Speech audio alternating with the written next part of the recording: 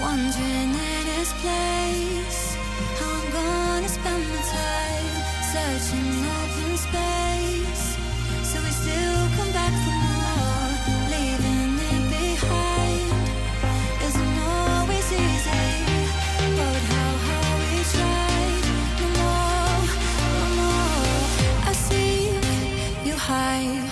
The stars aligned, and we had everything to heal us. No fear, no fight, as we decide to put the distance back between us. Take it away now. Take it away now.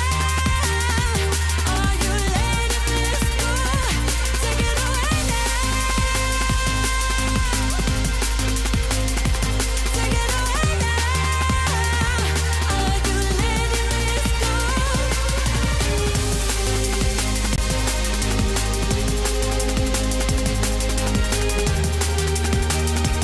Are you letting this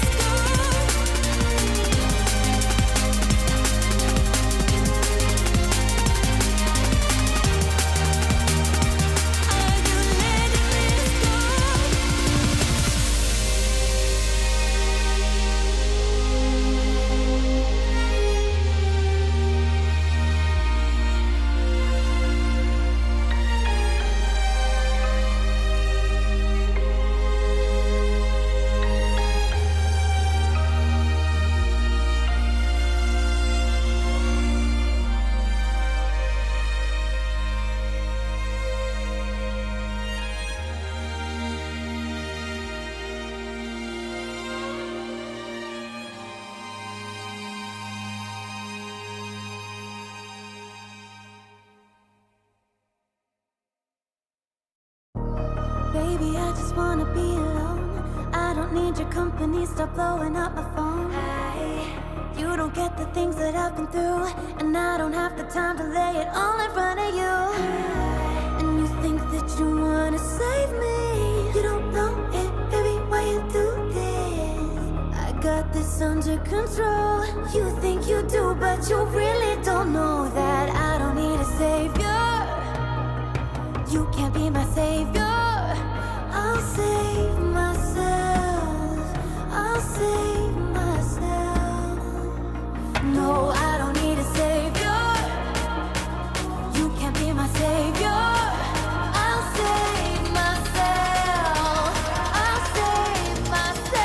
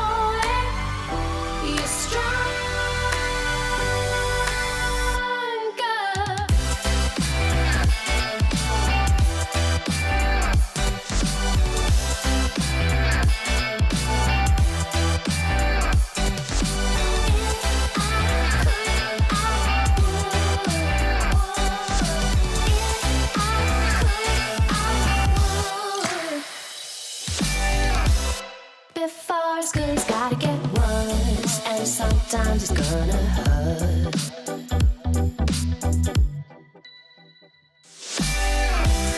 If you're ever gonna get that bad, then you better plan your attack.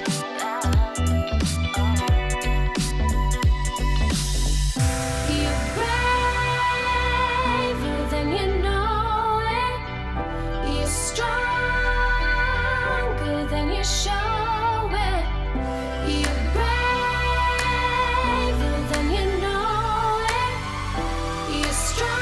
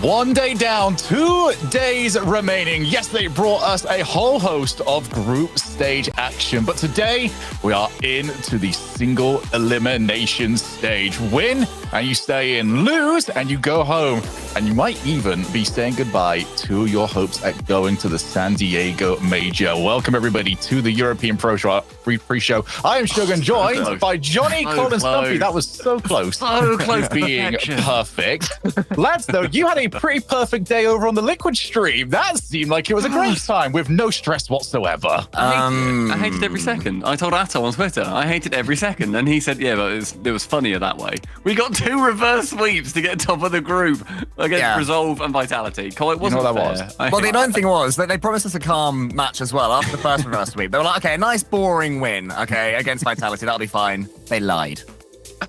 Well, we don't get boring days when it comes to Europe. Let's take a look at some of the action that we got. Starting off with what was a really bad start from BDS. Before then, let's take a look at where we're at in the season. We're coming close, lads, to that major. Right now, we're in the middle. We're at that invitational part, all the way in blue.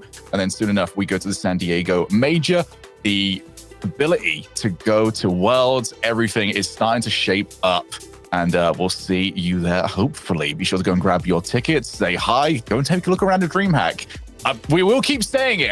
It's an amazing, amazing event. Cole, have you been to a DreamHack yet? No, I haven't. What? DreamHack is the thing on my Rocket League bucket list that I haven't done. I'm gutted, I know. So It's good. awful. I love that look of shock that you're giving me right now, Johnny. I'm hurting as well. I didn't know that. I didn't know that. Yeah. That's the uncool Cole fact. That's the very It's uncool uncool. fact, isn't it? Right, well, let's now take a look at what happened yesterday. I think I'll kick us off, actually, on this one before we talk about the whole day in general, because G1 versus BDS was some of the sloppiest Rocket League I've seen in my entire life. Me and CJ got to cast this one, and we came out of this really worried. BDS especially just had amazing peaks, as they always tend to, and were conceding horrific goals. Goals that BDS conceding should not be even possible to see. I feel like BDS are sort of entering their own little have fun meta. Do you remember the full major last year, right? The finals of NRG versus BDS, where NRG were just laughing as they were getting smashed about. I feel like BDS is sort of there based on their tweets and how they're playing, but I'm sure we'll get to the BDS conversation because why are you grunting, mate? It's our boys. They're getting Yes, it is, but look at us go down. I know, we love it. We love losing the first couple, lose the first pair, then come We back. lost That's what two. I'm saying. We lost two, and then Oski got us one at the end, and it was wonderful. We won that game. And then we started off this fourth game 2-0 down. Well, apparently we skip us winning. Cheers, production. And then game 5, and we get one goal to start it. And that was the cringe kickoff Enough, goal. boring. Who cares? Oxygen were playing with Rise's new update to his wrist. He's broken it, and they were still able to sweep the group. I'm pretty amazed by this because I was kind of worried about how they would do with playing with Rise, who's got a broken wrist. They've not been able to practice at all. Trying to keep I think just the wrist intact. But it worked out. It worked out fine for them. There's no practice. They couldn't practice. Still top the group. And then this one was another reverse sweep. It started off so well for Moist. They were looking clean and they seemed confident as well, which is something they've been struggling for, I think, this split, which is understandable considering the changes that were forced upon them. And then after going 2 games up, Astra was looking phenomenal. And then suddenly They got smashed. it really turned on its head badly for them. In this moment, I was like, okay, they've recovered. And then, yeah, not to be fair. Well, they got smashed in that. I think it was the third game. It was like 5-0, and it was like, oh, lads, that's not the start you want when that reverse sweep starts to roll its way in. Yeah, so here's how the groups went down. K-Corp getting their customary group stage loss out of the way in the very first match. If you're trying to figure out which of those 3 they lost to, it was Solary. Obviously. The team in 4th, obviously, in Reverse the way sweep that as well. everybody could predict. Yeah, it was a ridiculous series. It really, really was. But every single team that got first place was able to just go straight through to today. If you got second or third, you were forced to play yet again. And here is how some of that went down. And it is awful. It's absolutely awful to be stuck in that position because you end up taking losses that you really don't want to see. There is a few things we need to get into on this one. The fact that Fufax Dope managed to get through. The German Amigos are out. Moist are out. Just leaves so much on the table when it comes to this. I mean, I like the fact that we're seeing BDS back, question marks, and it feels somewhat genuine from people. I believe. It's enjoyable. They went through Monaco. Not everybody can do that. They're having a big day. They're working their way through, and who they run into? Oh, it's Karmine Corp. The matches across the board, they're going to be very close for the most part. And the predictions, when we get to them later on, it's going to be tense because they're getting close to. I mean, maybe tense if you're in last place, but hey. All right, current pie boy, shut up. Yeah, Did you boy. know that Pie boy. 1 in every 4 people that are on this desk are going to get pied in the near future? It's just, you don't know who that's going to be. I don't think that's true. Well, yeah, it'll be 1 every 4, and it will always be you because that 1 has already been done. So it'll stick as you for the rest of the season. We'll mate, stick. because you are the pie boy. Bye, boy. Bye, boy. 2 times. Enjoy it whilst you can, Stumpy. Enjoy it whilst you can. I'm going to enjoy using a step ladder to get myself up there and deliver the pie soon enough. Right now, we're going to have a look at some of the top plays that we got from yesterday. Let's see who really stepped up with this. Stumpy, starting with you, future pie boy. No, thank you, current pie boy. Ivan managed in the overtime. It was 2-2, and the fact that he was able to get it round over the top onto the ceiling on Forbidden Temple, and then that double, you can't see it on that view, but when we can see his boost, he ends up with 0. And he just perfectly gets to the ball, can tip it past that final defender. To win that overtime too was a fantastic job by him, and Ivan looked pretty good, to be honest, throughout that entire series. But number 2 might actually fall more, be due more to the assist. Look at that pass infield there from Quadrant, but great response as well from Ixo. Really good awareness, great reflex to pop the ball on target after initially setting up the pressure play. And we love that from the late wave with the center ball double. Apparently it was the day of the big passes because Monkey Moon for Team BDS, we were saying they had a bit of an up and down day earlier, but when you have Monkey Moon hitting plays like this, and I think he's reached up in 2v2 as well in ranked as well, so World that man record. is well and truly world record coming back into form. And it seems that BDS is starting to develop something of the trust that took them to the World Championship. That is just, you don't need to say too much about the mechanic. You can see he hits it hard off the wall, and there's his teammate ready to smash it in. Can't ask for much more than that. I don't think that there's ever been a moment during all of this that we ever questioned Monkey Moon. It's been weird. We've questioned BDS. I have not questioned Monkey Moon in that entire time. If you He's always got good stats, isn't he? He's always got incredible stats. He always seems just relevant to the games that he's playing in, which is very impressive given the run that they have been on. But they are not out of the tournament. They are still in this. They are still in a fighting chance of making it to the major. But let's talk about some of the teams that either are already eliminated from major contention or really on the cusp right now, because Worlds is still coming up. These teams are still fighting. They've got the opportunity to rewrite this ship.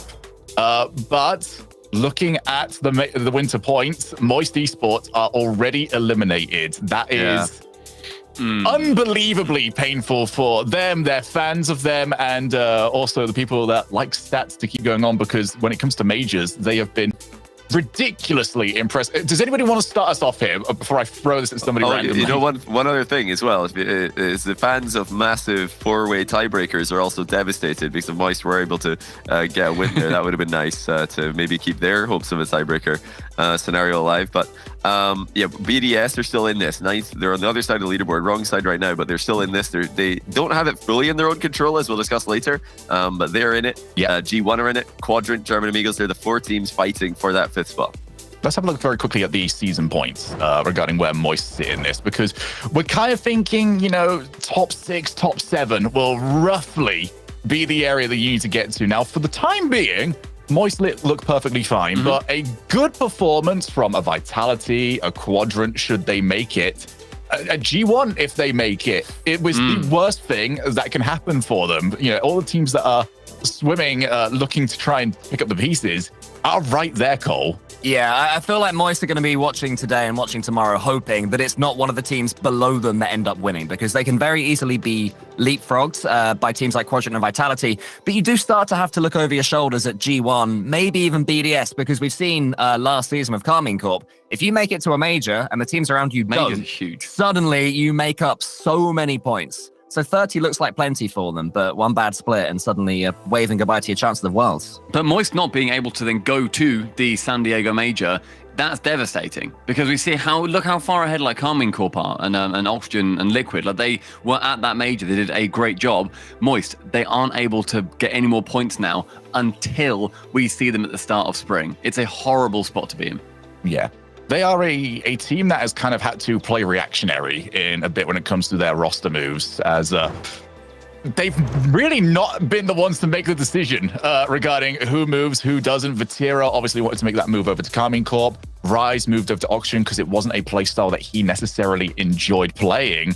So they've been forced to make decisions that they weren't the ones that wanted to make. Yeah, they didn't instigate either of those changes. So yeah, it's a tough position to be in. I think they're still fine. I still think they can come back as well with a good spring split, because although they had a pretty devastating elimination yesterday, I think this team's got a lot of potential. I'm loving what Juicy can do. I think Juicy played very well yesterday. He tweeted after the loss, saying that he doesn't think he can live up to Rise level that he had on Moist, and Rise actually very classy response to him, replied and told him delete this. You played well all split. But I think I agree with Rise there. I think Juicy is a good fit for this team. I think they can have a good spring split. They've got some time now to just take a break before they get back on the grind. They've just got to look ahead into the next task. They're out of this, but the job's not finished for the season. World Championship still to come.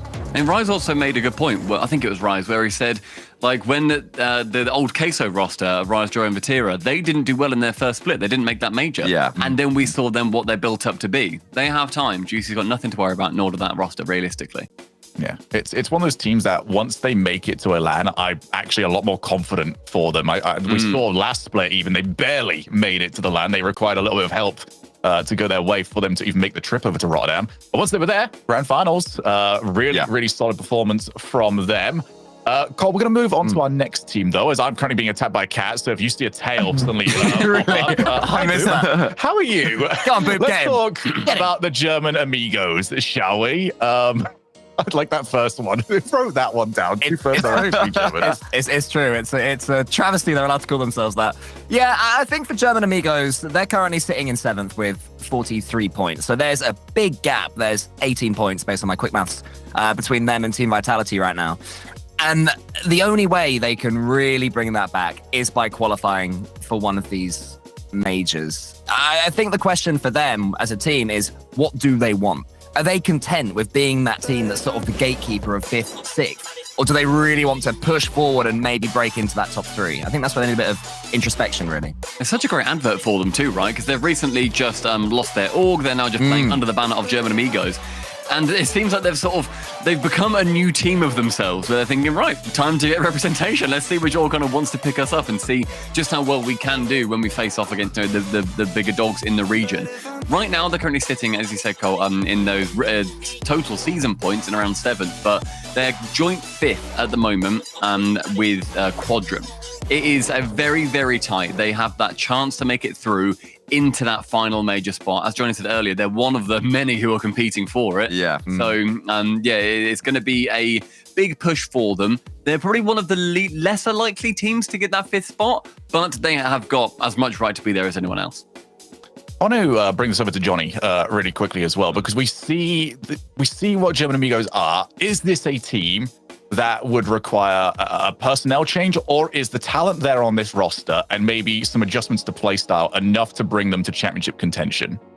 That is a really interesting question. It's so hard to say because, at different times, I think all 3 of those players have looked fully capable, but they just don't. I think they're suffering actually from the same problem that. Do you guys remember the Williams Resolve roster, Sizen, Prime, and Redosin? Mm-hmm.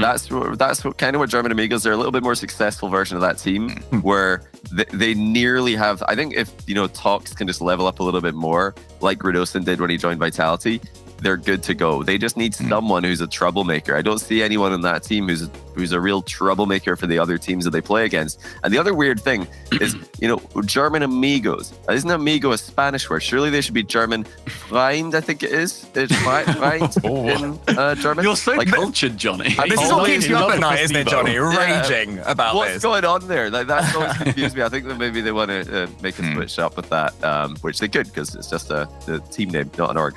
Well, you know me. I really have wanted to pull for a primarily German team or even a German player to do well for the longest time. It has been years now. We came into when Rocket League was originally released. Germany was right up there, I would say, ahead of UK. You had your Pashis. The Crown and Jewels roster was one of the best teams at the very start. And then it's kind of disappeared from Germany since then. So for the legacy of this game, we do need a top German team or even a top German player. Yes. Let's look now towards the teams that are still in contention and looking to try and solidify their spot. We've got 4 teams confirmed, I believe. 1 spot left. I believe 4 teams still capable of getting that spot as well. So, Johnny, the floor is yours, my friend. Where we start off here? Well, there's so many scenarios. We're only going to discuss the ones that are relevant for today. Most important one is that the easiest scenario is if BDS, Quadrant, and G1 all lose today, then we will have a GA, the German Amigos, and Quadrant tiebreaker for the 5th major spot. That would happen after the show tomorrow. So that's obviously a very exciting possibility, a very realistic possibility if Quadrant, BDS, and G1 all lose. And to make it even more interesting, if G1 wins specifically today and then lose tomorrow, plus Quadrant lose today, then G1 would join the tiebreaker. So it would be a 3-way tiebreaker. But, don't get too excited about that yet. We'll have to wait until tomorrow to find out if that's going to happen. Quadrant are the only team who could confirm qualifying today. If BDS and G1 lose and they win their quarterfinal, that would just guarantee them 5th spot without any tiebreaker required. And BDS can't really. They're the only team who are still in this who don't have it on their own terms. Well, of GA as well, of course. BDS need to win, and they would also prefer for Quadrant to lose today, although losing tomorrow in the semifinals would also be fine. It's a real tough road for BDS. They've got the hardest road through Karmine Corp. They've got to go deep in the tournament after that as well. Very quick question. Has there been an EU tiebreaker for a major? I think the only one I can think of was Complexity versus Space Station Gaming at the start of last year. Is that the only one? Yes, in EU or NA? South America have had one. Yeah, North in EU or America NA. have had one. None in Europe, so we could Have we have even had it where we are still waiting to confirm going into the Sunday? I feel like this has always been sorted out today. Yeah. I don't know if we have actually. I think there might have been one we all time. hope. Wasn't Spring last season decided on the last day because it was like Endpoint had to go far. It was either like Maybe. very end. The might be only one like that really ever first sticks series out or for me is the I believe the full one, where we were just like, all right, if this team makes it, then it gets interesting if they lose. If this team makes it, and then everyone lost, and it just sort of confirmed, which is kind of one of those scenarios that you brought up there, Johnny. So, and it's a decently possible one regarding what's there. What did you say earlier on? Quadrant, BDS, and G1. If they all lose, Yeah. I'm looking at their opponents. It's possible. It's possible. That is a realistic tiebreaker scenario. Also, G1 swept their group. Vitality went 1 and 2 in their group, so maybe G1 win there, and then I could see them losing to Liquid in the next round, or losing to. Oh, actually, it wouldn't work for the tiebreaker Quadrant through. But yeah, if G1 lose tomorrow in the semifinals to Team Liquid, that would be a 3-way tie between Quadrant, G1, and German Amigos. That would, but then BDS could clutch up and win the whole thing and take it. So there are so many different things that can happen. Just we'll go one step at a time. Don't worry. Every single match today. Yes. We'll remind you guys will of help. scenarios to look Yeah, out don't for. worry. There's a lot going on. It's very interesting stuff. Yeah, we're just helping you right now. So if you are getting in early before your mates join you in the call, you just go, oh, I already know what's happening with this one. You can sound really smart compared to everybody else. It'll be fantastic. All right, I want to get, before we move on to the next thing, quick prediction from you all. Who's going? Who's that last spot going to? Does anyone want to step up first? I feel like that would maybe spoil our Oh, predictions for okay. later. Is my Okay. True, well, true, will, nah. yeah. Yeah. Let's find my out. cards are up Before- here, close to my chest. Let's find out what is going to be our predictions. But before then, production reliably informed me that they've been working on a video to remind everybody what's on the line here, because being first is fantastic. Being last is horrific. Is it? As I wouldn't know. Stumpy and myself might know. Stumpy won last time. I unfortunately sandbagged and lost. So here's what Here we on the go. line. Magnificent hair at the very Bang! What we didn't get in that little replay was the squelch. The squelch This was beautiful. note. Go back and watch this on boy. social media if you didn't see it. That is just humiliating, isn't it, Pie Boy? It's pretty embarrassing, mate. You'll That is know. awful. You'll That's def- at your you'll know home soon as enough. well. 1 month away, my friend. You will know exactly what that's like. I don't think I will. I do not think I will, though, Shogun. Do you still have the winner and loser pieces of paper that you can bring with you? I think it rained away, actually. It's squishy and horrible is better. Just splodge it on Stumpy's head when he loses. I'm not losing. Cole, you're going to Reuse throw. every Cole, you're single going to event. find a way to throw. We all know normally it. do. You're going to stink. I was hoping that last split, but that is not what ended up happening. Okay, we usually do this where first place gets to show their bracket first, and then we move on towards the back. But we also have come to the conclusion that first place is kind of a bonus. Being last is the main thing. So we're going to start off with Stumpy's I graphic. don't like this. And he is going to find out if anybody's gone separate to Look. him. So, That you have.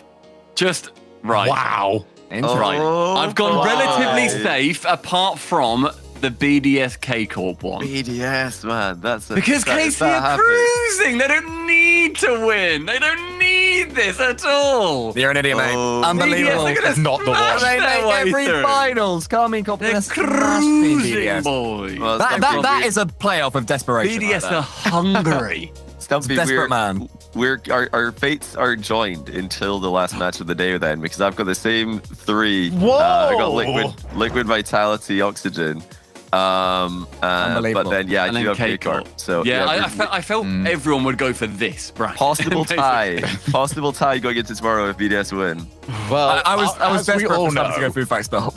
as we all know, I am a boring man at heart. And that fair. means A gross not only have I got little the girl, exact my boy. same, I am predicting that all of the teams that need to win today are going to lose. Yeah. I'm not even 4 threes. That's the I've most been here boring days of before. Rocket We League. don't get to have Sundays where we're waiting to see who wins. I think that would just give us the tiebreaker, though, which would at least be good. Now, for my one, let me tell you guys something. Join us on Let the me tell you boring guys boat. something. It's not all about not losing, despite what everybody said. Some of us are here to win, and to win every now and then, you have to toss your hat in the ring and make a brave pre-diddly action, baby. Oh, I'm back that means with BDS God. today. Hi with Cole at I'm the end of the back in. day. So You I could believe do, I'm but you're exactly not the going same to, as mate. Stumpy. Hold on. Yeah. So if Karmine Corp do, well, we're only different in the last match. So if Karmine Yeah. Corp do win Why there, is Karmine Corp the one you guys went for? Stumpy's Because in big BDS, trouble mate. though. Listen, Stumpy's in huge trouble if that doesn't work. Then he'd be 2 points back on me, 3 points back on Shogun and Cole. So this is a gamble, but it could pay off. This You're could going to be have to huge. chase me around DreamHack with a pie, lads. All It's right? either going to be Stumpy way behind or Cole way in front at the end How of much the day. money This do is I the thing. win? for winning the whole thing, by the way? How much? You actually have to. You lose money. So you have to buy the pie. Yeah, you have to buy Oh, no. I actually think Shogun bought his own pie. In his own home as well. It was. He hosted us. It up. You guys were quite kind enough to go and get that sorted out for me. Not the paper, apparently. Those are big predictions. Today could be a big swing. It's a swing Sorry, day. can we? Swing Can I, day. was there another game in there that you were maybe? Why did neither of you go G1 Vitality? Why was that? I was not? looking at Liquid Quadrant for me. That was There my was a other I was absolutely flip-flopping. certain you were not going to throw it over towards Yeah. Liquid Quadrant. There's no way. But also, we can now go back to your question. Who do we think's going to get that 5th major spot? Now that we've seen the brackets, I think it's going to be Quadrant who get that one in the tiebreaker. That's what I'm currently going for. I'm going German Amigos. Yes. I fancy a late BDS run. Let's do it. Yes, the Let's run go of crazy. BDS, BDS. Let's go Oh, crazy. my Let's go for a late destiny. BDS. It is a run of Yes. destiny, mate. Yeah. Come They'll on, step yes, up. I'm They'll with you. come back. Then they'll get perfect swept to the LAN, of course. As Obviously, yeah, no problem. But it's fine because we win at that point. That is ridiculous. That is absolutely absurd. Let's take a look at what everybody is playing for today, shall we? With both the prize pool and the points available. Yesterday, you were going up by either 2 or 3 points. Today, victory nabs you 4 extra points, going from 8 to 12, and also going from $4,000 to $9,000 in prize pool. Let's have a look then at your schedule. We've got 4 best of 7s coming your way. Ending today off with K-Corp versus BDS. That will be the one that we here on the desk are very interested in. But before then, we have got Oxygen, Fufa Dope. I'm going to see if I can get that one right at some point. G1 versus Vitality. You didn't and that also time. kicking off today with Liquid against Quadrant. Now, we'll jump back into what this match means for major contention in just a moment. But I want to come straight over to Cole and Stumpy here. Hello. Because last week, you turned around to me and went, this was the most consistent, or 2 weeks ago, this most consistent I've seen Team Liquid. Now, if what I saw yesterday is anything to go by, that's gone away. No, come on, don't give it that, Cole. No. You thought How they dare were you? You thought they were consistent yesterday? They got 2 reverse sweeps, the most consistent result somebody can do. They did it 2 times in a row. It's no problem. We topped the group 3 times in a row in every single regional so far. This is the best they've looked. It absolutely is. Okay, fair, I'll give you. Topping the group thrice is impressive, but I don't think you can say that getting a reverse sweep is the most consistent way of winning. The most consistent way of The winning same is result like twice, mate. in that sense, like, okay, fair enough, you very got me there. But no, there was some ugly periods of Rocket League for Team Liquid yesterday where we were back to screaming and screeching at them. And it's been a nice sort of month or so where we haven't had to be doing that. No. So keep an eye on a Chronic just bombing in as 3rd man and the other 2 still going for bumps. No, even though but they're nowhere near the ball. But we Again. did also say that Chronic yesterday was our favourite child. He was Of the the one three of that them, we yeah. looked at and we were proud. His picture was on the fridge at the end of the day. Yeah, because he did a well. fantastic job. Every now and then Oh, he'd go, wow. "Go on, Cash, Oh, get go excited." on, son. Sorry, Cash. I suppose we'll talk about you then. Yeah, Quadrant, true. we didn't get to watch many of their games. Is he in How were free they? play? Is he just like popping off in free play right now? What is going on? My guy. Just pogging away in the voice chat. They're loving it. They're having a great time. I mean, whatever Oh, they're they know saying is they're on much more stream. entertaining than what we're saying, that's for sure. They're showing off. They're just showing So off. let's talk Nice, about Nasty. Quadrant real quick here, Johnny, because Quadrant have maybe been one of those teams that's been very difficult for not just us, but the entire region to kind of place where we expect them. Oh, wow. Cash is loving life at the moment. Now, Oh my. it's kind of the storyline that's been done to death, but it's also a storyline that will not change anytime soon. Online, Quadrant, we really respect. It's changing that offline perception of them that they really want to achieve. They are always complaining. I think fairly so on Twitter, and they're telling everybody they're perpetually underrated, perpetually hated. And I think there's a couple of reasons for that. Number one, they have had pretty inconsistent results. Scraping in, fighting for the last spots for majors. And they're in that exact same spot again. So, how can anyone back them confidently when they keep doing this? But secondly, content creator teams tend to get more overhyped. So if they want to be overhyped, do they want to be hyped? I think you got to get on that content grind. Want to see more from them in that regard. So they're such an entertaining team, such entertaining personalities. Yeah. I just want to see as much as possible from them. It did make me laugh a little bit where after they won yesterday, they got their reverse sweep. And I think it was Cashbet on Twitter and said, try saying I choke in the 3rd regional now, everyone. It's like, you haven't proven that you don't. You did it in this one, which I love. Don't get me wrong. There's still a lot of precedent that you'll try to slowly but surely undo. just want to get that one out there. There is that disgusting little part of me that thinks, oh, go on, choke. Like, like there is that little bit where I'm thinking, oh, it would be funny. Yeah, sure. The storyline is there. Yeah. All right. Yeah. So, Johnny, can I bring this back over to you yet again? Because earlier on, you did give us a quick look to what this means in terms of major scenarios. Do you mind repeating again for everybody that might just be tuning in? What does this match now mean? Well, the most important thing, the thing that can be decided by this match is German Amigos major contention, because if Quadrant win, German Amigos are out. So that is the most important thing. If for German Amigos, Quadrant must lose. For BDS and G1, they would prefer Quadrant to lose, but they're not out if Quadrant do win. So yeah, German Amigos fans, you are now Team Liquid fans. I will say I'm not overly confident in what's underneath me right here. This was one that I was flipping on quite a few times going into today. Let's find out, though, what you at home believe. Let's take a look at those 70. Okay, Quadrant, you know what? Yeah. If you win this, you're allowed to have a tweet because It's comfortable, Shogun. tweetable. Comfortable. They lost 4-0 last regional 2 weeks ago in this exact same matchup. I don't see Quadrant with all that pressure now on them having any kind of different scoreline. 4-0, 4-1, Liquid easily. All right, well, we will find out if Quadrant are ready to rewrite their story or if it is just going to be another Team Liquid star. We're heading in to our best of 7 major qualification on the line for Quadrant. Let's see if they can step up. 4 teams in the race to San Diego. Which one will break through? As we get the matches started up today, it's Daz and Turtle here. Liquid versus Quadrant to kick things off. Oh, and what a banger of a matchup in at least this competition. We've got such a wide range of results that could happen. We've got so many different options for tiebreakers, for scenarios to make San Diego. But at the end of the day, Daz, make it easy on yourself and just take the dub. Don't worry about anything else. And Oski, he already knows what he needs to get done, the work that needs to get thrown at Quadrant, and that's just putting on some hard-hitting shots. Oh, yeah. I mean, look at that. That's just straight speed there. Chronic up just so early, getting that one off the bar. Oski there to clean it up. Liquid already moving at full cylinder. Yes, sir. But this one, you can tell a lot of people are feeling like this is going to be a very easy kind of Liquid game.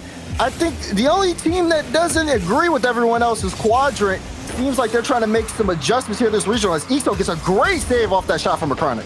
I mean, we have to see some incredible adjustments from Quadrant. You're looking at their scoreline. We're looking at a double commit and a triple commit even pro Quadrant on defense, still scrambling to get this one sorted. And we don't even have time to talk too much about this Quadrant team because of all the action in front of us. But in general, Quadrant, they are up against it right now. Their results, their history against Team Liquid, it's all not giving them the advantage. And look at Team Liquid continue to fight for that second goal. We're immediately hit with so much speed and so many shots, and that's what is going to be the difference maker. Liquid, they are 13-1 in games against Quadrant. They've won the last 4 series, but Cash, he wants to change that curse and get the first win. Well, there goes the cannon. This time he's on the Phoenix today, and it's looking good. Beautiful touch straight down, right on the head top of the defense. And Quadrant with a quick equalizer. They were under a lot of pressure here early on, Turtle, but they managed to not only weather the storm, give Cash some space to work, and he's always proven results when you give him that freedom. We saw ridiculous saves and even a couple of triple commits and double commits from the side of Quadrant, but the fact that they're able to recover and reorganize themselves, get back in rotation so quickly, definitely proves how strong they can be against Liquid and some of the potential, but they're going to have to do it all series long. And this man, Cash, right here behind the ball, he is the star player, in my opinion, for Quadrant. He's going to be doing a lot of the damage. We just saw what he was capable of with that double tap, and he's going to continue to be effective, and he's going to need to if they want to take this dub. So far, Liquid trying to work through this Quadrant defense who's been holding their own so far. It's been Ixo on that defensive line with 3 saves. Cash has replicated that on the offense with 3 shots of his own. As we have 3 minutes left of regulation. Here's Oski, quick touch, relating Wave there in time. Wave trying to keep up that streak of not missing a land, has to come up with a victory to at least keep them in the running. As you see a little bit of Quadrant pressure coming out. Yeah, and I really like what I'm seeing on a Quadrant. Pushing into the midfield, Ixo is pushing up to the goal line to squeeze it past, get the 50-50, and get the second goal. Oh, great read from Wave. Karmine had to readjust, and Ixo was tracking it all the way down. Quadrant now turning things around. All that pressure from Liquid, but when Quadrant are on the attack, they've been very effective. Yeah, so effective, so efficient too. I'd say they're dominating the midfield, and they're not keeping this ball too much in the offensive half. It's the midfield where they're really holding this possession and holding the pressure. But when they do convert and transition all the way down, the shots so high quality, and we're seeing just how effective that can be. Down to the corner we go. Team Liquid are obviously going to try and bounce back, and they've got to early on. Time is starting to run out, approaching the final 2 minutes. Good speed there to get this ball into the Quadrant corner. The Chronic's going to steal some boost. The Tau trying to send it across, but Relating Wave is there to get a good clear out in the midfield. Liquid trying to work something out on the drive. You see Ixo cutting it away. Yeah, and those are big 50-50 wins for Quadrant. Here comes Relating Wave, the vet. I almost said young gun, but this man, he's been around. He knows how to perform in these tight situations, in these high pressure situations. Ixo looking for a better 50-50, but back to Team Liquid we go. The possession, got to be efficient. Atos looking for some bumps. Oski has some space to work with. High air dribble over one, but Ixo, good recovery and great patience to take that one all the way out. Yeah, Liquid have been doing a great job of at least getting the ball upfield, right? But that consistent offensive pressure has not necessarily yielded results. Quadrant on the defensive clears have placed the ball really well in positions that have been able to follow up. And they do follow them up successfully at times. But a 1-goal lead, not necessarily too safe. Cash trying to make it 2, bringing this ball downfield. Double off the back wall, but Oski is there. And the final minute approaches. Cash putting on the shot. Chronic will make the save this time. Quick 1-2 passing connection in that corner. Just looking to run this clock down. That's a big miss from Relating Wave. Oski got the dunk, but another booming clear all the way down for Team Liquid.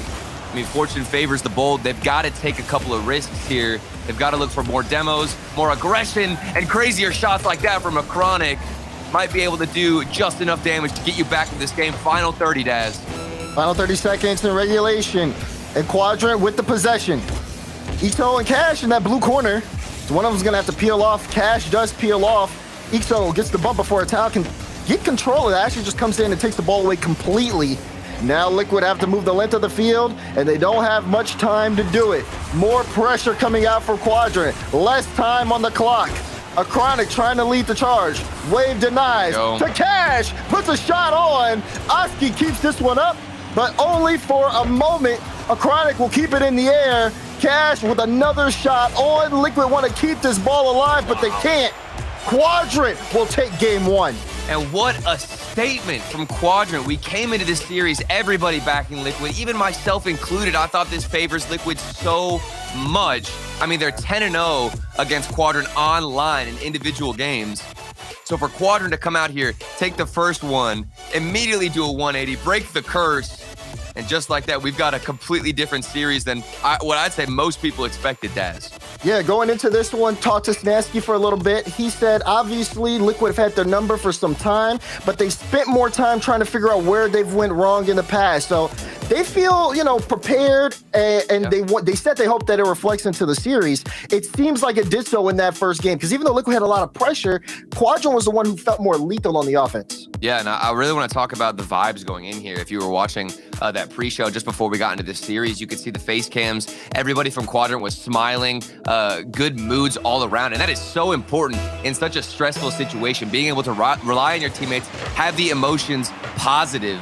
I think that's going to help them, and already has been in game 1. But into game number 2 we go. Team Liquid, this is their opportunity, their chance to respond and try and get another game back in this series, and hopefully not let Quadrant start to snowball and build some momentum early. Letting Wave up quick. Has that ball to Cash. What can he do? A Chronic on that back wall, forces it through, forcing a Tau up, but now Ixo into the air. Gets that one off the back wall, but a Chronic will clear it over to the side wall. Still more pressure as Cash tries to barrel in. And Quadrant wanting to keep this consistent offense alive. They are not giving this ball up. Oski, I'm sorry, gets that to Atal. Atal can finally get away the danger, but definitely a start. Chronic. Relating Wave will get the save on the goal line. I mean, we're just getting a mix of everything out of Quadrant. We're getting the goal line saves, great defense, a couple of double commits here and there in game one, but the recovery, like I talked about, has been spot on. Then, on top of all that, their positioning. They're getting so aggressive. I'm seeing Cash frequently move forward, Daz, try and stay in the opposition's half, get in front of the clears, and deny anything that is coming out of the Team Liquid half. They're cutting out transitions early on, and here comes that man himself, Cash, winning 50-50, setting up Ixo. Communication is there, looking for something off the backboard. But Team Liquid, just crickets on their side when it comes to offense. I think they really expected to have the upper hand speed-wise going into this series, and now that they're getting beat to the ball and these booming clears are coming out, they've had to struggle. Wow. Cash! Oh, it's saved down. Oski, remain patient. The nerves of steel to dodge the air dribble bump and to create that save. Incredible stuff. Yeah, and he absolutely bailed out his teammates there who got mind-gamed in the midfield, allowing Cash to get all that free space to do what he does best and go for those air dribbles. Here he is again, though, off the backboard. You've got to deny it early. A Chronic. Good jump there, getting up initially to block the early oncoming shot. And things are going to start to slow down, still scoreless, but Team Liquid want to speed it back up. Yeah, I think these long clears have really thrown off Liquid, forcing them to play with a deeper third man back. And that's kind of changing up their pressure. They have been able to adjust really well, though. They've kept this a low-scoring affair where one shot from Liquid, two shots from Quadrant, and we're halfway through the game. Both teams trying to match up with each other and get more control of the ball. Maybe a chance here. Oski trying to play it low. Relating Wave cuts things out. Oski was looking for some bumps to set up a line for a towel, but Ixo able to cut that away as well. And Liquid, still more work to do if they want to really put something threatening up against Quadrant. Ooh, flip reset attempt from Cash. Looking to get a better clear. So coming through off the backboard potentially, but instead opts to go for the 50-50, and Oski had a decent look, a solid attempt on net. Still nothing able to pierce through the armor that is Quadrant and their defense.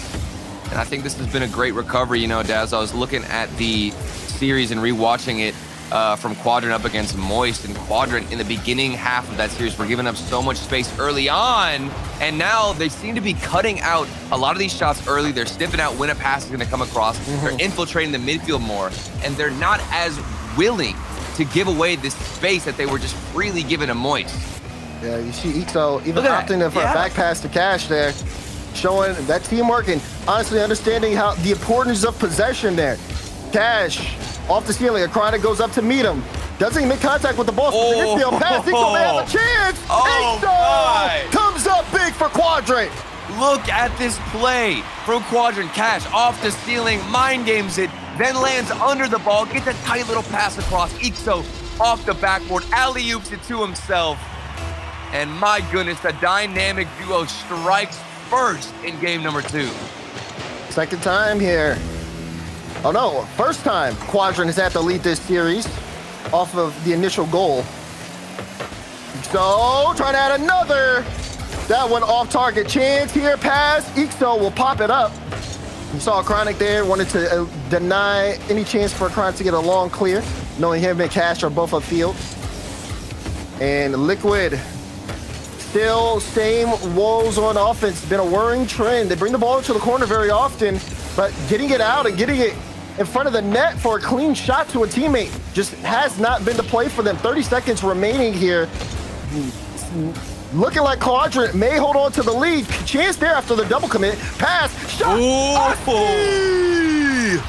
Oh, getting a little bit of inspiration from Quadrant with the passing plays, connecting themselves is Team Liquid. A Chronic over to Oski. He sees the open space, knows nobody's in net. If he can just get that tight angle, then Oski's gonna finish it off. And 17 seconds left, better late than never. Team Liquid battle back and tie it up. They finally find something that works. And just like that, back into the game. 10 seconds remaining here on Forbidden Temple. Here we go. Relating wave on top of the ball. Pinches out. Ixo's up early. This one might go straight down. Cash has the read. Oh no! Oski with the block. Tried to keep it on the hood, but it hit the ground. Overtime in game 2. Oh, there's always a recovery too downfield for Team Liquid if they're able to keep it up, but unfortunately we don't get any last-second heroics from either side. Good attempts though. Quadrant looked like they could have ended it before we got into OT, but nevertheless we do get OT 13 seconds in, and we're already seeing Quadrant lead off with some good possession, but immediately turned around. This one was taken from the Team Liquid half and carried all the way to the goal line. Lead block forward. You can see a towel bearing down on Ixo. He got a piece of the ball, but Chronic still had the dunk. And Liquid surge late to take game 2. And it was such a late surgence there, Jazz. I mean, you couldn't ask for it to be any later. I mean, they what? 17 seconds left, and they got their first goal, and then we head into OT, and quickly is a Chronic to end it. And you're right, they had a lead blocker. Ato was looking to get a piece of the goalkeeper, applying pressure, and of course, finally getting back in the series, which we do now have a close game. You're thinking if Quadrant take this, I mean, they looked a little bit unstoppable at the beginning of this game, and of course in game 1, but real good recovery and good opportunities that were generated from Team Liquid. Yeah, Team Liquid definitely were able to put on the pressure. I mean, you saw the shot totals 10-7 there. Yep. And this has been something that's been consistent from them. Just keeping the ball into the Quadrant's half. Let's just try to pepper the shots. Maybe if we keep, bending the defense, it'll break eventually. Yeah. The problem is, though, Quadrant understanding how important possession is and how important these breakout opportunities are, they've been able to kind of match that energy on the other side of the field. So it's been a very interesting series so far, and I only wonder how it'll progress as we get into game 3. Yeah, and the camaraderie for Team Liquid, they're boot camping, they're next to each other. That's got to help with not only the focus, but just feeling like you're moving as a unit, one whole team. You're right beside your teammates, and your coach is there as well. Good vibes. And I think that's definitely going to help Team Liquid. Meanwhile, Quadrant, they're playing from their bedrooms, but still look like a lethal unit themselves. And this is going to start out with Cash taking an early shot, but it's way too high. And we'll see how this game unfolds as Team Liquid have battled back. I'd like to see, more demos, more aggression like that from Oski, because that was what was so effective. And Atao is looking for more demos himself. Good aggression from Team Liquid in the beginning. Cash playing this one low. Ball into the midfield. Oh, big dunk. It won't be in the net, but Chronic definitely gets that out of the Liquid zone. Quadrant now stuck on their back wall here. Looking for a way past Liquid, trying to get a chokehold on Quadrant, but he still has some space, so cleared away. Oski to Atao. Atao has a flip. Uses it. A Chronic trying to meet it there, looking for that top right corner, but unfortunately they couldn't find it. Yeah, the mech's coming out though. Flip reset across in the midfield. And this might be the longest string of possession we've seen out of Team Liquid, where Quadrant have been so good at carrying this ball out, transitioning. I think a lot of it is due to the 50-50 games, but as soon as I say that, Quadrant win the challenge in the midfield, immediately bury themselves out, dig themselves out, and Cash now through the corner. Opts to leave that one and let Ato look for some space, clean air dribbles overall. But like I said, Quadrant, they're so good at transitioning out that. Yeah. Liquid trying to see if they can get a transition like that too. Relating Wave was looking for a bump play, and they saw they had Cash out. Asking one for a demo on that last play upfield. Didn't yield results in the way that they would like. And the first half, just like game 2, starting off quiet here. Yeah. Not a lot of shots put on. It's just been both teams trying to battle past each other. I mean, this midfield battle that we've watched has been very interesting, because even when you see someone get demo plays, it takes just a little bit more to get past the other side's, ability to match with them on that ball. Yeah. But one thing I will say is it does seem like Team Liquid's mechanics have completely warmed up. I mean, they're on fire now. You're seeing multiple flip resets like that from Ato. You're seeing better 50-50s, good speed. Oski's looking for one there in the corner. And for Team Liquid, I think coming into this game, everybody anticipated the mechanics to be at this level. It's nice to see them finally starting to hit their stride in game 3. And in my opinion, I think that'll be the difference maker to see who can get the first goal, who can out-mechanic the other, because it has slowed down. The defenses aren't breaking whatsoever. Great rotations from both sides, just overall fundamental. And you're gonna need something crazy. And crazy is what we get with Oski. Crossbar down and in. Look at this, the Tau puts it up, and look at the Giant towering over Quadrant, bar down and in. They needed him, and he showed up. 1:43 remaining. Liquid with the lead. You can bet the speed of this game is gonna increase after that goal. Yep, it's not gonna be relying on, punishing against Quadrant. It was those mechanics, that speed, that raw ability from Team Liquid. That's what gets them their first goal. And maybe their second with some passing plays. Back to a Chronic. The give and go. Left, right. Where do you think the ball's going? How do you defend it? You can't even read the play, Daz. 1-2 and back to 1. Loving the communication from Liquid on that play upfield. A Chronic to Oski, Oski back to him, and Cash, he doesn't know where to go. Has to keep his head on a swivel. And think about how difficult that is too, Daz. If you're a defender, you've got ball cam on. This ball is just going left, right. You don't even know where it's I'm going. getting dizzy. Yeah, you can't see the defenders. Such an effective play. Team Liquid have come alive in game 3, and they are feeling the confidence boost that first win got them. Yeah, we knew the pace of play would increase, but I don't know if Quadrant did. Oh, Cash trying to get something going here. Can't do it. Ixo will be needed. Gets the save out. Relating Wave will take out a Chronic, but a Tau still with possession. Oski with confidence to move upfield, but not enough to go for that one. They just want to keep this on the orange half for the remaining 40 seconds. Here we go. Ixo over to Relating Wave. Back to Cash. That's the connection that we know they're capable of, but it was read so effectively by Team Liquid. Cash is back alone on defense, but a huge boomer downside. 25 seconds left. This is everything for Quadrant. You think they have to get a goal on this drive. Time is running out. Needs something. Ixo, potential double tap. It looked good, but not on target. And that looked like the something they needed. But like you said, it wasn't on target. 10 seconds remaining in game 3. And Team Liquid have turned things around. They battled back to take the lead in this series. Quadrant tried to keep up, but unfortunately for them, they activated just too little, too late. Yep.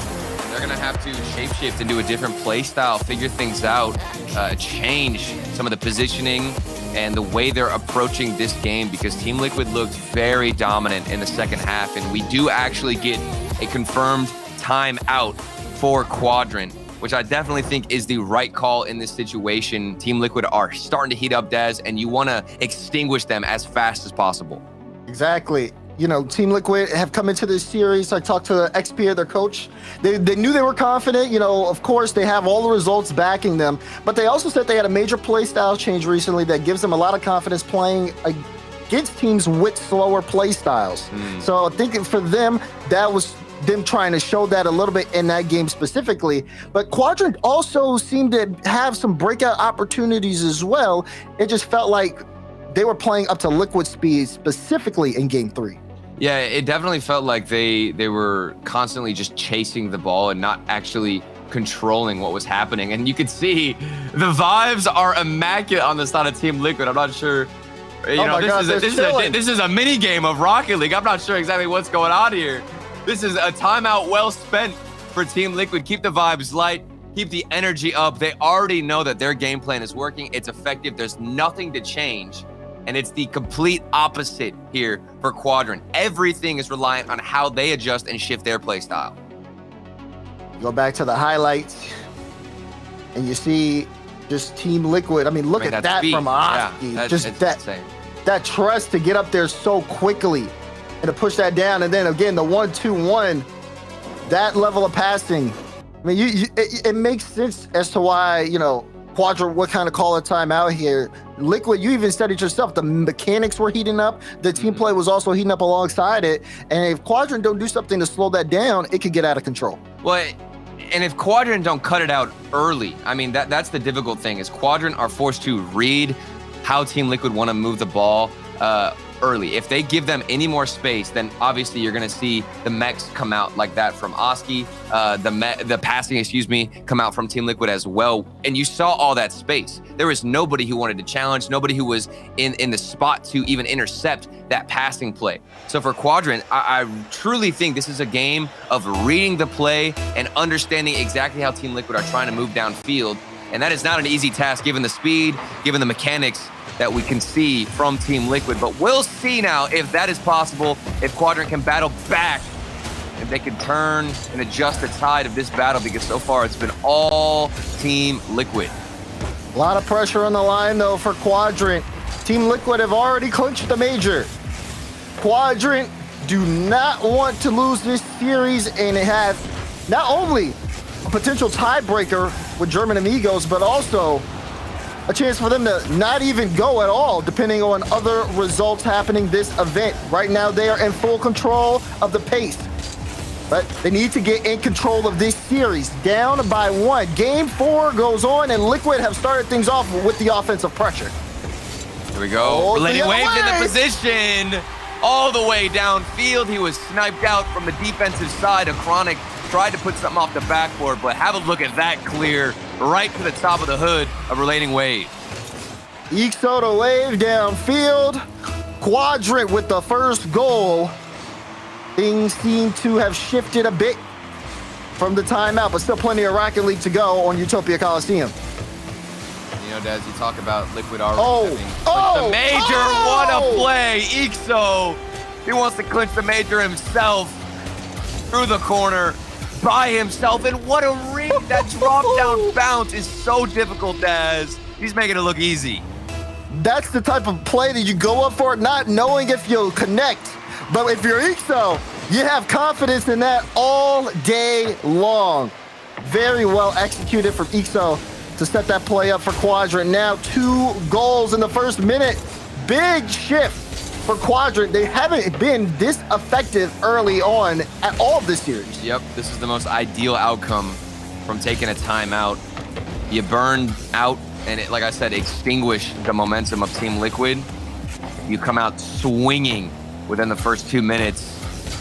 Good mechanics, better positioning, and overall, Quadrant are holding possession much more dominantly so far in Game 4. You do not take this Quadrant team lightly. As Ixo up into the air, trying to put a shot on. Hatao will pick up the save here. Quadrant still with some pressure. As Liquid, 3-man passing play to get that out. Look like some pinball. I'm not sure how they read that, but look at the demo from Relating Wave. Creating space, opening up a lane for Cash, but a better read from Oski. And this could be the start of their comeback that they're trying to mount as we approach the second half. Just a bit awkward. The Cash gets back. A Chronic with a free shot going low. The entire team jumps up. Oski playing it slow. Can he get past 2? Cash says no. But Hatao picks up the ball. Liquid aren't done just yet. Ball in open space. Where's the follow-up? Not there at all. Cash will clear back into midfield. Very reminiscent of Game 1 where we did see another, and the first, I believe, triple commit along with some extra double commits. But Quadrant, things have leveled out for them, not punished on the triple. They are thanking their lucky stars that they were able to get out unscathed. Oh, look at the speed. Cash wanting to put that on target. Won't be able to. Wave touch into the sidewall, knowing that's where Ixo is. Quadrant starting to dictate the pace now. Liquid have been playing very speedy, but sometimes they've looked a little uncomfortable, especially on that defensive end. Can they get control here within the remaining time allotted? It's been very tough. Oski, especially after coming off of a Game 3 victory, been quiet so far this game, still sitting at 100 points. Yeah, we also have seen more demos too from Quadrant when they're rotating back, which is flattening out any of the pressure. I mean, look at Cash. That's the interception I'm talking about. If you're up against Team Liquid, you need to cut out that passing play, cut out the momentum or their transition as early as possible. The longer that this is going to develop for Team Liquid, the worse it gets. And Cash, he intercepted the pass, then he turns around, does a 180, and carries it all by himself. Nobody from Team Liquid respecting him. Ixo and Relating Wave this game have been threats. But if you give time to the cannon, you can see what happens when he's locked and loaded. Great solo effort from Cash. Again, increasing this lead. Not only, the biggest note here is Liquid have been able to have such a strong score advantage against Team Liquid. The fact that they have not allowed Liquid to score at all in the last 4 minutes shows a big change in the play. I mean, even after the triple commit, I mean, these guys have recovered. They're getting in front of the challenges. There's no more space for Team Liquid to pass and go for those 1-2 back-to-1 passes that we saw in the previous game. There's opportunities, though, for Oski with an early shot. Big demo, too, from Oski, but again, saved out. When they're under pressure, they don't shake. They stay stoic on the goal line. And with 40 seconds remaining, this looks like it's going to be a Quadrant win. Things are looking a little worrisome on the side of Team Liquid, especially that last possession from them. Not really able to do much of anything with the ball there. Cash is up.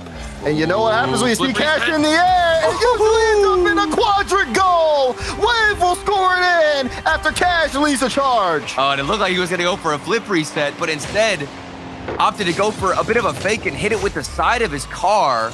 It slowed down the defender who didn't know exactly what Cash wanted to do, couldn't get a proper 50-50. Easiest follow-up there for Quadrant, and 4 goals to their name. 0 for Team Liquid, holding them scoreless. 18 seconds to go. This one's out of reach, and Quadrant, after such an effective timeout, get one back. 10 seconds left for Quadrant in a series that could either help them clinch the major or be the last series they play in the winner's split. They are not done yet. As a 4-0 in this game, you wonder what is Liquid gonna do in a response? Can they get one more? They can't wait to the top left. There you go. Oh, 5-0. My goodness.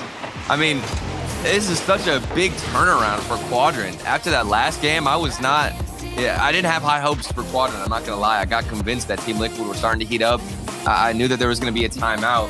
And now, as I mentioned, timeouts, I do believe we get a confirmed timeout for Team Liquid as we do take a look at the scoreboard to see who is the most effective. A lot of demos, but obviously it was all Quadrant. And into the timeout, we go for Team Liquid, who were previously, kicking the ball around, playing soccer in their boot camp, and now they're as serious as ever trying to adjust. Yeah, that woke them up real quick, huh? Yeah. A little 5-0, that'll shake you. Yeah. But, we want to reference here from D-Reg. Timeout history will tell us that Liquid should have called a timeout here. Teams in their situation are 11-2 in series after. Not just the game, but the whole series. So, Liquid have had everything behind them going into this series and now in this series as well with their record over Quadrant.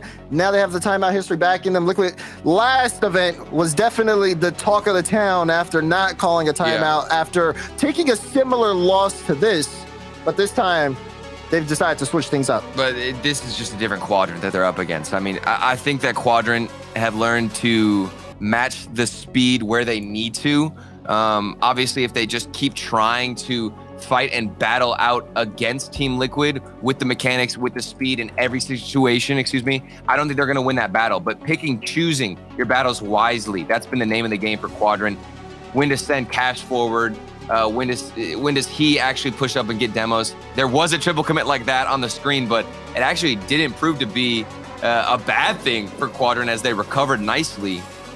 And we're going to see if Team Liquid can get even 50% of it as effective timeout as what we just saw against Quadrant would be a success. I mean, 5-0. What a bounce back. Yeah, great bounce back here for Quadrant. Now, series up in the air, so to speak. Big game coming up on Wasteland. And chance for one of these two to put this series on a match point. Team Liquid have shown that they still have the speed, they still have the mechanics, but when it comes to getting goals here against Quadrant, they've been showing the signs of struggle. Quadrant, all the momentum in their favor, but can they put this series on match point as we kick things off? And I love that too from Team Liquid. Before we get into the game, you can see them trying to hype each other up, get the energy levels up. And now they're going to have to use up every ounce of energy that they've got to take down Quadrant, who are fighting for San Diego. Team Liquid have already clinched. For Quadrant, it's not the same story. And Oski, he's trying to crush their dreams. Oh man, you can see the pop-up from Oski after he scored this goal. Great read off the pass from Atal, and the positioning on the shot too, right under the bar. Liquid get loud as they start things off hot in game 5. That pass was fantastic from Atal. Hunting down Oski, lurking on the other side, patiently waiting, knowing that that pass was going to come through. And right off the kickoff, we are immediately thrown into the orange half. Boost in the midfield taken, but Quadrant looking to get an early recovery and have an early response. But it is going to be cleared from Oski, and a solo play opportunity for Ato. This is not ideal. All that space that I was talking about Quadrant not giving up to Team Liquid, you can see it starting to trickle out. You can. And Team Liquid starting to space out a little bit more as well now that they kind of have that control of the game, as fragile as it is. They know that they have the cards in their hands. Here's Oski once again going up 15 boosts, gets it out though. A Chronic tries to jump for it. Atal up quickly too to get a win there. And now Relating Waves in trouble. Not a lot of boost to work with, actually 0 on the tank. And Cash will have to go up for this one to at least buy Waves a chance to get back. Atal, speed's not working out for him in that situation. And Oski looked to get a pass over to a Chronic who didn't turn the right way, but still got the read nonetheless. And for what looked to be a dangerous play, Team Liquid escaped with their lives intact.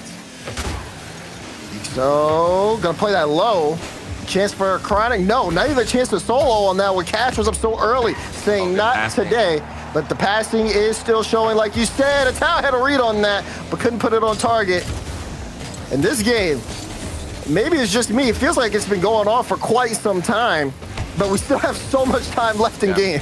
Plenty of time on the clock, but you're right, this definitely feels like it's been stretched out already. I think a big part of that is the passing that we're seeing out of Team Liquid. Plenty of opportunities given their way. But, it's not the same for Quadrant. They haven't been as fruitful when they move out on offense.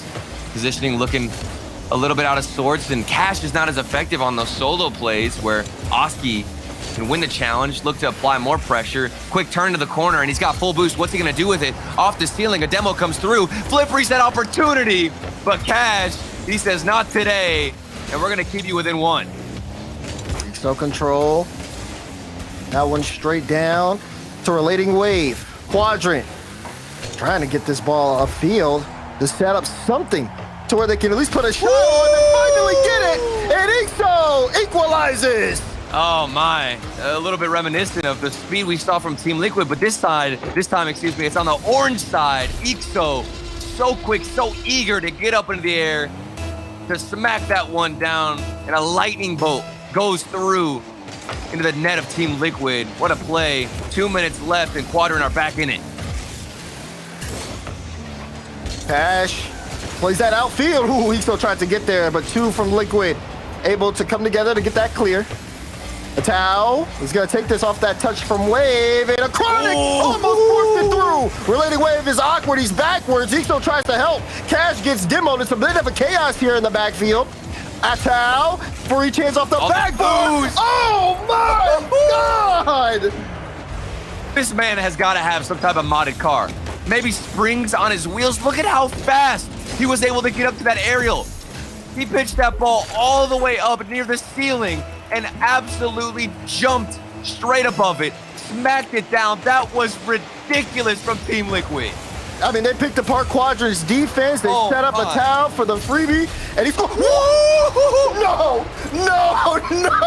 way. Are you serious? It's not over, Des. We got Related Wave off the backboard. Oski, you feel for him. He was looking for a clear, looking to relieve that pressure off the kickoff, but he couldn't get a proper touch. Rolls all the way down in front of their net. And as much as we want to compliment Team Liquid and their ability to take the lead, Quadrant immediately have an answer. Buckle up. Hold on. because these guys are showing us magic here. Some of these goals we've seen, especially in this game alone, have been simply fantastic. Chance here for Quadrant. big demo. Esports got it. Quadrant take the lead. It's not the flashiest play. This is just absolute destruction from Ixo. He doesn't need any mechanics. He's just going to take you out of the pitch, delete you, and set himself up for a free goal. And good initiation, good awareness there for Ixo to not only get the demo, but to immediately turn around. As there's so many players in the rotation. They get a demo, and they immediately dip out of the rotation. Ixo stayed there and got the follow-up goal. Quadrant turned things around, and they're the ones taking the lead even after the timeout for Liquid. It's getting scrappy. Liquid, I mean, after that goal from Italian. Oh, another one. Oh, it's Oski! Bang, bang! Scrappy indeed. It's a shootout here on Wasteland. Oski opens up a little bit of space with that pass from Atao. Has only one spot he can pretty much hit that behind and around the defender, and he finds it. All tied up. We don't even have time to talk about these goals, Dad. Yeah. Just rapid fire. We just gotta talk about the play as this happens, because this is getting out of control. Cash puts it in the midfield of Tao. Oh, Oski got a bump. Relating wave of Cash, both up on that play. Ixo, how much boost do he has? 7 here. Just trying to buy some time. Quadrant are in danger. They clear it out for now. 25 seconds left in regulation. Liquid are trying to take this game. Oh, Atao almost got the bump on Ixo, but he not only dodges that, gets to 50. Oski plays it low. Middle, Atao, no, not able to get there in time. Oh, but this is a big clear. This is a 2v1 situation. Cash in the corner. Looks to get around at Chronic, but the slow approach didn't work out. You needed to be faster. And they're gonna have to go back to the drawing board. Across into the middle. Chronic is up early. And are they gonna keep it up? No, they decide to drop it down. We get 3 seconds to breathe, but we're immediately thrown back in it. Yeah, 3 seconds to breathe. And just like that, another shot back on target. Cleared away. And Ixo and Cash both double commit as Quadrant looking for a stretching press on offense. Relating wave gonna respect the clear from Atao. Off the ceiling. Who does wave got? He's got Cash. Up quickly. Ixo trying to meet this ball. Gets it in front of the net for a moment, but it was so fast that Quadrant have to try something else. Is Relating wave do it? He almost was able to. And Oski will try to get this upfield. Cash says no. Quadrant are putting up a wall in that midfield line. It was a shootout coming into this OT, but now 1 goal. You will be able to make your claim on game number 5, approaching the first minute. So far, it has been all Quadrant, finding passes, getting good connections in the corner, but not able to get a solid finishing look at the net. And Oski wants to set up his own team with a demo from Atao. This is going to create some space, allow for some time for a Chronic to go for some flip resets, but quickly turned around and 50-50'd out is going to be Relating Wave and Ixo, the duo, carrying this ball out to the other side. Cash up early, pre-jump the Chronic. Oski up, and Ixo there to meet him. Got a bump on Oski, so free touch for Wave.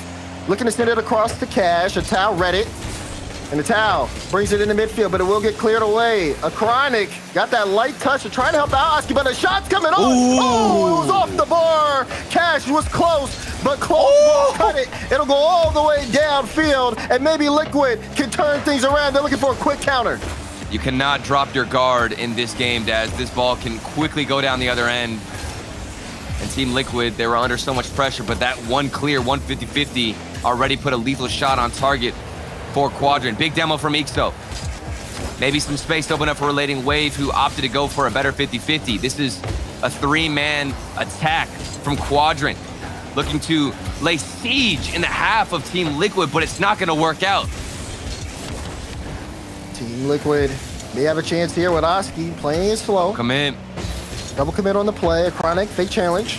Tries to put a shot on. Relating Wave, a great touch out, but it's in open space. Not really much room for a follow-up. A Chronic pass. Oh, man. Oski plays it high. Is there anyone there to put a shot on? The answer is no. Cash will push it back into midfield. Wow. Quadrant taking their time, though, moving upfield. And Liquid say, thank you for the extra possession.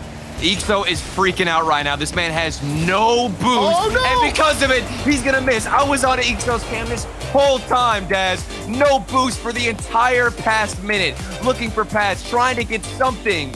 He's late to the challenge because of it, and Team Liquid punish in OT.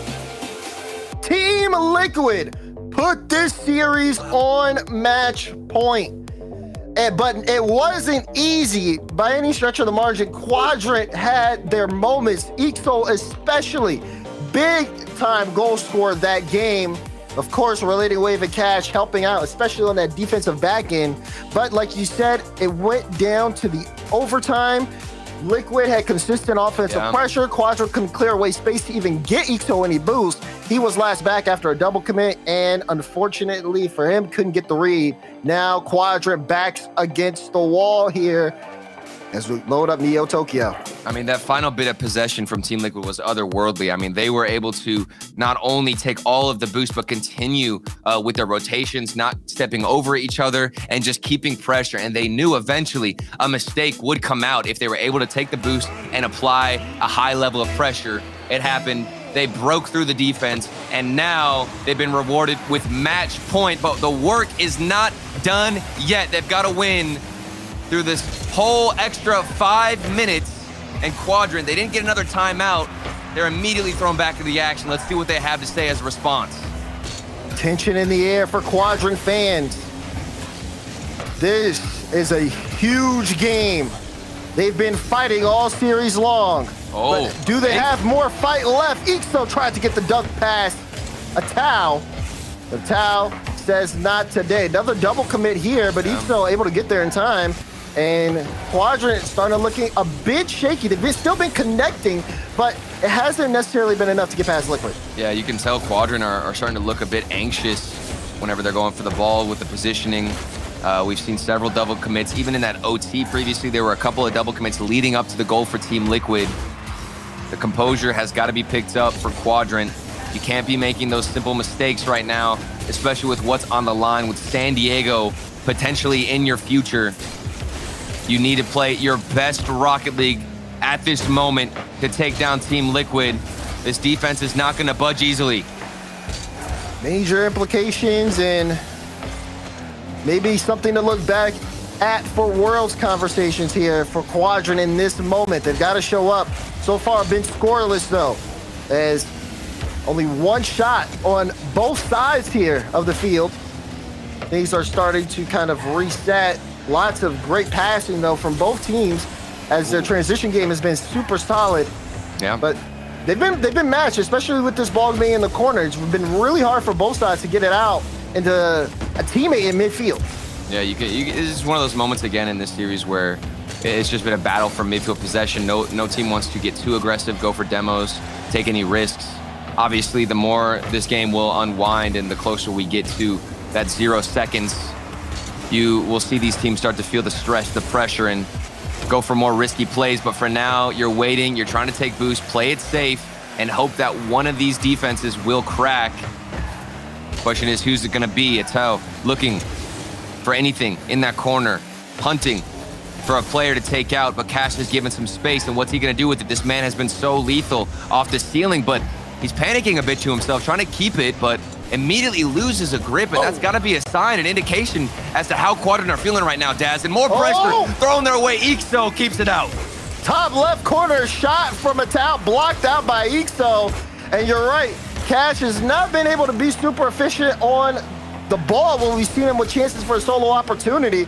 And what happens when the cannon stops firing? We may find out soon. Dive save from Cash. 2 minutes in regulation, and you can see Liquid are starting to place their shots. Yeah, placing their shots indeed, and they don't even need to overextend or go for anything risky. It's these early shots that are coming outside of the box that have been deadly for Team Liquid. That's got to be a sign that some of the rotations are slipping up. Another opportunity, barely missed. Quadrant like to push out of their own net, and while it hasn't given up a goal yet, it's starting to look more and more risky. He still has to backtrack off this. Was initially second man on the play. Sends it across. Here's Relating Wave.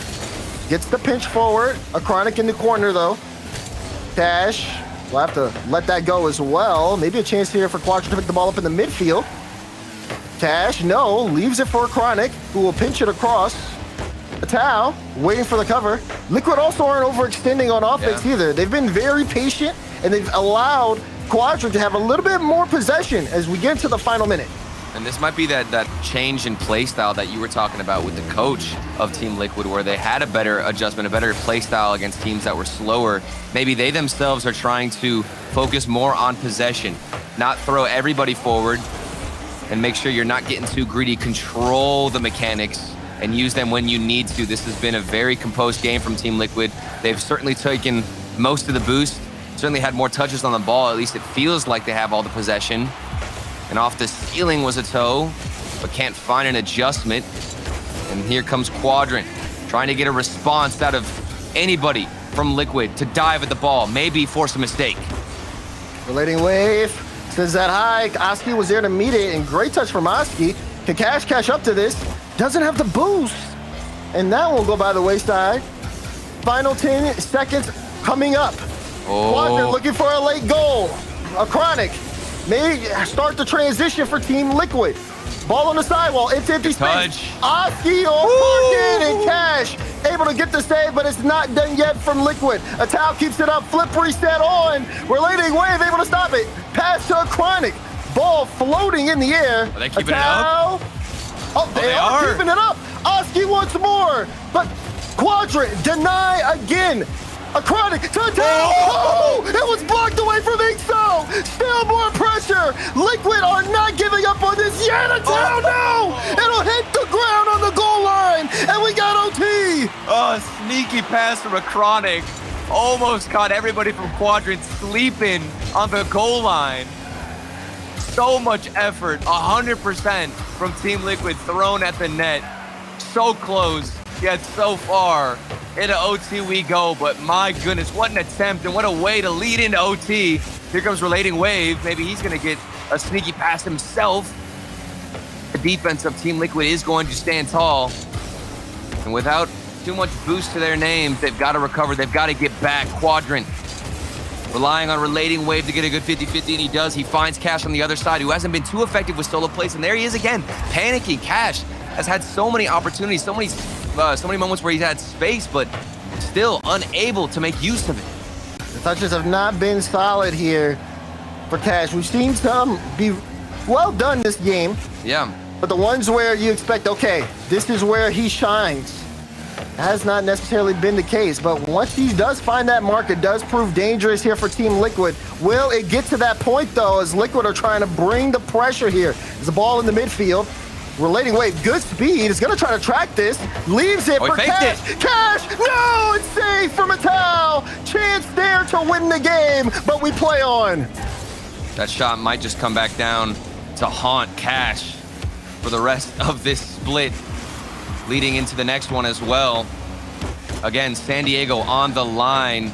Quadrant, if they win, they don't guarantee San Diego, but of course their hopes are still alive. Whoa. And they won't have to play a potential tiebreaker. Now it's O looking for a clear out of his own half. Flip reset over one player. A Chronic, space to work with, but Cash quickly turned it around. And we've got a battle for midfield possession. Not one team looking dominant right now, Daz. You're absolutely right on that. No one looking dominant right now.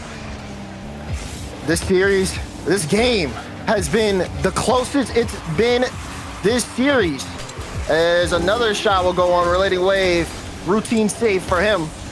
Cash trying to find Wave. Wave with the redirect, forcing a towel up. Trying to get some control of the ball. Ixo too far forward, has to go back as a Chronic pushes forward. Cash will go up first to try to block him. Does get the block. Relating Wave waiting. Can he make the save? Cash gets a piece of the ball to keep Quadrant in the series. There's 9 saves on the side of Quadrant. It's ridiculous. How many diving saves are we going to see out of Quadrant before something doesn't go their way? Team Liquid, are they going to get too desperate, trying to get too many shots on net? Will they overextend, or do they keep their composure that they've had all game long? We're just going to have to wait and find out. Relating Wave, flip reset opportunity. A better 50-50, and this is a good look. A free shot for Ixo. Past the defender, and he finishes OT. Into game 7 we go. Relating Wave got the flip reset, popped the ball up high. A Chronic tried to trace where the shot was going, but Ixo will put it in. We are not done yet. Game 7 coming soon. I'm so happy we get more of this series. This has been a little bit of everything, guys. We got a shootout, We got a 0-second into OT game. We've gotten crazy mechanics. We've gotten wild 50-50s like that one from Relating Waves, some flip resets too. This has been the whole package, the whole 9 yards we're getting out of this series. And I am just so excited to go into game 7 because truly, you can't predict what's going to happen. This game looked like it was all Team Liquid. They had the composure that we were talking about. They were stoic. They were planting this pressure on offense in the quadrant half, waiting for a mistake. And there were mistakes. There were double commits. But at the end of the day, I guess the shot accuracy wasn't as strong as it could have been because there were moments to punish against Quadrant. But they did not have what it took. And into game 7 we go. Quadrant at their backs against the wall, no timeouts, and no room for error in that game. And they stood up to the task.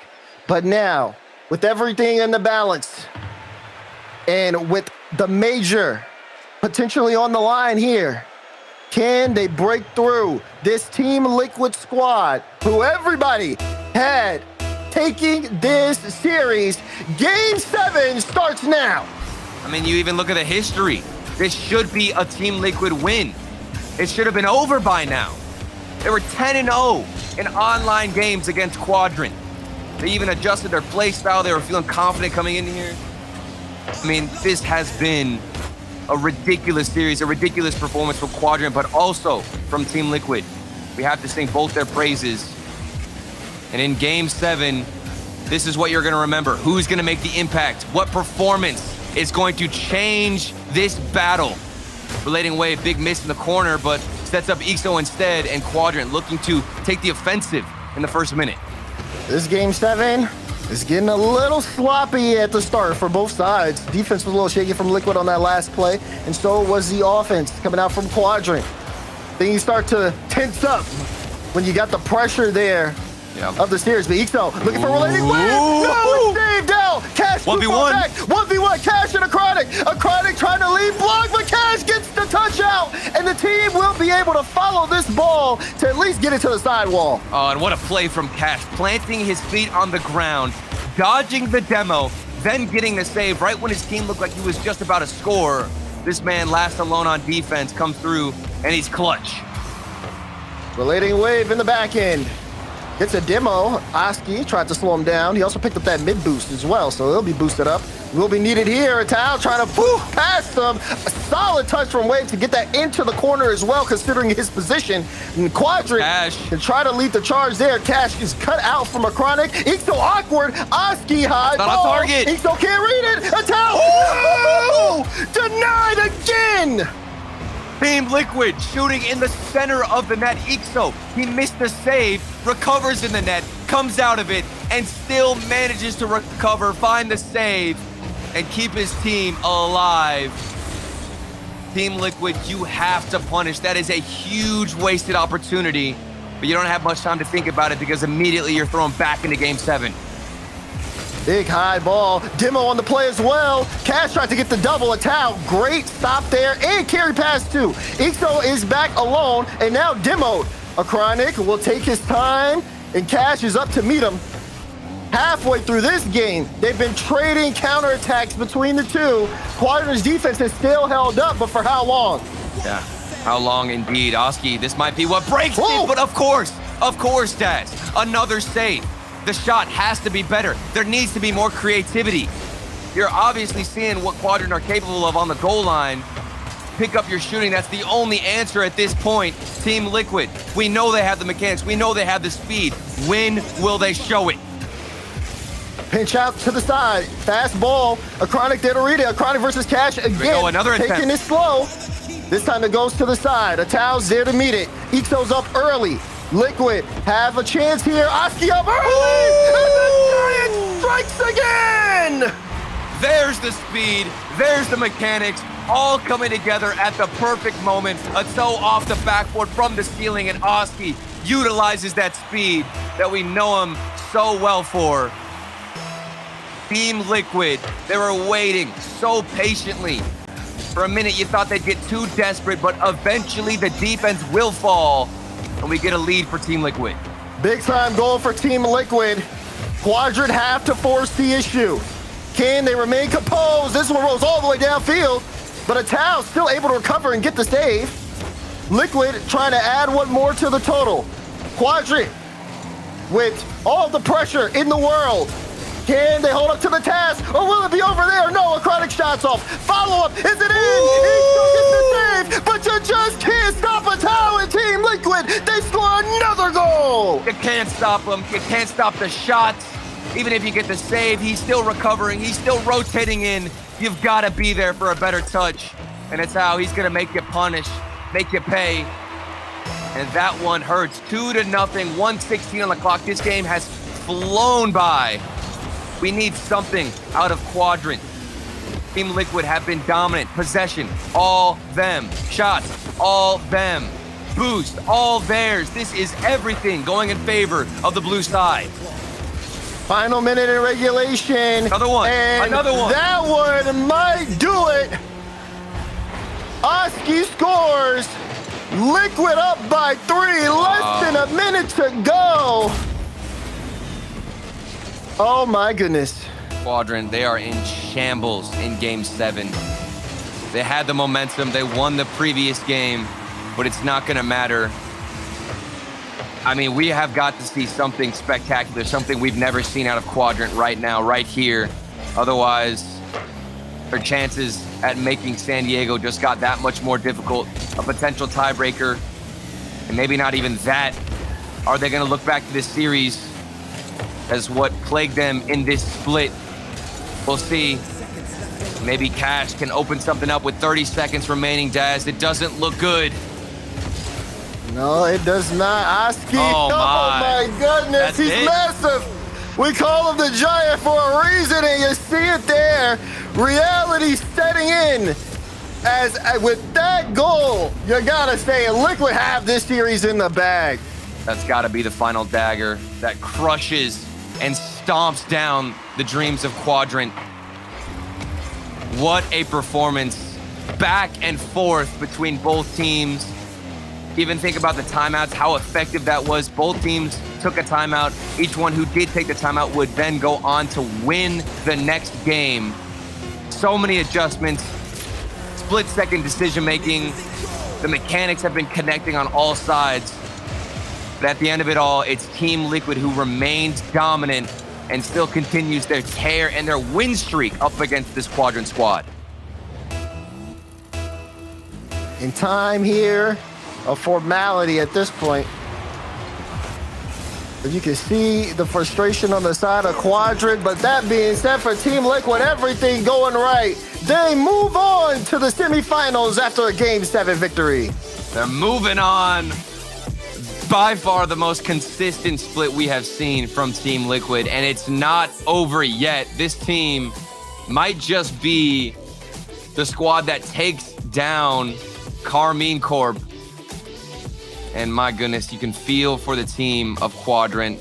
Yeah. Head in the hands, trying to reflect, trying to think, process what just happened. San Diego is now out of your control. It's not up to you, and if you're able to continue winning in this tournament, they've got to wait and see just how the other results pan out.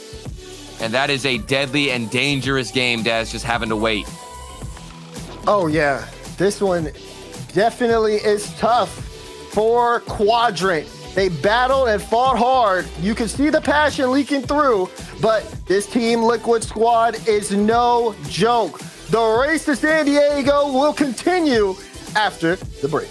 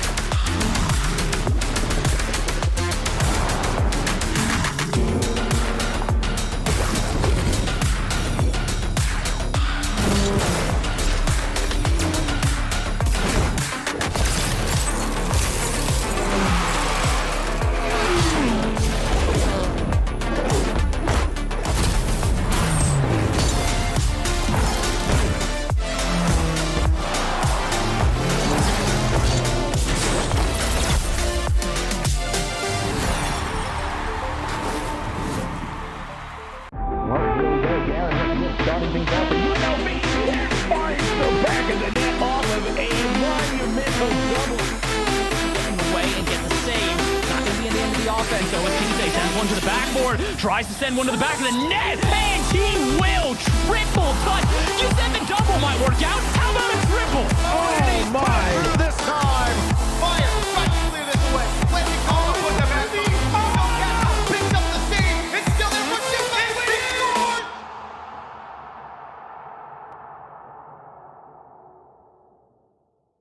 Shaping up to be the game Karmine Corp needed. Joyo off kickoff. Astral also coming off the ceiling. Oh! He's on a different plane! What was that? He's not real!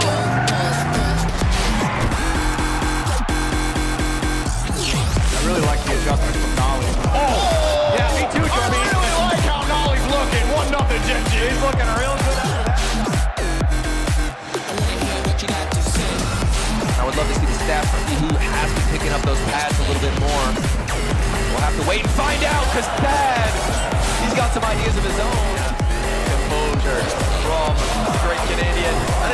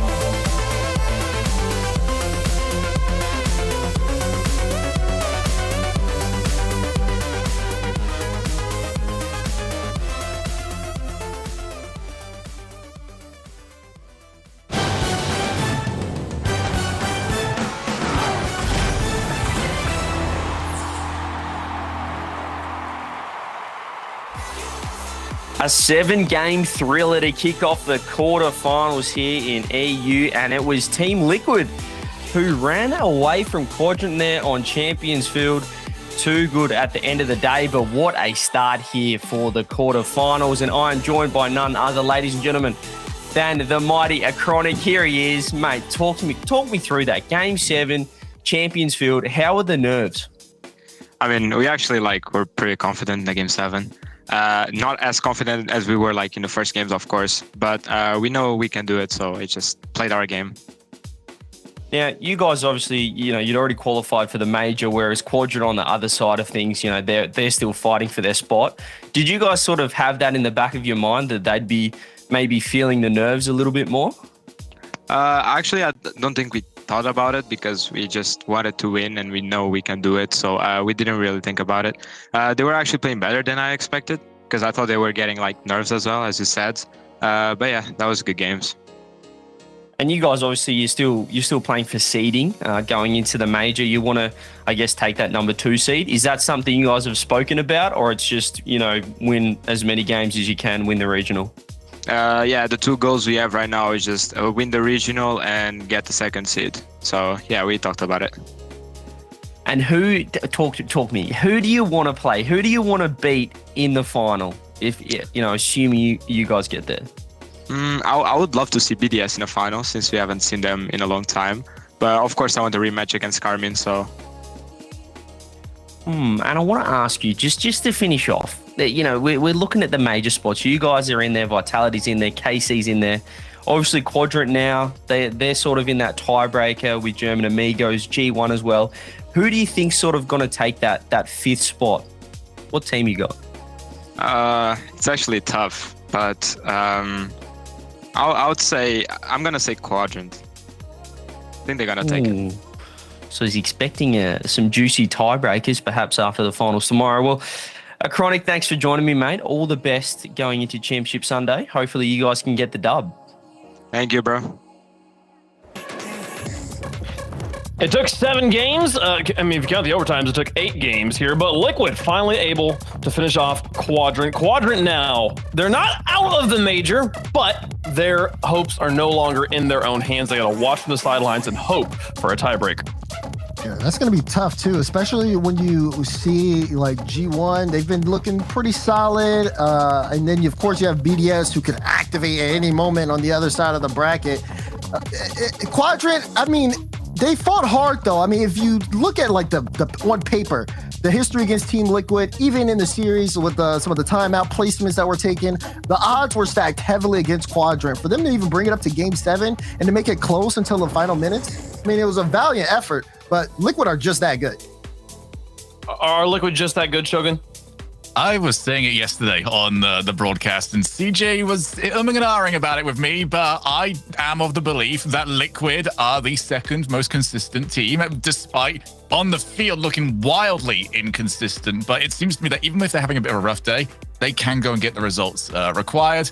Obviously, last time they played against Quadrant, they swept them. This time it's 4-3, but it doesn't seem to matter how it's done. They do get it done.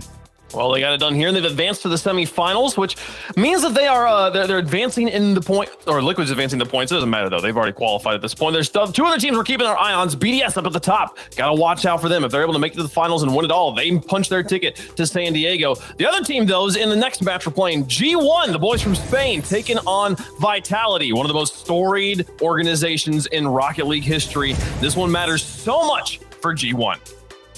Team Vitality has been on a surge, you would think. The way that this squad has been looking, it's been very fun to watch them. You talk about a storied organization, G1 trying to be one of those in the Rocket League community, getting more and more involved, but their team has been also super solid as well. This is the best that they've looked in a while here, Shogun. So the way this is stacking up in terms of the major is currently at the moment, G1 are on 21 points, Quadrant and German Amigos are at 25.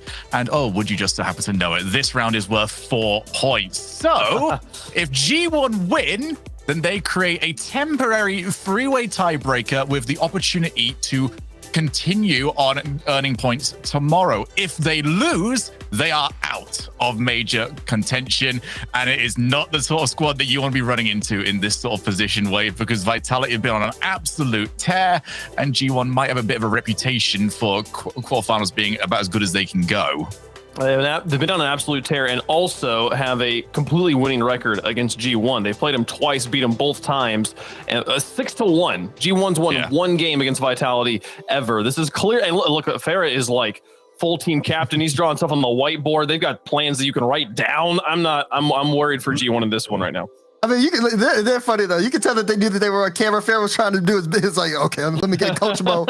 Besides to trying just not to laugh at him. You're still on camera, Farrah.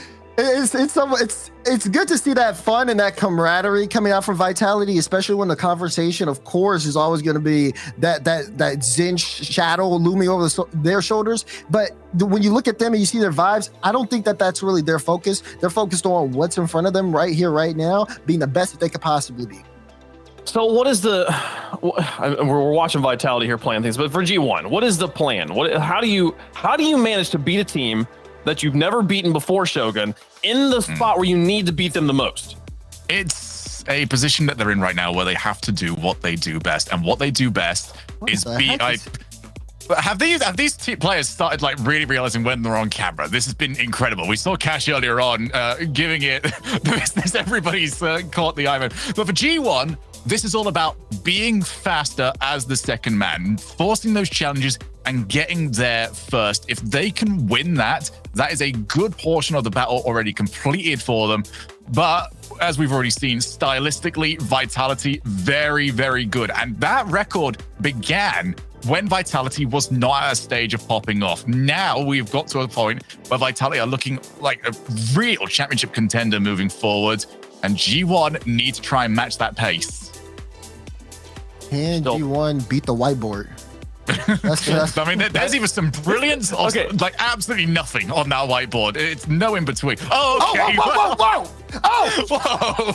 Your theory was that he was just like hamming up the whiteboard for the camera, but it seems like every time we cut to him, he realizes he's on camera and then gets nervous about it. It's like the whiteboard's happening for real. That's a lot of writing on that whiteboard. That is a lot. It's like, how are you going to refer to that mid-series? Is everyone just going to have to get up and like stand close to the whiteboard? Oh, there's even more getting added to it. Okay. I was like, I wonder if someone could like zoom and enhance, and then we could see. Wait, and then I remembered I don't speak French, so yeah, that would be a problem. I don't know what's on the whiteboard there, folks. Someone else can let me know. But G1 definitely got their hands full here. Is there a player? Is there an area of the field you're looking for them to step up in here if they want to be able to take this win and keep their hopes alive? Listen, the obvious response to this always seems to be Mark by 8.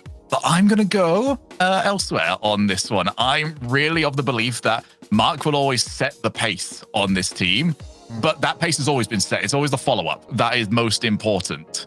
And if that team in general can, keep up with that and maybe not retreat backwards, I think they're in a fantastic spot because they are also a team on G1 that loves to concede an open net. Just a cross-map clear. Oh no, we've got nobody back because we weren't able to sort out our rhythm on the rotation.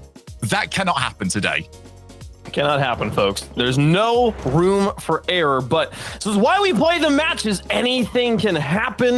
G1 could have the best day of the Rocket League right now, and we're all about to watch it live here on the RLCS. We all, though, predicted the Vitality was going to take this one down.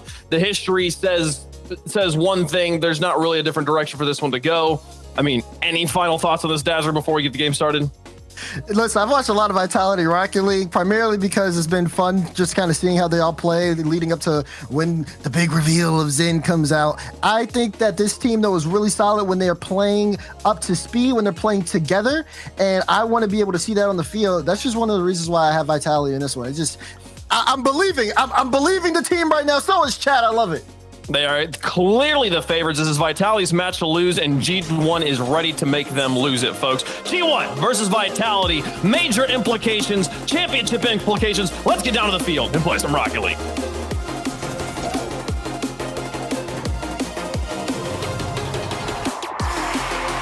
So G1 may have the opportunity here to completely upset Team Vitality. They may have one of the best performing players so far this season in Atomic.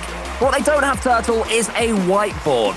Can they have their passion and use it to break through this Team Vitality? They look pretty, in sync with each other. A whiteboard that's gotta be whiteboard meta. Some of the most serious and physical proof of coaching I've ever seen. And we'll see how that comes into play here, the whiteboard power.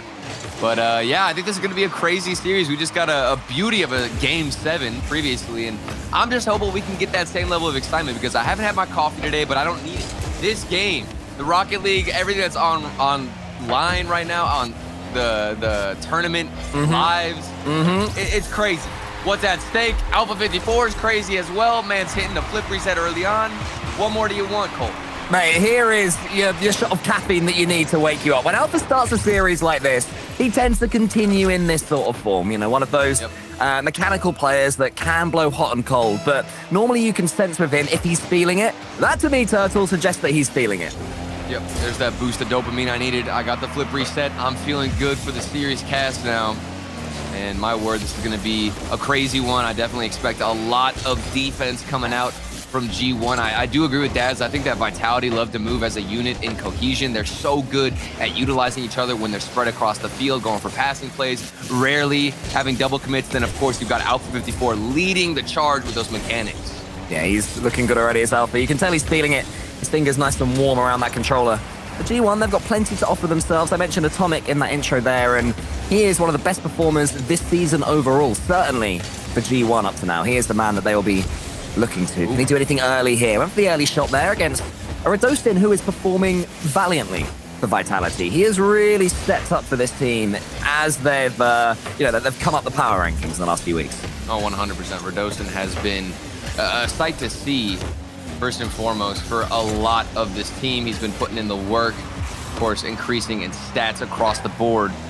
But none of that is going to matter right now, Cole, because ultimately the pressure is on the line for G1. Vitality have already made it, so who's to say what type of Vitality we get? Sometimes we see an even better squad after all the pressure is gone. Sometimes they can, They can lessen buckle. the nerves, buckle down a little bit, or unbuckle rather. And that could play effect here. We'll see if that bleeds into their play style. Maybe they overextend, go for a couple of double commits, but ultimately it's been a slower game as they're just riding off of that initial flip reset from Alpha. Yeah, the pace has been a little bit slow so far, as you mentioned, and I'm surprised at that from G1. You think of this team, and one thing you think of is speed and pace and aggression and taking it to your opponents, but we haven't really seen that from them so far, trying to build their way into this series. As it was mentioned on the desk, never beaten Vitality. There's no shame in that, the way Vitality are currently playing, but they're going to have to offer a little bit more than what we've seen so far. Too rarely have we seen these players have any time on the ball or any space. Not much incision so far from G1. And, I sense that they're feeling their way into the series, but you're going to have to step it up at some point. Yeah, absolutely. And I don't think boost has been too much of an issue. You can see Atomic there grabbing the corner. They're playing a slower approach right now and trying to transition as best they can. Dorito gets a goal line save, and this is two players now up for the exact same spot that they just previously saved it in.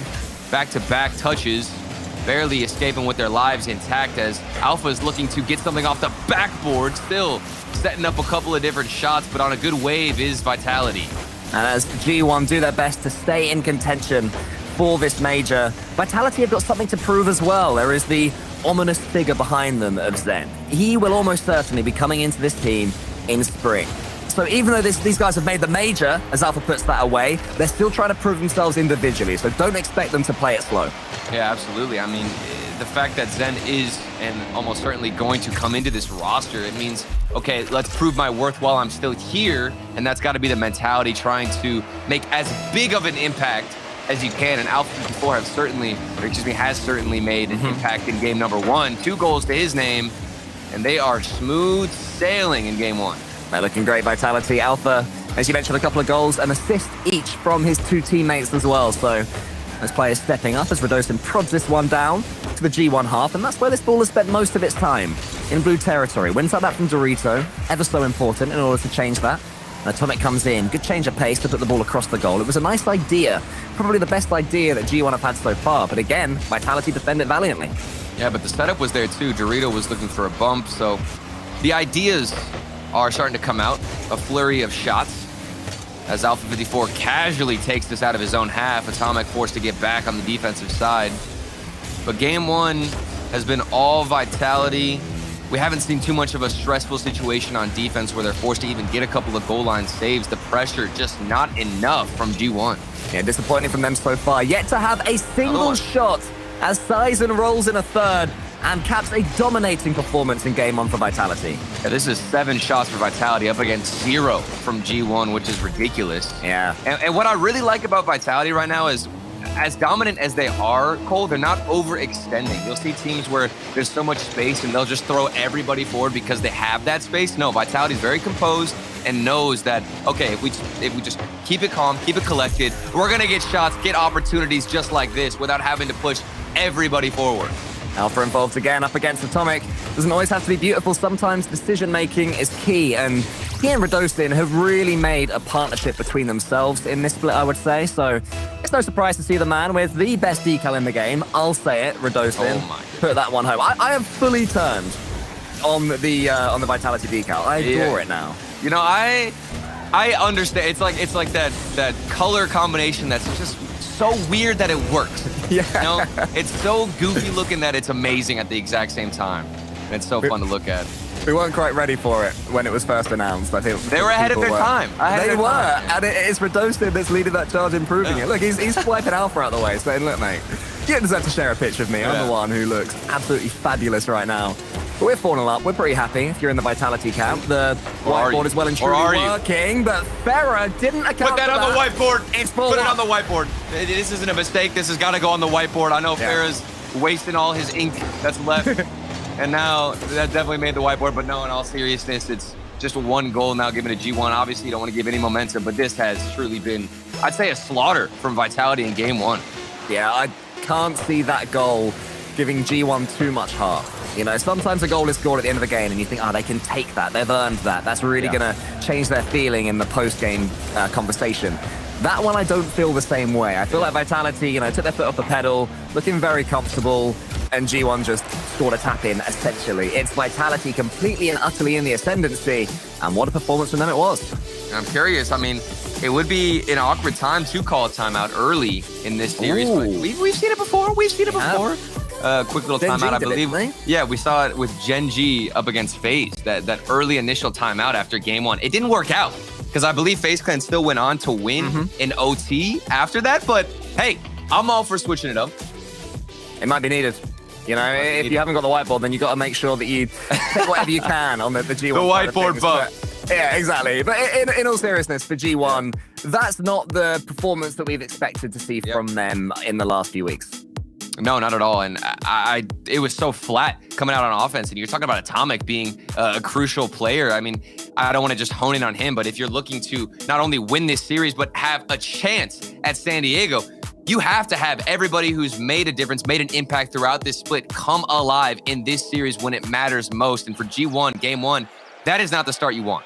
We should mention as well some teams that are hoping that G1 continue this poor performance, and that'll be Quadrant, who we just saw unfortunately go out, and German Amigos, because they are the ones who are looking behind their shoulders to see G1 potentially joining them for this three-way tie, and maybe beyond if they go even further tomorrow. So still lots of permutations evolving in front of us as we play. Yeah, what happens we have the potential for a three-way tie, which is, I believe, the first time that's ever happened for an RLCS mate. And I think that most people watching this will want that. The chaos, that's what you watch esports, sports, anything like this for. So, yeah, I'm not afraid to admit that I'd love a three-way tie to see what happens. Bring the chaos. But first, we're going to have to see something else out of G1. A quick response is needed. And they've been back on defense more often, but some clears like this not going to teammates, they're just trying to buy more time, Cole. But, if you're just booming this ball down the other side with no intention of keeping it, you're just giving it right back in the hands of Vitality. Yeah, the touches aren't quite there right now for G1, but that demo from Mark by 8 has been quite so far, as all his teammates have as well. Could be important. It's given them a bit of space to play with. They go into it, but now Alpha comes alone solo. Dorito nips in ahead of him. Sizen's coming in, but is met by Mark by 8, who seems to be taking it upon himself to run interference. Of course, he was part of the team BDS. They'll also be hoping that G1 lose this one because it'll make their own potential journey to the major a little bit more simple. He was part of that squad that just tore EU apart, and it was merging chaos with structure. Right now, G1 have the structure, but just not enough chaos. But out of all three players, I think Dorito has taken the charge the most. I mean, this guy is being aggressive, pushing himself forward as that first man, getting demos and trying to respond and receive a lot of these clears, which we needed somebody to step up. I mean, we talked about Atomic, Mark by 8, of course we know what he's capable of, but Dorito, this guy, getting aggressive, looking to clear the lane and pave a path for G1 to get into this game. Mark by 8 slams that one to the ceiling, wants to follow it up. To me, he's the one. So I guess between him and Dorito, being a little bit loud as their star man's a tad quiet this series, but Atomic does nip in there. It's a bit of a sighter and then takes out Radostin as well. We have definitely seen a few more demos coming out for G1. And it's starting to rattle Vitality a bit. I'd say the territory game has gone a lot more in G1's favor, but Vitality can counter in a second. And that's well closed down by the G1 defense. Yeah, with these demos and the aggression now that's come out from G1, I don't think Vitality are able to string together as many passes on the transition. I mean, you're forced to get Alpha. That's a solo play to nobody. Previously, he'd have more space. The aggression wouldn't be there, so he'd be able to keep it to himself, have control. But now we're seeing more from G1 off the backboard several times, looking to set up anything for G1. The blue squad is getting aggressive, but of course, you still have to worry about Team Vitality's counterattacks. Yeah, they were looking a little bit flat, Vitality and goal, and Dorito's going to try and make them pay. He puts that one into the center. They back flips up against Size, and how's the 50-50 game is decent. Atomic's there. Can he get around this ball for a flip reset or just get a big old challenge? It's not quite enough. Eventually, it is snuck in by Dorito, bottom corner, 1-0 G1. Snuck in Dorito. He saw the opportunity, the awkward play, so he pushed up right when he needed to. The timing, it's immaculate, it's tasteful, and he snipes the bottom right corner. That's how you get it done. And we were waiting for that. G1 looked to be so dominant the past few minutes, getting demos, applying pressure. And Vitality, they were getting more and more stressed out. If you're not playing at your best, what you need to get you going is a goal, a proper goal that gives you the lead. G1 now have that, and perhaps another one to loosen up a little bit, and that's exactly what happened. I think this is off of the back end of Atomic, who not only came through with this dribble around two players, but got the bump on the final Sizen. He would have easily found a clear, but Atomic sniped him mid-air, didn't delete him, but just punched him out the way. He's come alive, Atomic, and so too of G1, doubling up their lead in quick succession. But to make sure they don't make any mistakes, and they'll be a lot more comfortable at the end of this game. This could be a third. Goodness. Alpha just waits. He's going to get bumped out the way. As you know, Mark by 8 rotates out instead. And Dorito turns it down, but it's back to the wall stuff for Vitality, hanging on in game 2. Hello, G1. Welcome to the series. This is a completely different roster. Game 1, of course, looked to be just a warm-up. We have not witnessed many chances that have been as high quality as game 1 for Vitality. They haven't even been able to string together passes. I mean, look at that clear. Radosin was wide open, had some space, but the pass didn't come out, and they're not connecting with each other when typically they move as a unit, Cole. Lovely touch from Dorito. He tried to do a little bit too much for my liking in his own corner. Somehow ended up with the ball and was almost a key touch down the other side. So kept his composure and things were scary. Has to do it again, or at least Atomic does. Follows through. Is anyone helping him out? Not for now. So Sizen can find Alpha. Radosin's up. Vitality look like they've sped up the pace in the last 30 seconds or so. Still backing themselves to get something out of this game. One in which they've been the poorer team. And they can really punish you. But when Alpha's missing like that, you start to believe, I feel, if you're G1. Mechanics slightly off.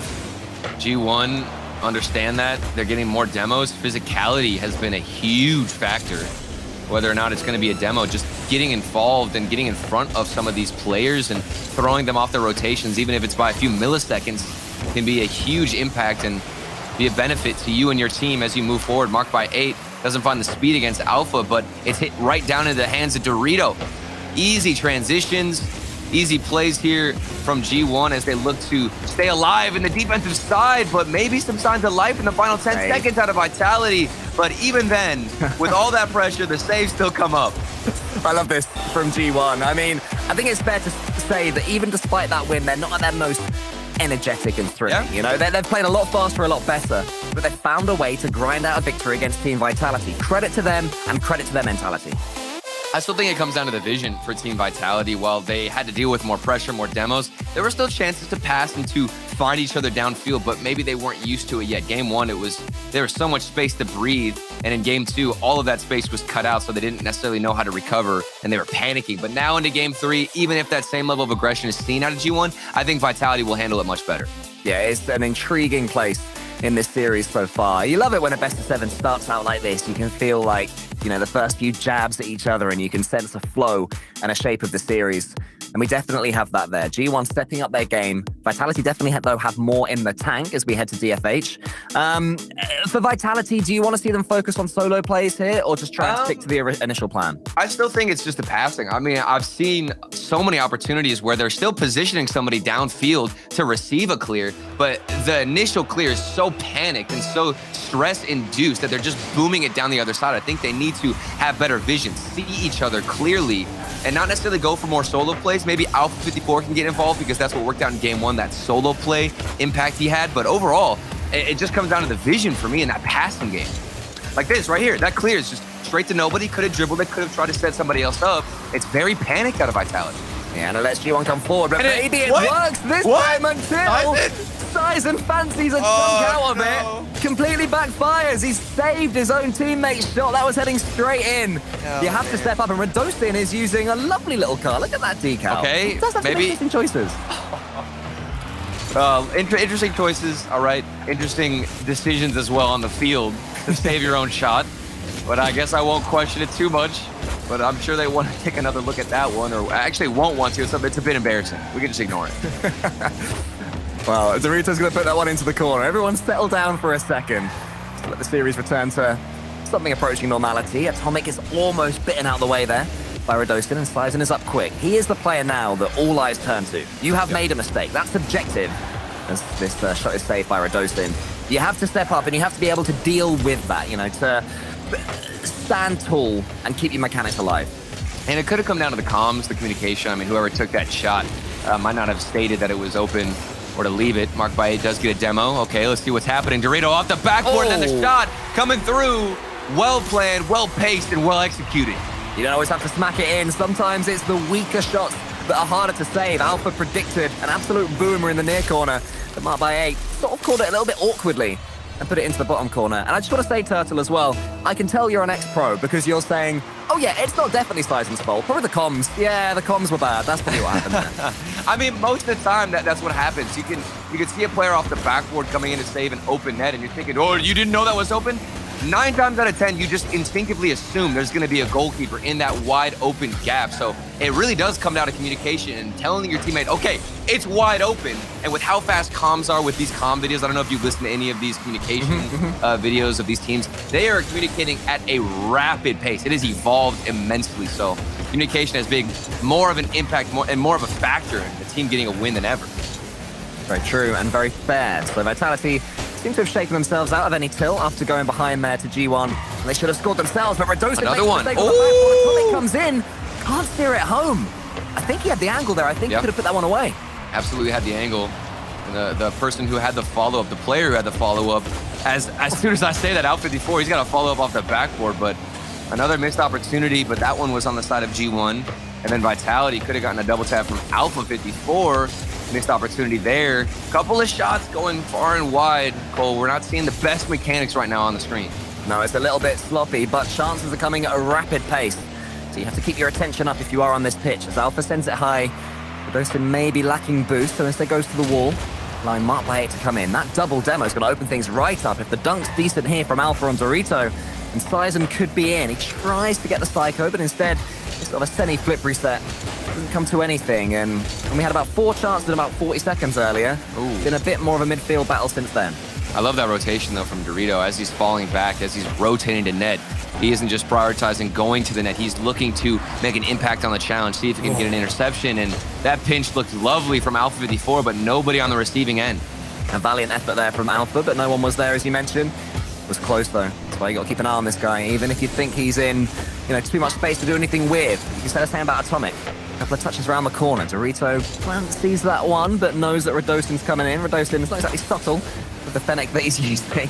Easy to spot on the pitch. And Dorito wins that race. See, there's a clear step up from Vitality. I still don't think I'm witnessing enough passing. I mean, that's another solo play from Sizen. They just go in with 1, maybe 2 basic touches forward, hoping that a player from G1 will dive early. It hasn't worked out yet. At this point, it just feels like they're waiting to capitalize on the mistake rather than generating an opportunity, Cole. Yeah, and this is now then a real opportunity for G1 to step forward yet again. They've done the grinding phase of the series. You're in it now. You should be warm. You should be playing well. Yeah. You've got the lead in game 3. The last thing you want to do is not put your foot on the throttle and regret it. If you look back at this series and think, why didn't we attack then? So I do want to see a little bit more from G1, even though they have the lead, because Alpha's getting way too many chances like this one. He won't keep missing. That one's on target, marked by 8, and Atomic getting each other's way. Sizen, unfortunately for Vitality, has to rotate back. It's a good punt forward, though. Alpha's going to beat Dorito. Oh, that one's going in again, but Atomic gets the read.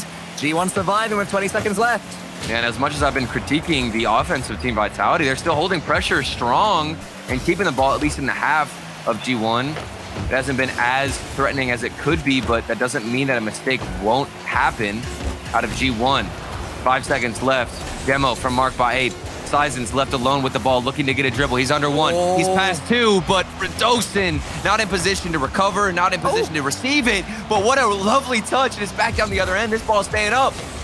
Quality there from Alpha. That was a scary moment for him. Had to get the dunk perfect. But you could say the same to G1 Turtle. That is not a happy situation to be in at 0 seconds when they're dunking you and keeping it up. They kept their composure well. They slammed it down, and they took the lead for the first time in this series. We just need more out of Team Vitality. You're holding pressure and waiting for mistakes, waiting to punish, but G1's defense has been rock solid. Rotations, not breaking down. Team Vitality aren't necessarily looking for too many demos either, so you're not forcing a mistake. You're simply waiting. There's got to be more risky plays, in my opinion, when you get on offense. You can't just wait around and sit for G1 to make those mistakes, because it's not happening. And as you're seeing from these replays now, it could have been better for G1. I forgot actually that Atomic did have that chance just to put the ball into the empty net and wasn't quite able to take it there. He'll have other chances, you know, and they'll be a lot more pleased now they've taken the lead as we head into Utopia. But still not at their best. I can't get that out of my head that G1 are by no means playing that fluent, brilliant, you know, best way of playing. I mean, even with Atomic missing that open net on the tight angle, granted, it was a difficult shot. It wasn't, you know, a free, wide open, directly on the center of the net shot, but still one that you've got to put away with what's on the line. So there's room for improvement for both squads as we head into Game 4. Do Vitality make any adjustments? Well, I mean, they haven't scored for the last 10 minutes now in game time, having scored 4 in Game 1. So you start to wonder if they do need to mix things up. I was sensing in the last game as well that they were focusing a little bit too much on Alpha. Give him the ball, let it happen, let him do some mechanics, which worked for them in the first of these events, you know, in the Is it going to work here too? Oh, it worked. It worked here again. Come on. on. You know what? Let it happen. Let it happen indeed. Alpha 54, he was sleeping in the last game, but then he wakes up quickly in this one. Flip reset behind the ball, forces a 50-50. Dorito's already up in the air, and you can squeeze it under him. A robust flip reset there from Alpha, with the dunk at the end to finish it off as well. Vitality finally break their mini deadlock that they seem to be stuck to. Now Isn't it just crazy how effective the flip reset can be? I mean, you're thinking about how, if he just took a shot on net, he's not even able to get a 50-50. You get a flip reset, you can change the direction of the ball and still stay behind it, Cole.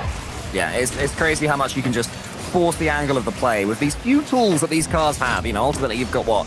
Up, down, left, and right. And they do so much with those few movements that they have, especially players like Alpha. Wonderful to watch. Rosen's not bad either. Now sporting another Fennec. How many of these designs does he have in that garage of his? I'm sure we'll find out as the season continues. Does he keep changing his car? He does. I think so, yeah. Oh, he's lost his car now. Maybe, no, there he is in front of Mark by 8, and he's got the save as well. It was Alpha that was destroyed. And Radosin, Fennec number 17, looked pretty strong to me. Mark by 8, he was the one behind the dribble. He was looking to bait out somebody, trying to set the trap and being patient behind it, but didn't have the speed to get a good shot on target. A good look from G1, who are now trailing for the first time in, what you said, 10 minutes since Vitality were able to get a goal, and Atomic by himself ties it up. That's the man that we wanted to see coming into this series. Atomic takes a touch here. He has Alpha in his sights, and he knows exactly what to do. It was Alpha that scored a similar goal to open up this one on Utopia earlier on, so I think it'll be extra satisfying there for Atomic.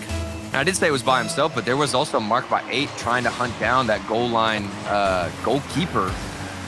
But I don't think he got a piece. Regardless, that pressure is still going to help a little bit and force him to jump early.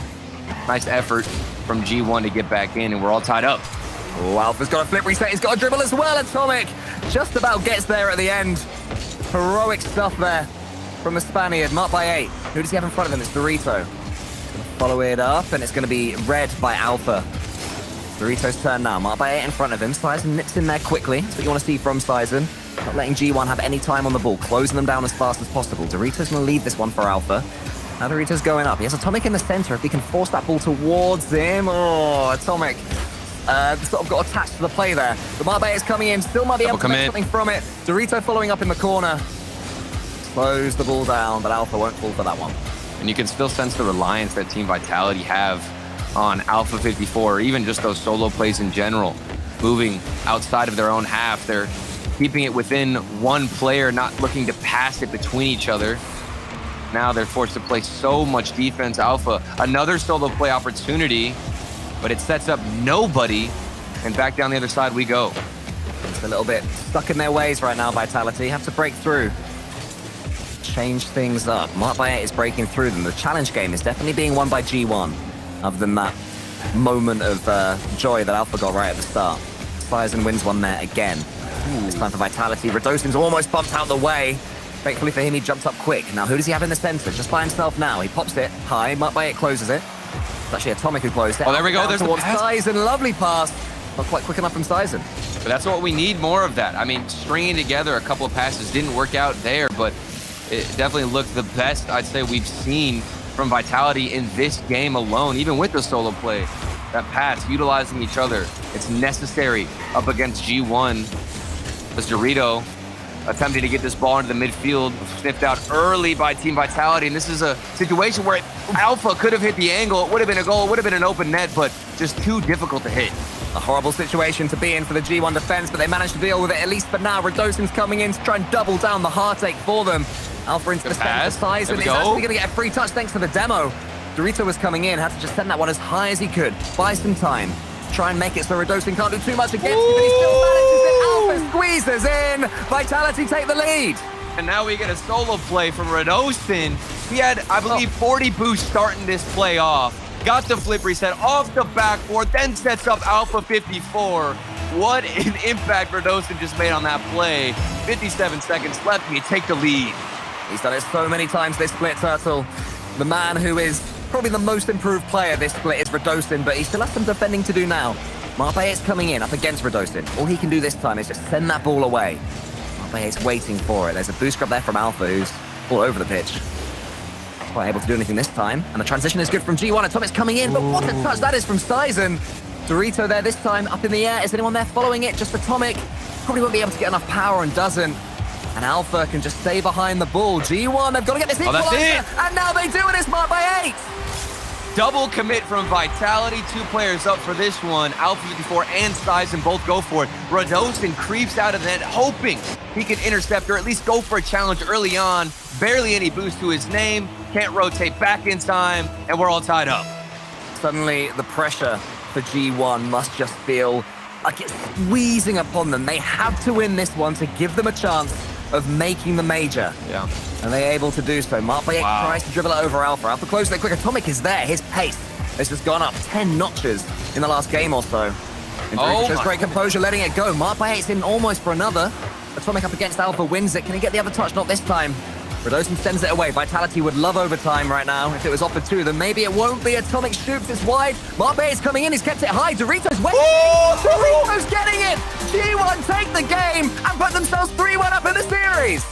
Check this shot out from Dorito. Not only do you get the heroics for all of them to keep it up, but Dorito, he knew that it was going to be a 50-50. He hit the brakes slightly before going for that shot so he could get the proper angle, squeeze it past the defender, win the 50-50, and keep the ball in the air all at the same time. G1 steal it from Vitality.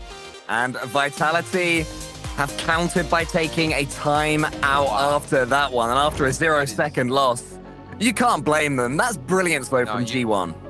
I can't get over that. That is ridiculous from Dorito. I mean, I was going to talk about Dorito in general, making an impact here with the demos, being the front man most of the time. But there, he was the third man. He had to take the shot. He had to hit it. He had to win the 50-50 too. If he just rushed into that shot, Cole, it would have been over for him. He couldn't have had a chance at even getting an angle on the net. So the fact that he knew how to win that play, how to approach it, it's just, that's the reason why they pay him the big bucks. And a timeout, of course, for Vitality. You have to try and extinguish him after a buzzer beater.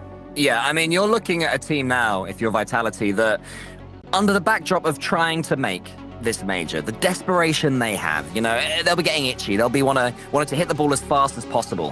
One, there was a beautiful leave, I think by Dorito actually, on the wall that even led to this chance that they had. Yeah. Then the 0-second goal, where again, you want to rush at it, you want to swipe at it. They rejected that temptation and got themselves that 0-second goal. So Vitality surely are now a little bit spooked by G1. I mean, even whenever you're comparing the mentality of G1 up against Quadrant, who had similar implications on the line of winning the series for San Diego, I think the composure is much more prominent for G1, and we'll take another look at this play off the backboard. You see him hit the brakes right there, Cole. You see Dorito moving forward. He stops boosting so he can get a better 50-50 that will at least give him an angle towards the net. That play is ridiculous from them. Here's a stat for you, Turtle. Teams calling a timeout when down 1-3 in the series are 1-55, which is a 1.79% win rate in the series. And just in case everyone's forgotten, the lone win came in SSA Winter Regional 2 this season. So it's in never happened Africa. in Europe. It's never Or North happened America, in Europe. or SAM, or OCE, or MENA. Wow. 1-55. 1-55. And in the last series, we knew how effective timeouts were. But I guess when you get this late in the series, all of the stats, all of the effectiveness of the timeout gets thrown out the window. Yeah. Well, statistics sort of go into the black hole of pressure in situations like this one. G1 are gonna right now have Quadrant and German Amigos, also BDS, praying for their downfall, praying that Vitality can break through the statistical disadvantage they have, but not when they go behind in 9 seconds. You're trying to break through the 1-55 curse, but it bounces off the corner, and the net is left wide open. It's all against you. The statistics, the odds, even the gameplay right now, what we're seeing out of G1, it's on another level. And Vitality, the only positive right now, I guess, is they have 4:45 to figure things out. And they have to hope that their opponents, should I say, start to doubt themselves, start to get in their own heads, winners tilt. They believe that they should do this, but I'm not getting the sense now from G1, having started the series so slowly, that they are even thinking about that. And what a story from G1 as well. You look at players, like Dorito and Atomic, they've come up in a regular way, pretty much. But Marked by 8, dropped by Team BDS in their prime, had to watch them win the World Championships. And now, to an extent, it's looking like he's going to hold their fate in his hands after beating them yesterday. One of the great sort of career comebacks that I think Rocket League has had. I mean, we saw him, get taken off of the BDS roster. We're wondering what's going to happen, and we're witnessing the comeback, the rise back to the throne from Marked by 8, and it's all because of his teammates right here, Atomic and Dorito, making work downfield. Yeah, but Marked by 8 was causing chaos up top as well. Pre-flipping at the ball, missing it, getting in everyone's way. It doesn't matter how he's done it. He's cleared a path for his teammates to come forward. And that's what he's been doing for his whole career. Still doing it now, but there's going to be some defending to do from G1. Vitality, I'm sure, going to come back big time. Alpha shoot! Wow! Dorito! How on earth did you make that save? Flying across the net, praying that the shot gets pulled or belted right in the middle. I mean, come on, that's got to hurt. That's got to hurt if you're Vitality. You had the opening, you had the opportunity created, and then you just smack it right at the defender. Oh my goodness, what do you do, Cole? How do you get out of this rut? Mate, they were already diving among the fans, kissing the badge, celebrating getting back in this game. And suddenly you look back and the ball's in the side, the corner of the arena, and you're thinking, how on earth has that happened? But you get back in and get back going again. That's what Vitality have done, to be fair to them. But Alpha's a little bit too keen. Getting in Radostin's way now. Radostin, who, for his number, has gone back to the OG Vitality decal. What was on the whiteboard? What was on the whiteboard, Cole? Great question. We got to know now, because something is not working. Oh my goodness! It's erased around, because even with opportunities, even with shots that are looking to be effective, there's somebody who can get a save last second from G1. And as a reminder, Vitality, even though they've already made the major, will be desperate to win this one for reasons we'll get to in a second. They have to do some defending first. Yeah, with the looming specter of Zen replacing one of these players, they're not going to be settling for any quarterfinals, for any semifinals, even finals. They have to win events in order to prove themselves individually and as a team. Yep. So now the pressure does swing right back to them. Radostin shoots from Radostin, gets Vitality back in it. And this is a great sign of life as we have now just passed the halfway point by 3 seconds. Atomic rushing that clear. He could have just kept it to himself or hit it to the corner. Instead, dishes it out to Vitality, who can take an eager and early shot to punish. Now it's within 1 goal, and for all of that, trash talking, I wouldn't call it trash talking. We were just harping on Vitality, looking flat, very, very bored. I'd say Rocket League right now. They're not using each other. And now Sizing comes out. This man's not bored at all. He knows how to spice things up. The slow play, the crawling dribble by Sizing just hurts. Staring down the eyes of Dorito, a man who has really stepped up in the last couple of games. waiting for him to make his move, and then putting it into the bottom corner. And Vitality Turtle have indeed awoken.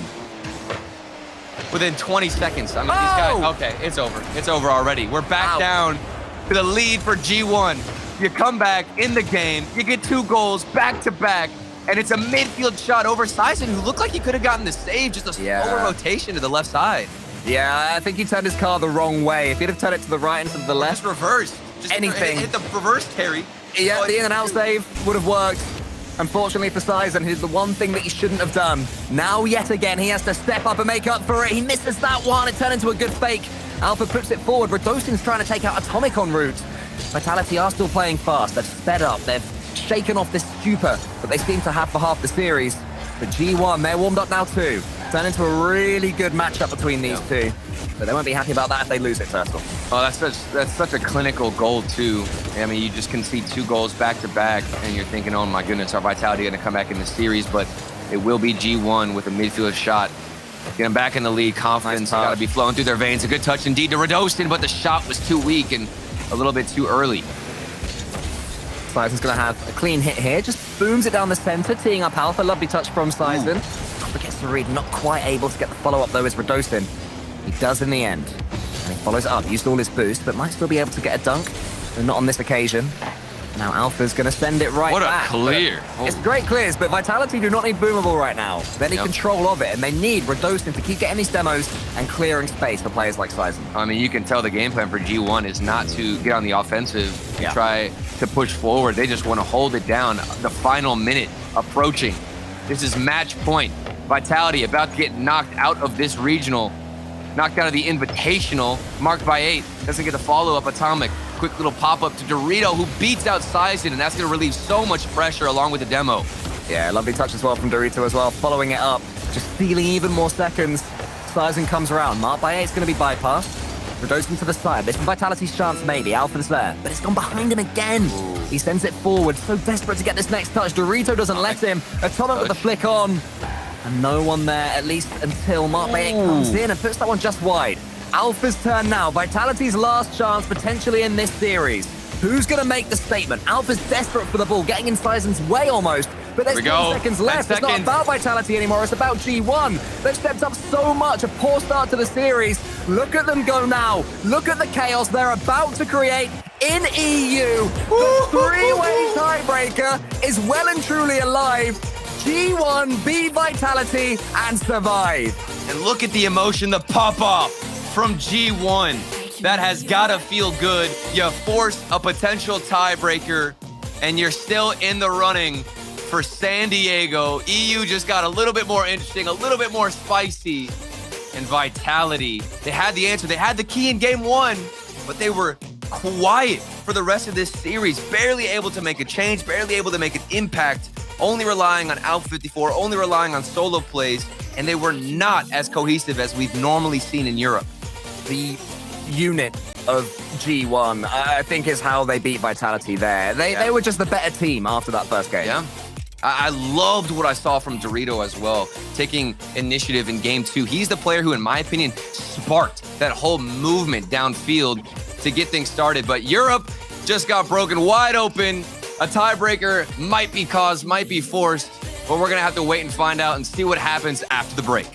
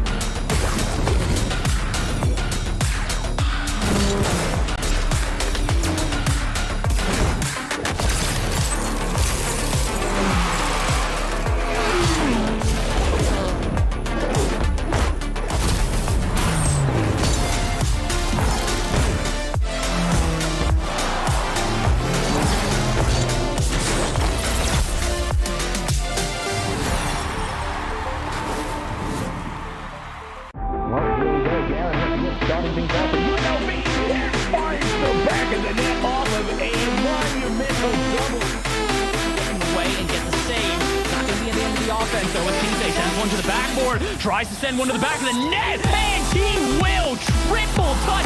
You said the double might work out. How about a triple? Oh my! This time, fire! Try to clear this away. Let me call it with the back. Picks up the steam. It's still there for Jimmy. He scored!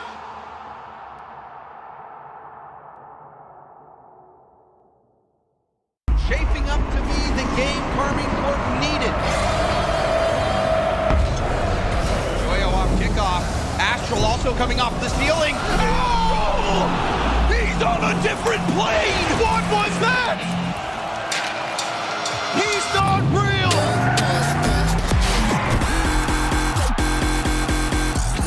I really like the adjustment from Nolly. Oh! Yeah, me too, Jimmy. I really like how Nolly's looking. 1-0 Genji. He's looking real good after that.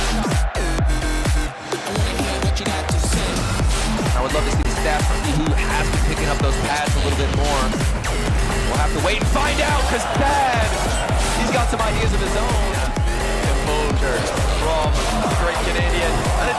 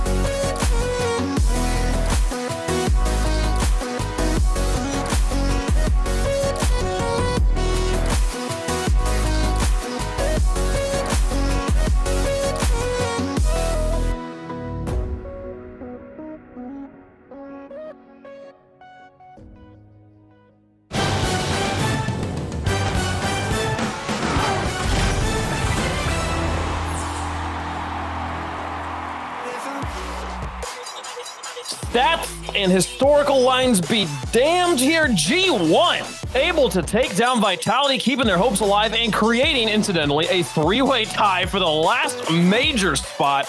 Oh my goodness, the action continues to deliver here for the RLCS Winter Invitational in Europe. I'm way fucking got a dash to Johnny. And Johnny, did you predicted Vitality win that, didn't you? Yeah, we all did. We thought, it would be another case of G1 getting so close but so far, but this time they've gotten across the line, or, at least the first line. I guess this is the second last hurdle. If they can win the semis tomorrow, they are the favorites. They'd only lose out to BDS, outperforming them in this major, which I guess we'll see, in this regional, I should say. But yeah, they're creating a lot of drama. The three-way tie is a potential possibility. Who knows, maybe even a G1 BDS grand final for this regional with it all on the line. And they're giving us some entertainment, that's for sure. Yeah, man. I mean, that's right. I mean, what did they not do in this match at this point? Like, G1 was all over the pitch, even after timeouts. Vitality wasn't able to put it together. Yeah, I mean, for me, it's really solid just being able to see G1 come together on a lot of these plays. They're very quick, not necessarily flashy, just good fundamental Rocket League and being able to follow each other up as well. I mean, Vitality gave them their best efforts and even looked like the Vitality that we've seen go the distance at times, but unfortunately, they just could not find a piece together. This G1 squad was able to follow up so well, and I was very impressed from them. Do you know what it was, Daz? This is good old-fashioned Spanish bim bam at its best. They out bim bam Vitality. If you can't stop the bim, you're not going to stop the bam. Oh, Farah is looking at his board, being like, "I planned for the BIM. Where was the BAM? The BAM. How about the BAM, man, folks? G1 versus Liquid's the semifinal. It's going to happen tomorrow. That one's waiting for the rest of the bracket to summarize, so we can get over there. But for now, Oxygen coming onto the field with a wounded player, still making top four. Not a worry there. Going up against Foofadop, as I'm going to call them here. Tell me if I'm saying that one wrong, folks. We haven't seen this team before. This is the deepest they've ever made it into the tournament, and at this point, they're playing for money. There's a $30,000 prize pool sitting at the end of this tournament. They want to hold as much of that as they can. For the major, it's just seeding, but Oxygen, they would love to secure that money and a better seed for themselves. You know what I'm most looking forward to here is we've got CJ casting this match, spoiler, but we've got Kaka and Paka against Achi. I'm looking forward to hearing the casting of this one in particular. It's going to be really good stuff. The wonderful names, the accents. We love CJ here, folks. Make sure you're getting your votes in there on which one you think is going to win here. I mean, obviously, there is a favorite in this match, Dazarin. From what we've seen from Fubadov yesterday, though, are there things? Look at Rise. Okay, I just want to point out Rise in the sling here, playing. I guess with the controller off to the side. Do we know how he's holding the controller? I think he's holding it normally, isn't he? It's just like right now he's resting position, but when he leans forward, I think his arm will be in the usual spot. The main difference for them, I've heard, is that they've just not really practiced at all. I think they've maybe played like three or 4 hours of preparation in the past couple of weeks because they valued. Yeah, well, they were waiting on like the doctor's orders for Rise, and then they were thinking, right, let's just make sure that he gets as much rest as possible to try and recover and not further damage his fractured wrist. It's fully broken, so he's just you've been told by the doctor you're good to go. With what you're doing this weekend, you'll be fine. But that's what they're limiting it to, just a very little practice in the run up to the event. I see.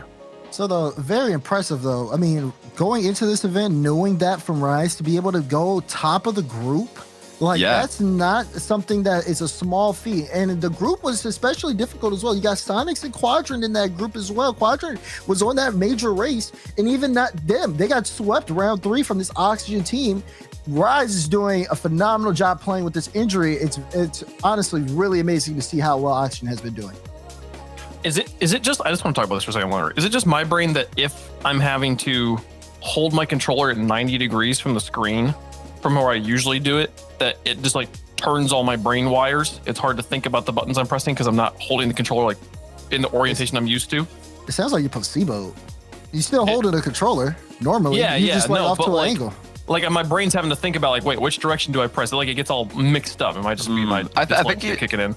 I'm not sure. I know for Rise, he said that it seems fine. He doesn't feel like it's awkward to play. He said actually that the only difficulty he's had is that he's really got to try and not, have any quick movements with his whole body. Like actually holding the controller and, using the controller hasn't been an issue. But, sometimes when randomly you get demoed or a challenge hits you and you weren't expecting it and you jump in real life. He said that he did that, one point, or I think he did a reflex save in a scrim, and he was like, okay, that was actually really sore. So he's got to look out for any rapid bodily movements. So just try and stay calm, sit still, and he should be good.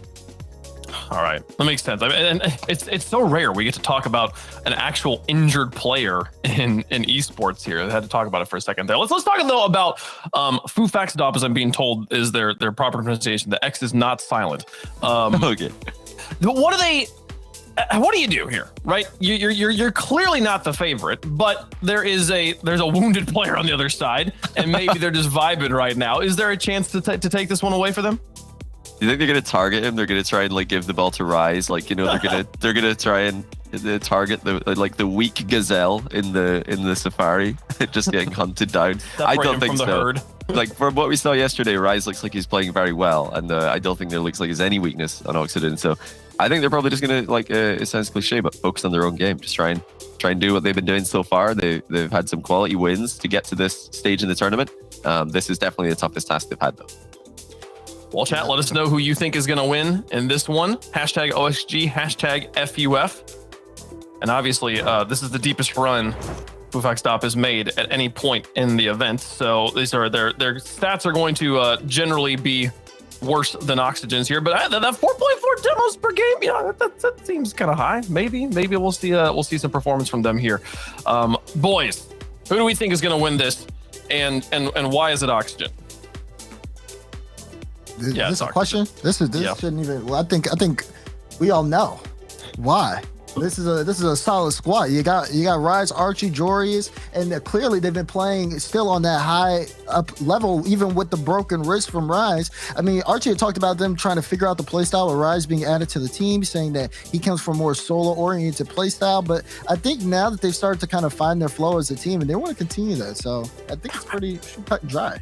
G1 just beat Vitality though. I mean, it's the last event of the winter.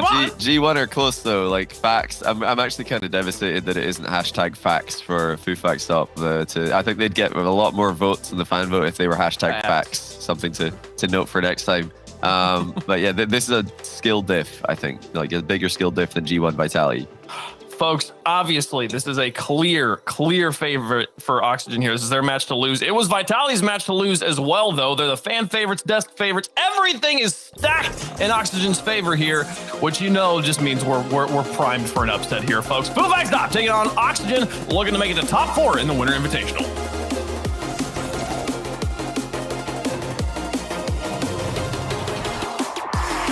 Earlier on, we got to see a lightweight versus a heavyweight, and their lightweight managed to knock them down. This time, though, CJ, this is an absolute David versus Goliath story.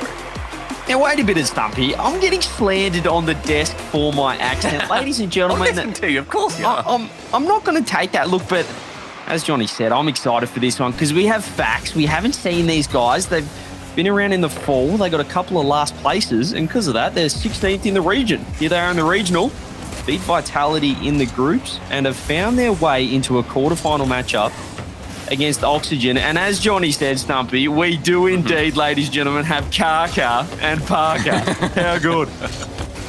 I mean, you love to see it as well. And Archie, of course. You can't be forgetting Archie here with a long A. But I mean, you said about them in the groups. Fufaxdop were in Liquid's group, and they were in the game versus Liquid.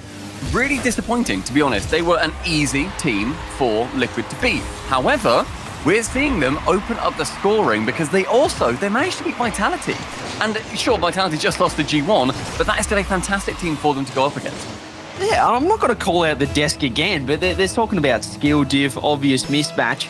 I mean, are we forgetting how they got to the quarterfinals? I understand these guys haven't made a main event. This is their first one this split. But as you said, they've got the results to back it up. They beat Vitality, a top 2, top 3 team in Europe. And clearly they've got the ability here. I'm going to call them facts because I feel like I'm going to say their full name. I'm going to stuff it up somehow. But this facts team, they've been looking solid so far. And with this, I guess, Oxygen lineup that's a little bit underdone, a little bit underarmed, if you will. No. Under wrist. Very good. They're vulnerable here. I mean, Oxygen, they are going to be coming into this series thinking that, yeah, obviously we're going to win this. They're the number 2 team, rather, in Europe at the moment. However, Fufaxdop, what have they got to defend with? And it doesn't look like much. Karka just stays completely grounded. Maybe thought that there was going to be somebody, maybe Parker comes in to save it, but he just didn't fancy that one. Did he just put his controller down? What just happened there? Unsavable. ones. Like, it looked like I'll say, it looked like he just disconnected. Or I don't know what happened, but yeah, I think he assumed that the third man was going to be there. A bit of a misplay, but nothing really doing. No timeout or pause. No technical issues here. Just a bit of miscommunication. Just a bit of brain lag. A little bit of brain lag, and that is going to be having Oxygen come back with the score. I mean, it's 1-1 now. Had a minute and a half so far. Big clear coming from Parker. The left wing is actually very open until Rise then flies onto that backboard. Man with the broken wrist, but still lots and lots of ability that he's going to be able to pull his team through with. Archie defending versus Boris. That's awkward and floating, but Rise against the backboard, and with enough boost to carry along to the corner. It seems that there's a lot of space for Oxygen and not too much threat being pushed down their end, which I think when you get a huge team versus a big underdog, you need to threaten them as the underdog. You cannot give them room, because as soon as they have space, they will just outplay you.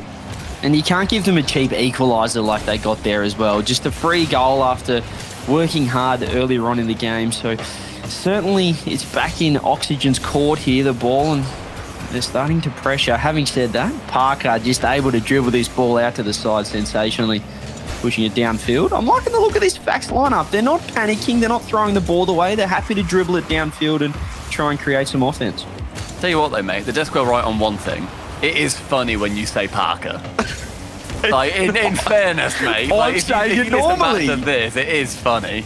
It is not funny. I'm absolutely saying this normally, and everyone, watching this European broadcast should agree with the Australian here. But anyway, have a look at Parker going up high. Rise just gets a block out. Fax are pressuring this Oxygen lineup. Pressure. It is not as one-sided as we may have seen. Unless Jorius flip reset off the ceiling. Parker gets the save. Rise follow-up goes high. Yeah, extremely high as well. Maybe thought there was going to be a third man up and ready to get that follow-up, but instead it goes down the other side. It's a good chance for Rice to save it away. Now Archie into the air with nobody challenging him, though. There's so much time and space. That pinch is central. Boris is going to be turning. The 100 boost in the corner, then picked up by Parker. On defense, he finds himself. And the midfield challenged again by Boris. Opportunity, Kark to shoot, and top corner not quite found until Parker comes in. Again, chances really starting to arise for Fact. I'm not sure where this team has been in the past two regionals, or the entire split for that matter, but these guys are looking solid. Certainly a top 16, if not better in Europe right now. They're trying to be a top 4 team for this Invitational at least, but they are looking solid. Europe are just, I feel like we're finding these hidden gems of teams. I mean, it's good as well to see just new talent. I'm not even saying new talent, but talent that's working its way back up. And it's one of the Invitational as well. I really, really love that that's our format. Seeing that these teams can do well at the start of the season, and then they can come back after they've worked on it. Maybe they've had an unsuccessful time playing together, but they get to work on it and then come back and actually qualify for these later events. The double commit not working out for Oxygen on this attempt. Rise sees Archie with 30 booster, goes for himself, absolutely flings himself past that ball, and this corner is getting a lot of ball time.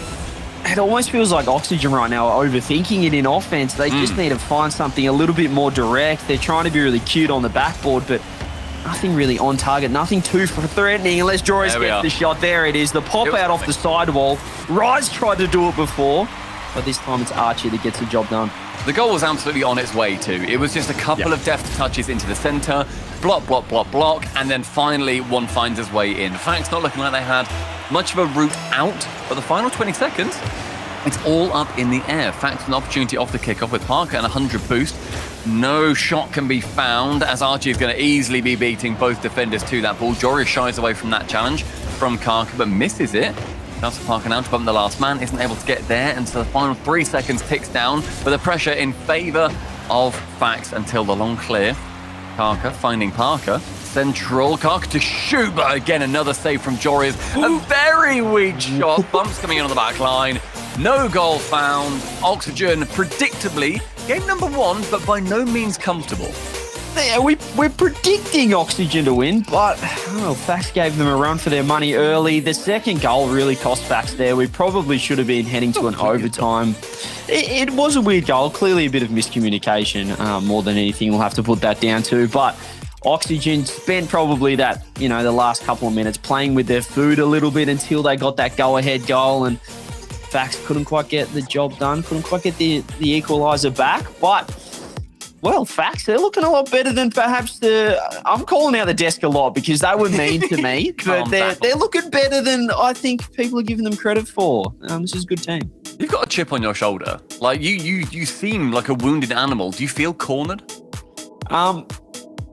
Yes, I do. I do actually. Thank you for that. But no, I'm liking this Fax team, Parker and Kaka. I like saying their names. They're looking strong. And the best part about this team as well is that they're looking comfortable. They're not just throwing the ball away. Often you see these underdog teams where there might be a bit of a, I don't want to say a skill mismatch. That's a bit weird, but certainly a stronger team historically in Oxygen. They just throw the ball away. You panic a little bit, you're nervous. But these guys, they're keeping the ball. They're trying to play their own style of game. And it nearly worked there. They probably should have headed into an overtime there in game 1. I don't think it's unfair to say there is a skill mismatch. I think that it's quite clearly a skill mismatch because it's number 2 versus number 16-ish in Europe. Like, they are going to be knowing that they are pressured. But I agree where you say that they're not just throwing the ball away. Like, they're taking touches. They are drawing the 50s in and hoping that then they can get something good from it. Because if you just keep booming it away and you've not actually got any of that pressure, for Oxygen, they'll just wait back. They'll know how to counter-attack that. And then they can actually stay close to the ball and get strong 50s. Parker was just showing that, and they're getting a couple of 50-50s moving downfield. They're certainly getting value from their touches here. Is Fax and Oxygen. Well, they're on defense early. What can Faris do off this feeling? Can't quite get that. Parker is going to be able to dribble this one across. And we're just seeing again in the blue half here, Fax are pressuring. Well, Jorius does get a lovely little touch there. Here's the first attack, first opportunity for Oxygen. Now we're seeing a little bit of attack down this end.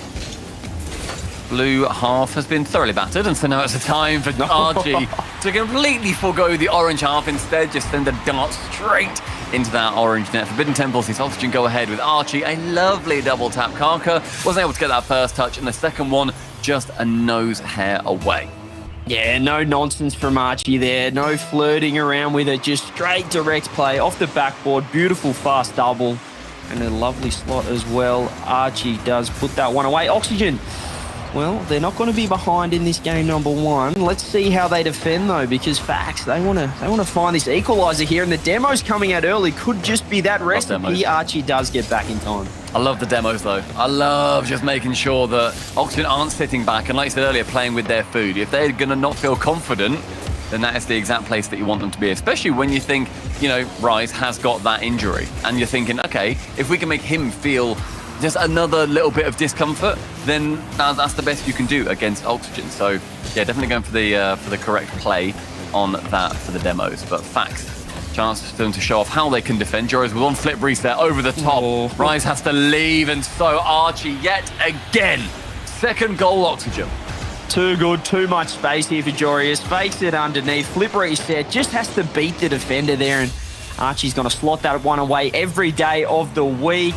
Archie gets his second goal of the game here, and it is a little bit of the Archie Jorius show. Clearly Rise, he's kind of chilling right now, doesn't have to overexert that injured wrist. He's just playing that solid game. Until that save from Karka, he was on 16 points going into the second half of the game. He'd hit the ball 8 times, and that is it. But now a shot from him as well is going to rocket him up those scoreboards. My God, he's on 82. But nobody at the moment just breaking that 100-point mark. It has been Oxygen thoroughly having game number 2 in their complete control.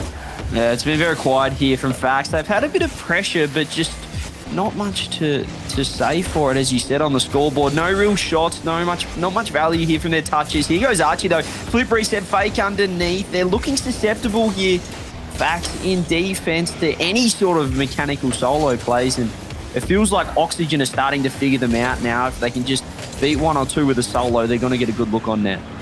Jorius with the midfield play, sends it up high towards Archie, but he does not fancy going for that play. Instead, Parker challenges with Rise. A lot of boost burned, really not much movement down the pitch. Parker again going for that 50, and it falls back in favour of Oxygen. These 50s they're happening very often. However, how many are really going the way, considering how much boost is being burned on the side of Fax? A double touch attempt for Reese, not able to sink that one, however. And now Karka on the right-hand side, only 20 boost, so he has to move away from that play entirely.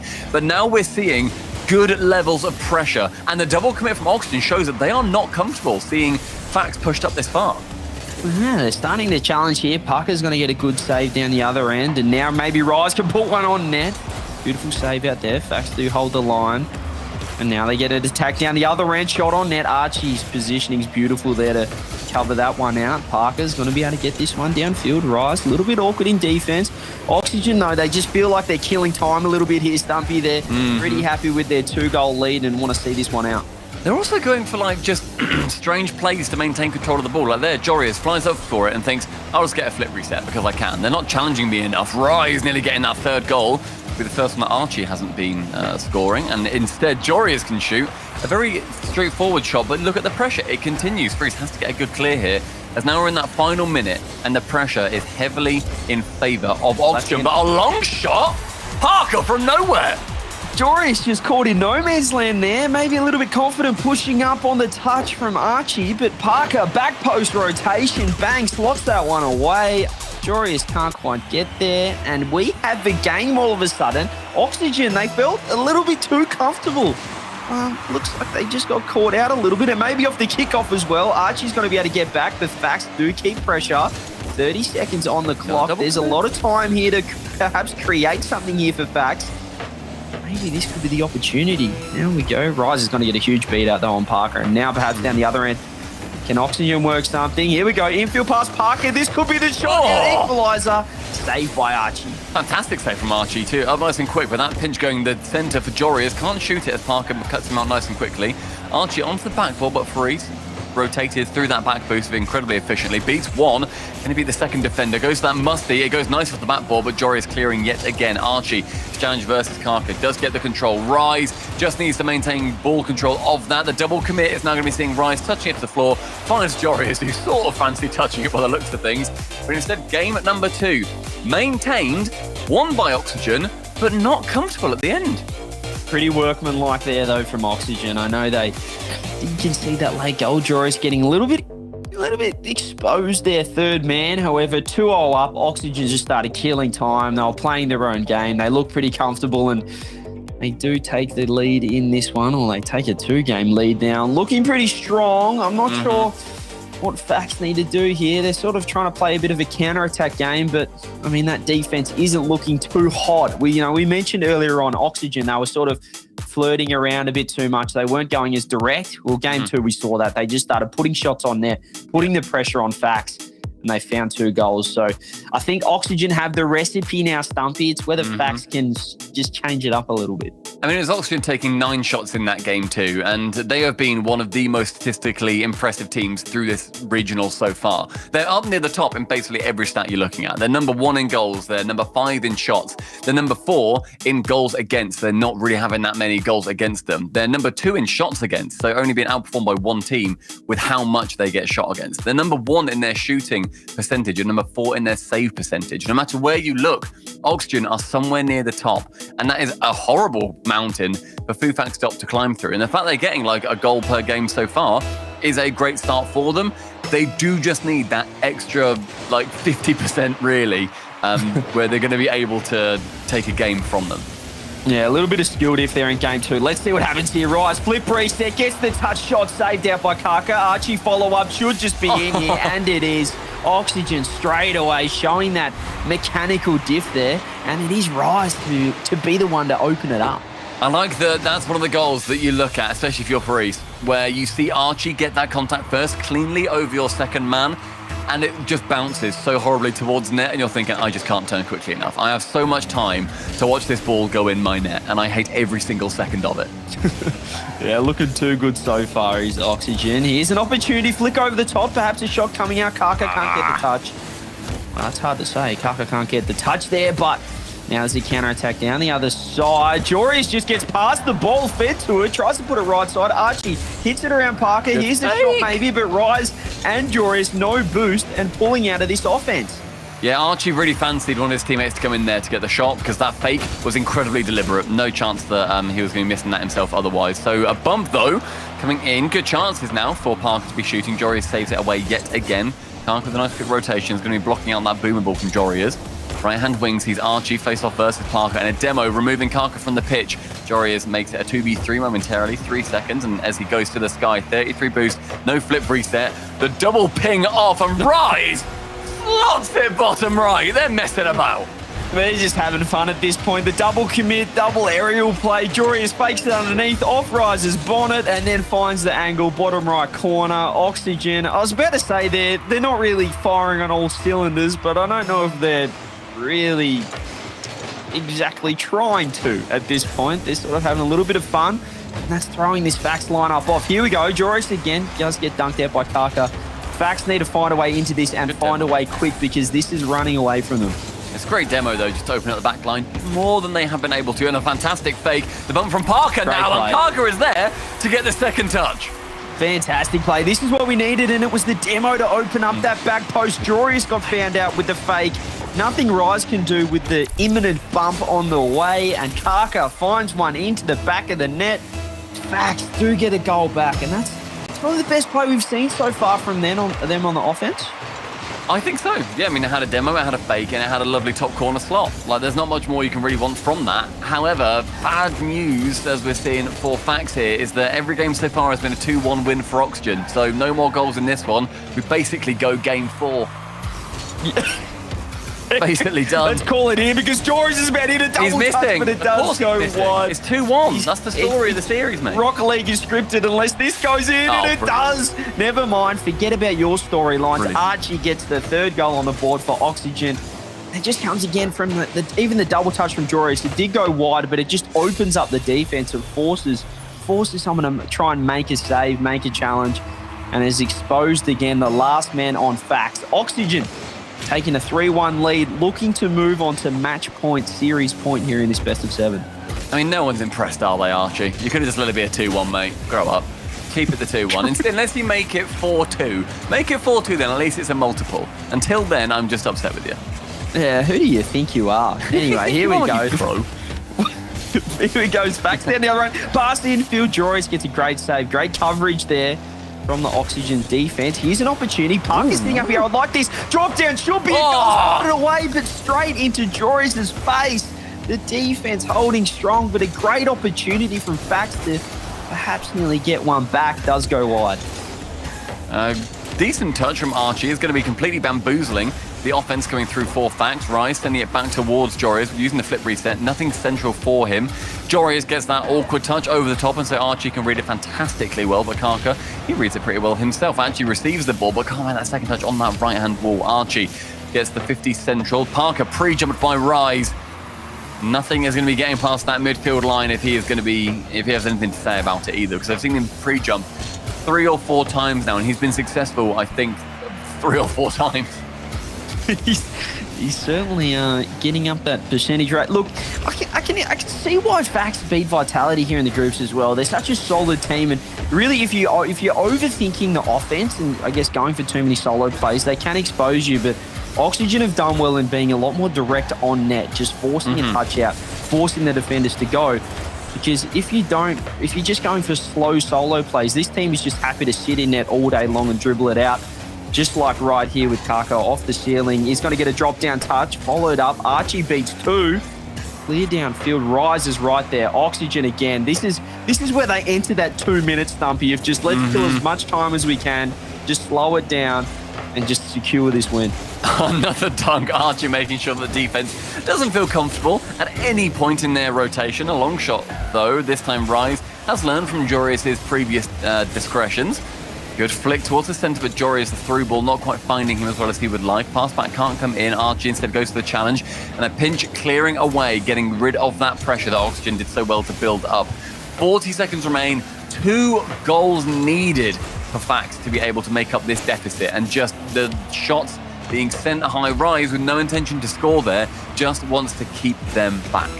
Yeah, they're losing it in the midfield here, Fax. They're just not quite getting the touches they need, and you see Archie there just cutting out so many chances, cutting out and just getting those 50-50s, getting the dunks, and now this one's just going to be open straight down the other end with 20 seconds left.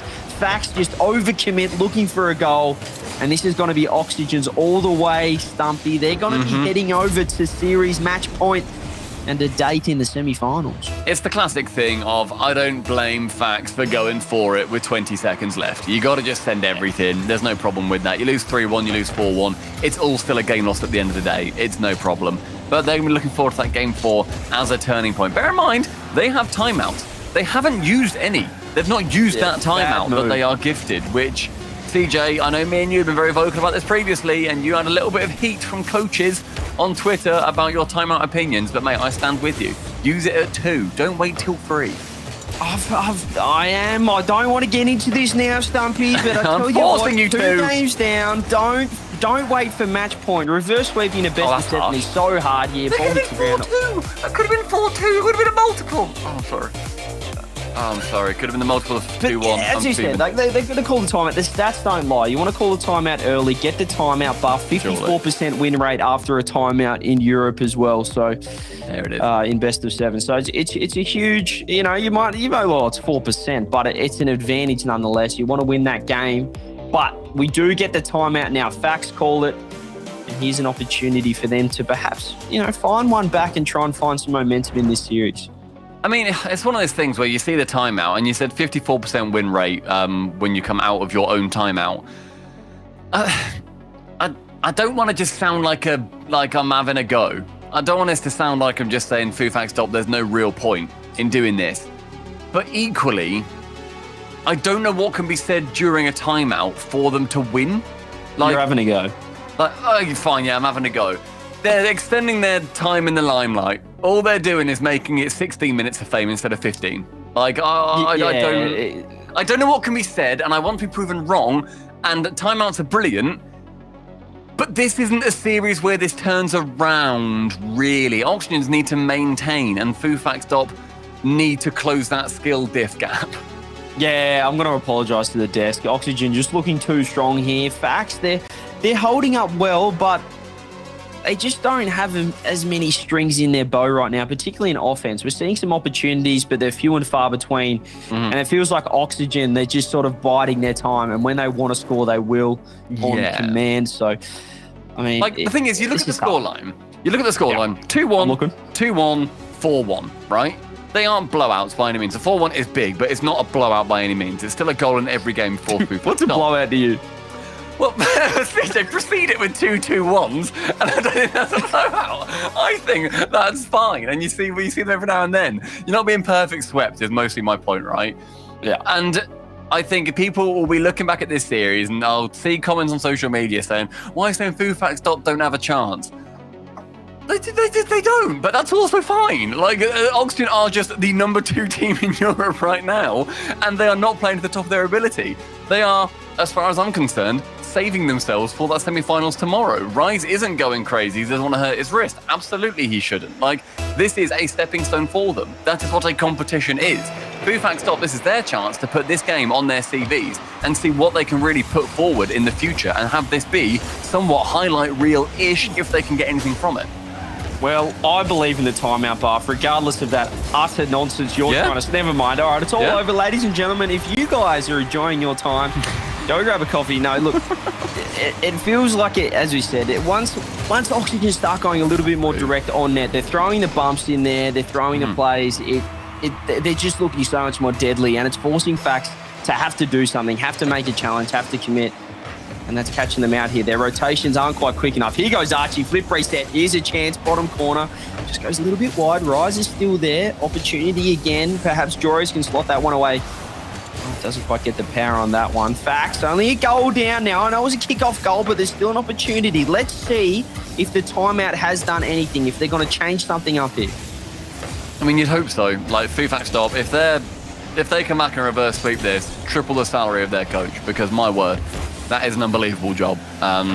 Joris, though, being forced into his own back half, does get a pass out from that defense. Gets one over the top. Rise shooting on net, but Parker able to send it towards the left side. Parker at that time waiting, and they do have good synergy. They do find each other often, and they are able to defend for decent periods.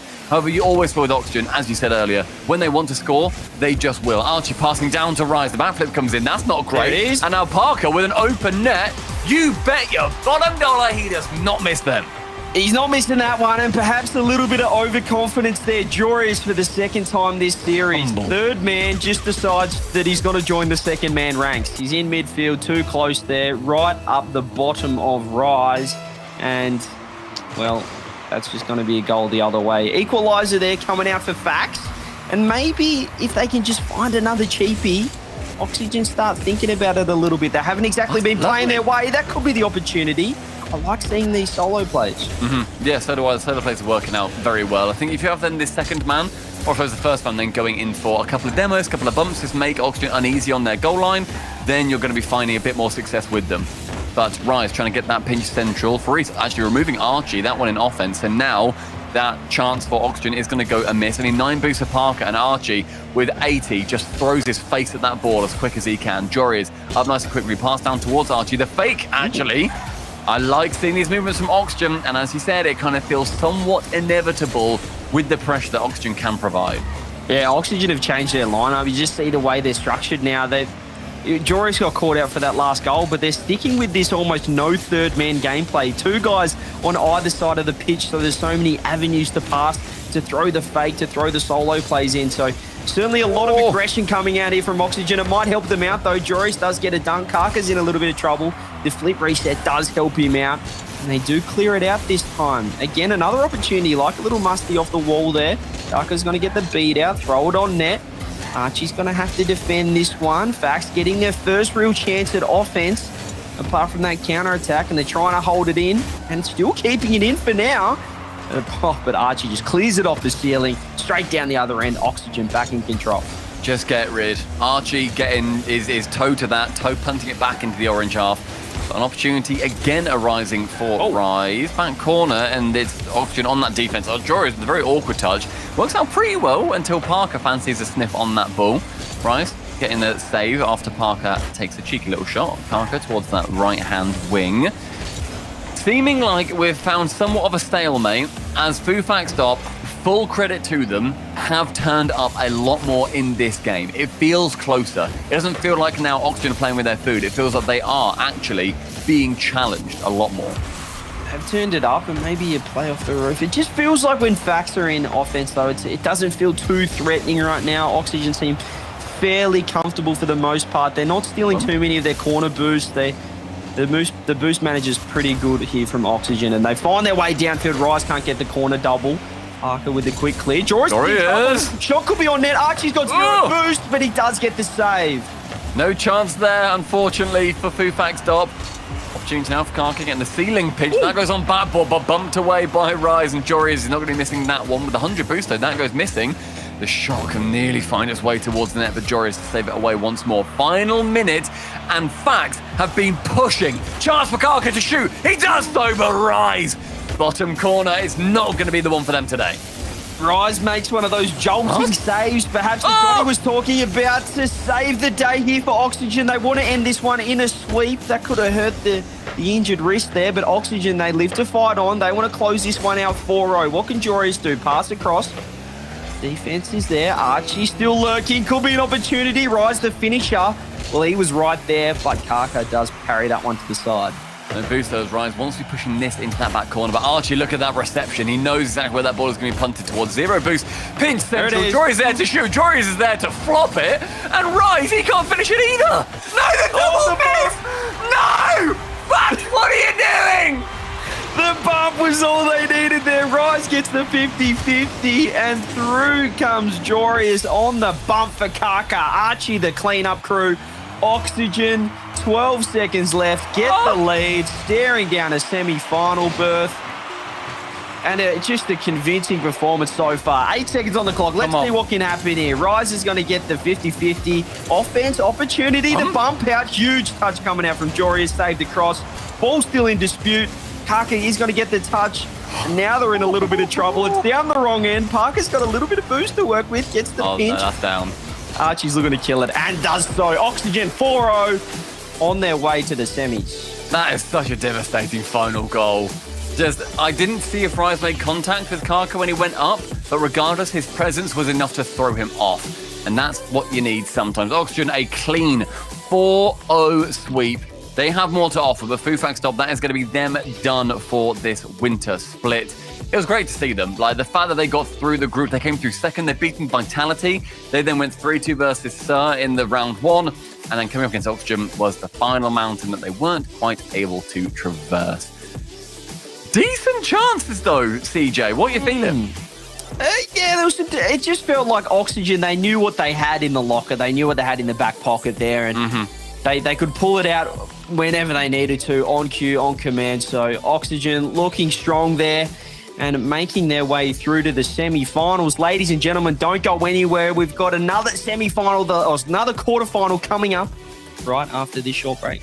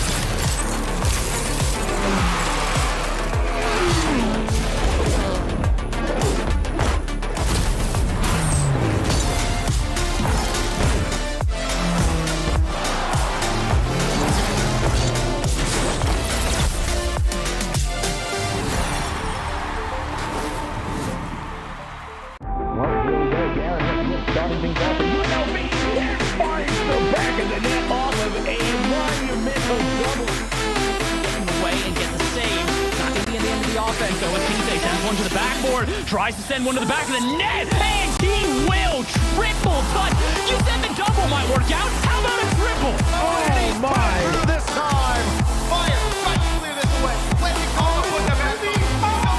Picks up the steam. It's still there for Jim. He scored!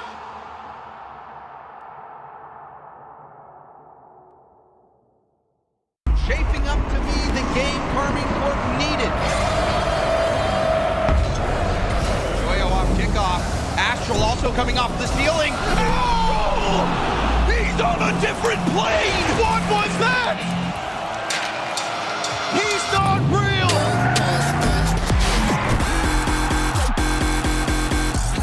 I really like the adjustment from Nolly. Oh! Yeah, me too, Jeremy. I really like how Nolly's looking. 1-0 Genji. He's looking real good after that. I would love to see the stats to see who has been picking up those pads a little bit more. We'll have to wait and find out, because Pad, he's got some ideas of his own. Composure from the great Canadian. And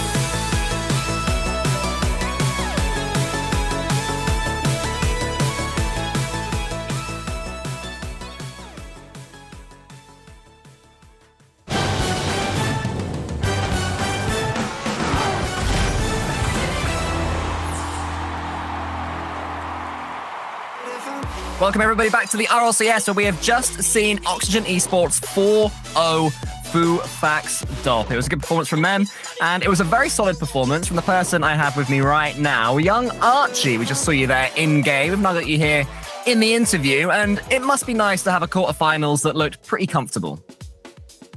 Yeah, it was comfortable. It's a bit boring though, like, to be honest. Like, it wasn't even like a series where I could get hyped because it was that boring. So it wasn't really a fun one to play, to be honest, today. I mean, in the semi-finals, you'll have Karmine Corp or Team BDS. And if you want a good series, last time you faced Karmine Corp, it was 0-4. So Yeah. are you hoping to sort of have a rematch of those guys? I mean, I don't mind really who we play. You know, we've qualified for the major now, so anything's really a plus. But to be honest, we won the second seed, like, for the major, or as many possible points as possible to get to the like top 2 in EU, like in the points. So we go with like Moist and Liquid as well. But I don't really mind who we play. I mean, that sort of leads me to my next question, because obviously Rise has injured his wrist and you've already qualified for the major. How try-hard are you guys taking these semi-finals and finals? I think we're tryharding. I mean, the last series we just played we tried tryharding, but it was a bit dead. Like, it was just so boring. So we took that one a bit lightly. It was a bit of a chill one. You know, they put up a decent performance, but yeah, wasn't really much against us, to be honest. Have you discussed much about San Diego? I mean, this will be your first time at a LAN as a trio. Do you have an idea of the sort of team dynamic? Who's the hype man? Who's the calming presence there out on the stage? I mean, I think Joyce is more the calm guy, you know, but he can get hype sometimes. And then we got Rise, obviously, who just shouts. And their opponents as well. Yeah, a bit of a shout merchant, to be fair. So yeah, and I'll try helping with that a little bit. Fair. Well, looking forward to seeing you hopefully get involved in any trash talk that comes your way. Before I let you go, I have to ask about Rise. Obviously, as Wavepunk said before the series, it's rare to have an injury in esports. How is his wrist, and will it be back to 100% before San Diego in the major? I think he has like an X-ray like in a couple of weeks. I think the best possible outcome is he doesn't have anything on his arm and he can just play freely. But worst possible, I think, is just he'll have a brace on his wrist. Fair enough. Finally, we're all looking forward to seeing you in San Diego. How excited are you and the team to be there? Oh, we're excited. I mean, LAN's way more fun than online, so it's way better to play in person and in front of the crowds and everything. So I'm excited. Well, thank you very much, Archie. Well played, and good luck in your semi-finals, no matter who it's against. Well played. Thanks. Oxygen make quick work of Fufax Dop here, advancing to the semifinals, and we'll see who they play here in just a moment as we get our next match underway, though. I was not as bored as Archie was, just saying something, given that he was playing in the game. I enjoyed watching the Rocket League, though. Fufax Dop, though, put up the best effort they could. You are so nice, Wavepunk. He's so nice, buddy. That was a sweep. Everybody knew that was going to be a sweep going into it. Hey, you are still so nice. I mean, I will give Fufadop their credit and say, listen, you made it this far. Congratulations. But everybody knew going in there was a skill difference there. And if you said otherwise, I don't know. You were in a fairy tale. We all said that Oxygen was going to win. That wasn't like I didn't know it was going to happen. It was like watching Rocket League. So. Also, I think we just got our first ever live injury update in the history of RLCS. True. Like, yeah, he's about 100%. We're hoping that he can be have the wrist off, the thing off of his wrist by the end of it. But he's had an X-ray in 2 weeks. We'll let you know by then. Like, thanks, Archie. Appreciate that. That was a brutal response by Archie as well. Just like we couldn't even try hard because it was so boring. That kind of makes me want to, and I like Archie. Kind of makes me want to see him lose, obviously. But like, I like seeing that we've got these. You can very much see between the top level of Rocket League and the RLCS. Bear in mind, a quarterfinal can be that one-sided. They did a great job. But yeah, Fufadop, I was happy to see them manage to actually do a pretty good job in holding them down to just like a couple of goals. It was a very not one-sided, completely one-sided match. Good job, Fufadop. You tried your best there. And we'll see. Hey, this is still probably the best they've ever done in RLCS. We'll see if they can improve in the spring split. They are now done for winter, folks. Moving on though, one more match left to play between two storied teams. Karmine Corp coming in as the #1 seed, taking on the reigning world champions who have been struggling to remember that they are the reigning world champions and play like it. BDS here trying to play their way in. They've got to, at this point, I believe, win the major, or win the Invitational to qualify for the major. This is wild. A wild scenario here for Extra, Monkey Moon, and Seiko. Team BDS is the team that a lot of people thought could not be beat. They were on such a strong run. They had so much support, but ever since the World Championship, it just feels like something has been off. Maybe it is the fact that they, you win the World Championship. Seiko in, his early years has gotten a World MVP, and now there's a bar that's set, and it's a high bar being the best team in the world. And sometimes we don't live up to that. Sometimes that has impact here, but they still have a shot. They still have a shot to make this major. It really does depend on how they play. I mean, sneaking in like this, it just feels so uncharacteristic of who we knew BDS to be over the last few seasons of RLCS, where they were so strong, so consistently. But Karmine Corp really has taken on that mantle here in Europe, mainly because of this man. The confidence here, calling the 4-0 already. Actually, I think he called a 6-4, which is not a schedule, not a possible score line there. But yeah, it was probably supposed to be a 0. Oh my goodness, he's calling 4-0 already? This is going to be very interesting if they're feeling like that. Of course, you got Itachi there looking at the jerseys, feeling cool and comfortable too. Karmine Corp it feels like they've taken the place of Team BDS for that top team in Europe. Now it's them who feel like the team to beat, and it's gonna be it's really interesting to just see this matchup and all the implications going into it. Stumpy, do you have any thoughts? I firstly want to throw my computer out of a window. That's my first thought. And my second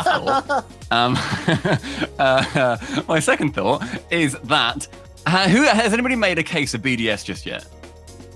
Anyone like why they should win this? Why they are going to win this? They're going to win. Thank you very much, Wavepunk. Why they're going to take this one? Because Karmine Corp, they're cruising. That's all they're doing at this point. They know they've locked it in. They know they're going to the major. And we have got a hungry Monkey Moon, a 2v2 warrior at the top of that leaderboard, getting the world record for MMR. We've got Extra and Seiko, who are going to be popping off together. Yes, we've seen both of them be somewhat lackluster going through, despite Monkey Moon topping the table for his regional with his the previous two, getting towards the top and being one of the best rated players in Europe, despite not winning, is a phenomenal stat. I think their drive right now, we're going to see what vintage BDS have done and why they won the World Championships. Did you see, was your computer alive enough to watch Vatira on camera? Absolutely not, no. What happened? He flexed and held up 4-0. He's confident in this one. That. You can't do that before a series. He's coming in with the energy here. Also, okay, I understand. Stumpy has made his case for BDS here. Dazzler it! You're going with BDS? Yes. All right, listen. This match, BDS is leading in this event in every stat category against KC, if we're comparing them head to head, except for 2. It's assists and his shot percentage. On top of that, the matchups between K-Corp this season have been back and forth. BDS won one series in 5, K-Corp won another in 6. This is not necessarily a close matchup at all, and I think with BDS fighting for a major spot, we're going to see a little bit of a change here. I got to back BDS on this one. Folks, upsets incoming. We'll see. Chat felt like we were crazy earlier. They're going to feel like we're crazy now for talking about BDS as much. They got Karmine Corp in this one as well. Let's get into the final match of the day. Can BDS keep their major hopes alive? They've got to get through the blue wall to do it. Get up and get loud. It's game day.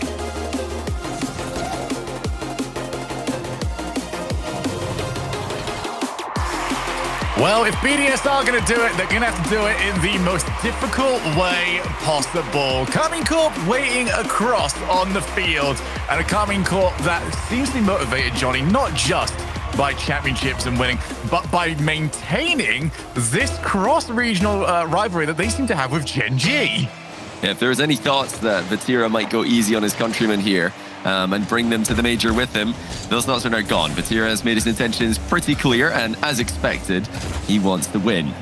He always wants to win, and they're off a pretty bad start, actually, as Seiko bins a shot from the halfway line.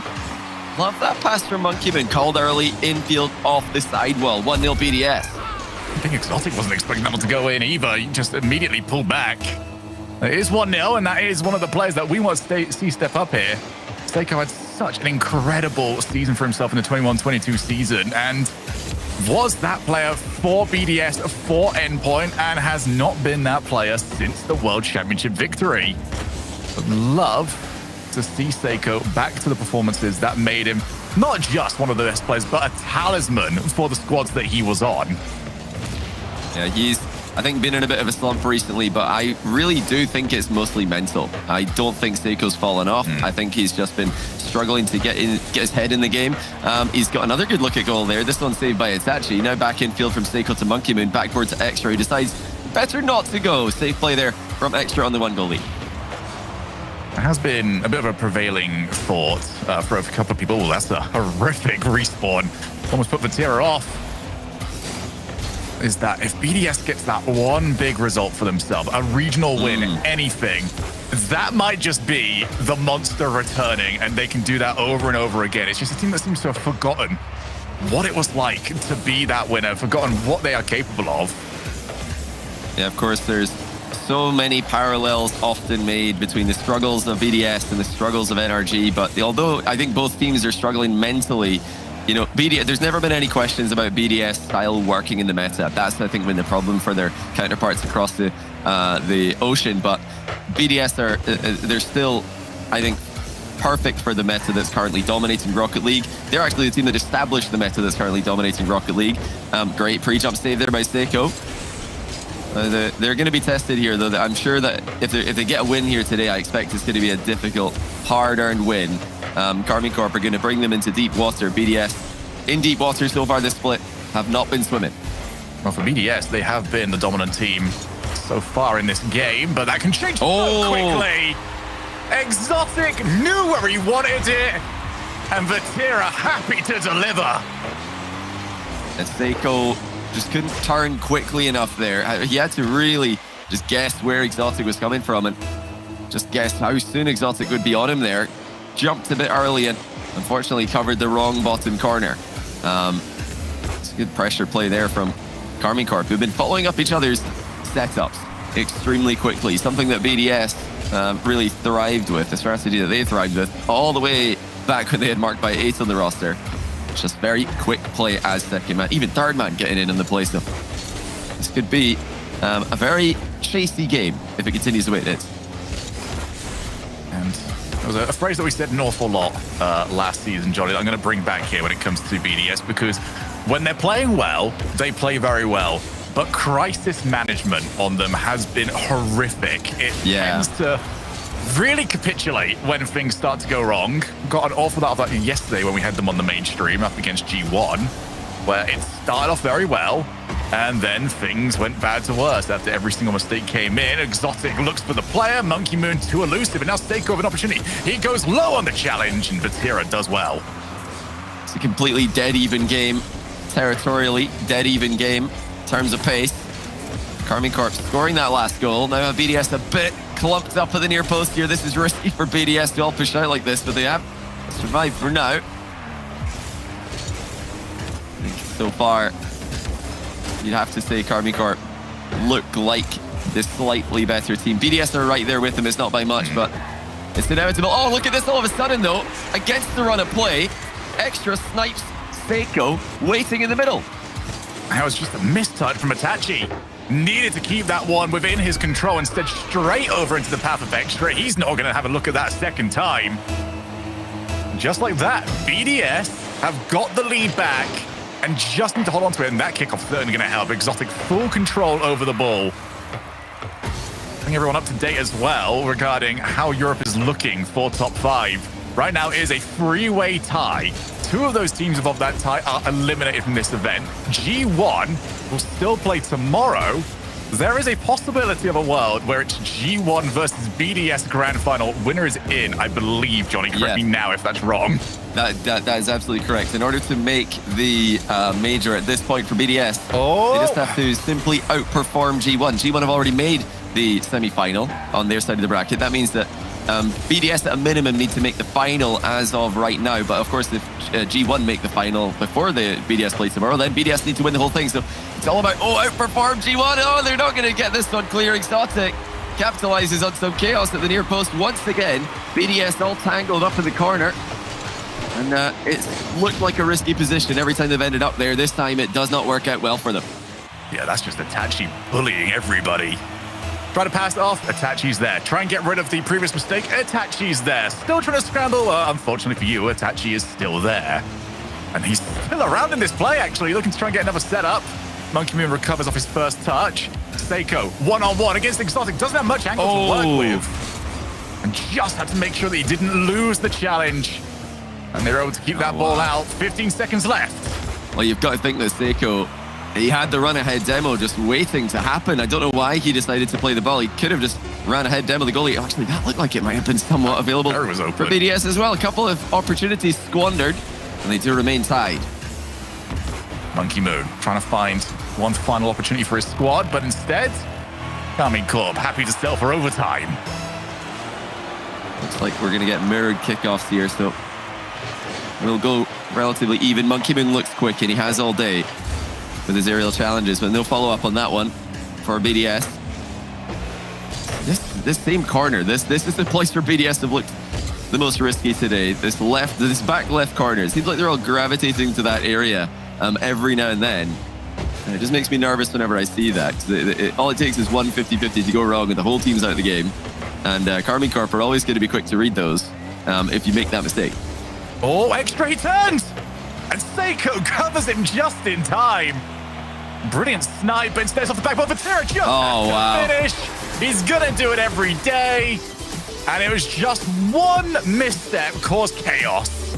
A massive play from Itachi. He beats Monkey Moon to the ball, and that's like Monkey Moon who's looked very quick off the mark with his aerials today.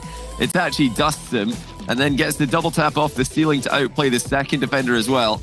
It's an Itachi 1v2 play that clutches it up for Karmine Corp. I mean, BDS, they don't look like they're in bad form today, Sugar. They look like they've really brought their best to the table for this match. They look like they really could have done with anybody else in the bracket. I think what we're seeing right now would probably have been enough to beat anyone else that we've seen today, although Oxygen's level is hard to gauge, given how easy their quarterfinal was. But yeah, Karmine Corp are just doing what Karmine Corp do. They've made every single regional grand final so far this season, and they don't want to miss the 6th in a row. And I want to give full credit to Itachi in the way that he was attacking that last few moments of the game. He was the one that set up both the 3rd and the 4th goals for his squad. So Itachi dogged it. And this is following on from what we were saying in the last regional that they played in. Itachi has started to become that guy. More and more we see him on the field. He is becoming more and more of a presence. And I like it for a couple of reasons. Firstly, because Itachi is, such a creative player. It's wonderful to see him in a more free role than he had on other teams he's played on, where he's had to be a bit more of a defensive player to balance out the aggressive teammates he's got. That's great to see from Itachi, but also it allows Vatira to do what he did best on Moist, on Team Keystone. That was be the defensive rock. Vatira doesn't, historically lead the attack. He follows up on the attack. So now it's actually leading the offense for KC, making those big mechanical plays. It just makes Karmine Corp even more scary than they were last split, in my opinion. I think this is the best version, the best iteration we've seen. We're never going to question the mechanics of Exotic. He is unbelievable when he gets time on the ball, but for now, chooses just to try and see if he can put extra on the back foot. And it's these exchanges that have primarily gone in the favor of Case. The backboard, and it was a miss as well. You would have put money on Exotic finishing it. Yeah, he's been clinical today. And that was a big let-off. BDS did not see it coming. They've been right there with Karmine Corp so far this series, but if Karmine Corp get another game, it just looks like an impossible road back for BDS. I think this is a must-win game too. And like we keep talking about, if they don't win, we better see a timeout. If I see BDS wait until match point for a timeout, I don't know what I'm gonna do, because every team that tries that, it doesn't work these days. I'm still very annoyed at the game 3 timeout in the previous matchup. That one's still sitting with me in Exotic. Not gonna have to settle with remembering that double tap anymore.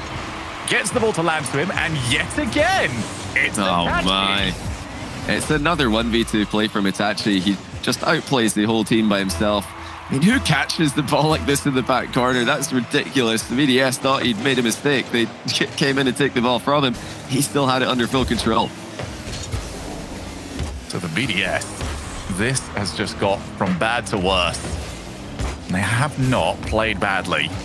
But not playing badly is not good enough when you are taking on the regional powerhouses that are K-Corp. Itachi back down the line, and I'm already very worried for them because Itachi's done great in these positions. Exotic, for some reason, was also in the corner. Almost managed to get themselves another opportunity out of it. Itachi up, wins the challenge. Who's the first to it? And Vatira comes in very late. Actually, he's left the goal open. Vatira, what was this decision? Yeah, it's not a position you expect to see him making a mistake in. He's completely alone at the back, but he decided to just make the immediate play, which isn't always a terrible idea. I mean, sometimes that is the mind game. It's like, okay, the other team probably think he's not going to go, so I'm going to go and surprise them, but they were ready for it. BDS saw it coming. Vatira dives, does not make contact. Look at this. BDS have got another chance. Exotic gets it away.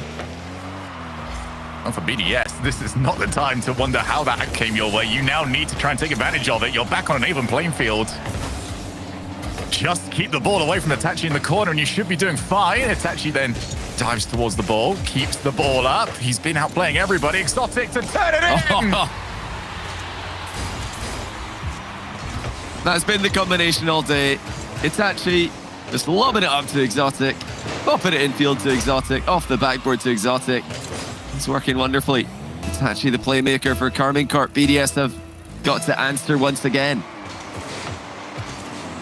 Just need to worry every time Itachi's on the ball. Seiko takes the shot. Exotic, what a save. Oh my.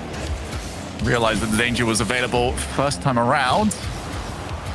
Couple of demos, opens up some space, popping the ball up. Itachi versus Extra. Good play from Extra to delay his attempted challenge. And BDS are getting physical now in the backfield. They know that they need this next goal. Yeah, they have to stay solid here.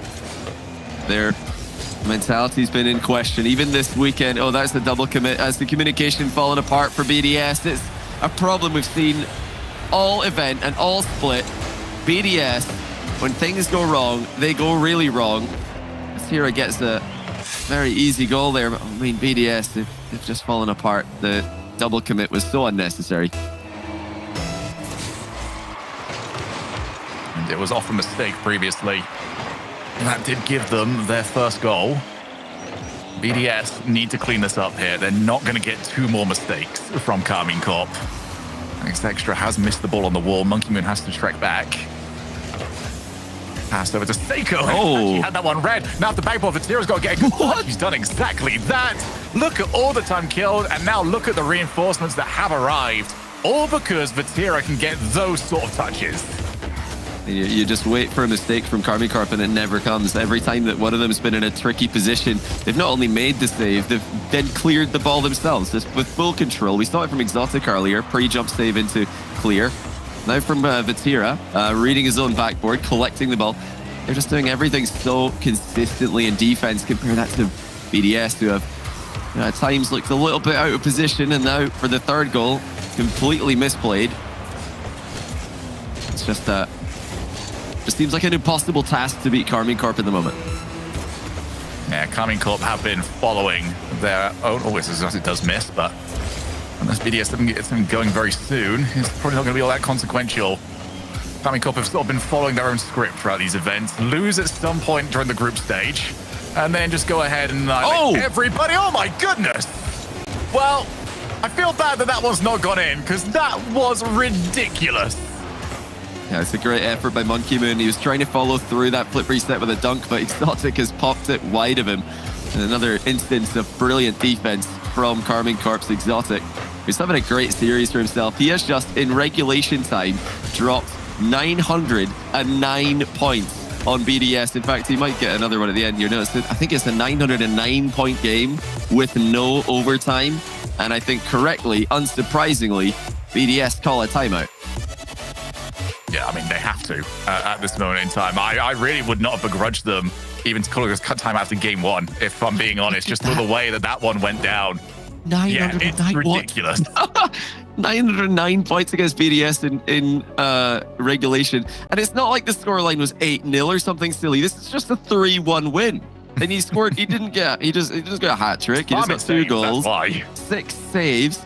But that is one of the most incredible point totals I've ever seen at a level like this, in an important series like this. Sometimes you see those numbers in, group stage against the lowest seed. Sometimes you see that when it doesn't really matter that much earlier in a tournament playing for seeding, but this is just incredible. Exotic, it probably wanted a little bit of the limelight, I suppose. We're talking too much about his teammates. Well, there you go, Exotic. I mean, incredible stuff. Let's put it this way, and I'm going to preface this with, it's Vatira. The standard is very high, but this series has not been about Vatira at all. Up to this point. Game 1, Itachi. Game 2, Exotic. Yeah. Vatira made a mistake in that game that sticks out to me a little bit, but he also got a goal back. This has primarily been just a real glow up for the teammates. Well, I think Vatira definitely was. He was a standout player. He was doing everything for Karmine Corp in the first split of this season. But I love the restructuring they've gone for, just letting Itachi take the ball forward a lot more. We talk a lot about first man, second man, third man in Pro Rocket League. It's not like the positions are completely defined. That's not how it works. But what it does mean is that players will have tendencies and preferences. And for the first split, Vatira was very much a preferential attacker, leading the attack. He was the ball carrier, first man a lot. Now he's just taking a step back, letting Itachi cut rotation a lot in front of him and use his mechanical plays to cause some chaos that then Vatira can perfectly read. And I think it makes a lot of sense because Vatira is such a good midfielder, such a good defender. Just he's impossible to get the ball past in general. Yeah. It does happen occasionally. I mean, he got left in a 1v3 by his team there. Didn't make the right play. Happens. But yeah, Exotic's just peaked there. That's unbelievable. If he can keep doing that, I think this team will be the best in the world. Right now, for the record, I've got Gen G best in the world, but that was unbelievable what we just saw. I think it'd be very difficult to not, given the run that Gen G is on. But if you're Karmine Corp, you want to take that record off them, keep doing what you're doing here, match them domestically, and then beat them internationally. But that is for the future. For BDS, it's all about the now. And right now, they have to win this series. Oh, and that demo's not going to help. Who's first to it? It will be Extra. But this is not the player they want to see. Itachi has won everything. The recovery game he has had from those wolves has been ridiculous, and it keeps catching BDS out. Vatira looking for top bins, and he's gonna find them. It's pretty simple for Vatira. Just beats Extra to the ball, dodges the demo, flicks it over Seiko, and gets it into the top corner with perfection. 1v2 outplay by the Talisman. He wanted a 4-0. He wants another grand final. It looks like he's gonna get both of those things at this rate. Did he want it, or was he just spoiling the result for us? He hasn't read the script. Vatira writes the script. I definitely imagine any script that Vatira doesn't like, it is going to get ripped up. The only one that he likes is Karmine Corp wins at the very end, and wins in dominant fashion. That has been what they've been doing. If this result does stick, then we would go into tomorrow with G1 having all the pressure on them. They would be the team that would have the most to create. Should they win their semi-final matchup, they would automatically qualify as the 5th team for Europe. If they were to lose, then we had a three-way tie, Johnny, and that would be quite the way to end off the European split. We don't get these in Europe. Oh, it would be the first tiebreaker for a major spot in the European region since the open format has begun. So that would be incredibly exciting. It's currently a three-way tie, but G1 absolutely want BDS to lose this. I'm sure that there's some part of Mark by 8's brain that's saying, nah, you want BDS to win. You want to beat them in the grand final, get the ultimate revenge, eliminate them yourself. But I think truthfully, they're all going to be thinking it would be nice if Karmine Corp beats them for us. It should be fine, but I mean, that's just a very small win there for BDS, and overall a series so far that's been mostly losses. And they're somewhat stable at the moment. Not so many double commits and panic moments, but I feel like the threat is just gone from their game at the same time. Yeah, they've stabilized, but this isn't the part where you're worried about. It's the part where they are going to have to chase this game. And once we get there, then the double commits come in. It has been a feature more than a bug when it comes to their gameplay this split. And for this season. Oh, straight into the path of Itachi, puts it on net. Not really going to test Monkey Moon all too much, but it is more time waste off the clock. Half the game gone here already. Ball played into the midfield. Vatira with Exotic waiting. Itachi can also try and put some pressure down. Karmine Corp playing a little bit more defensively sound here. They don't want to overcommit as they see the pass back down to Seiko. Oh, that had to be on target. Just couldn't get over the ball. That's a great try, though, from BDS. Speed in the air from Monkey Moon. Looking for the passing option as well. Great vision, but it was a bit of an awkward shot for Seiko. Couldn't get it on target. Couldn't get it back middle either. There's definitely a little glimmer of hope, though, for BDS. It's not looking too good on this play, though. Seiko with, well, flying past him again. Karmine Corp weren't ready for that, but they don't have to be. They're sitting quite pretty on a 1-goal lead. Close down the line. Itachi happy to take control of this ball, although he does put it back into the path of Monkey Moon. Extra. Is that awkward? No, it is not. Exotic happy to get rid of it. Give him that half volley bounce and he will just lever it every time. Although off the demo, Seiko's first touch just let him down. He still tries to recover it. But that is not going to happen. We break away to the opposite side of the field. Vatira, good read from him. He's got Exotic, but he also might go by himself.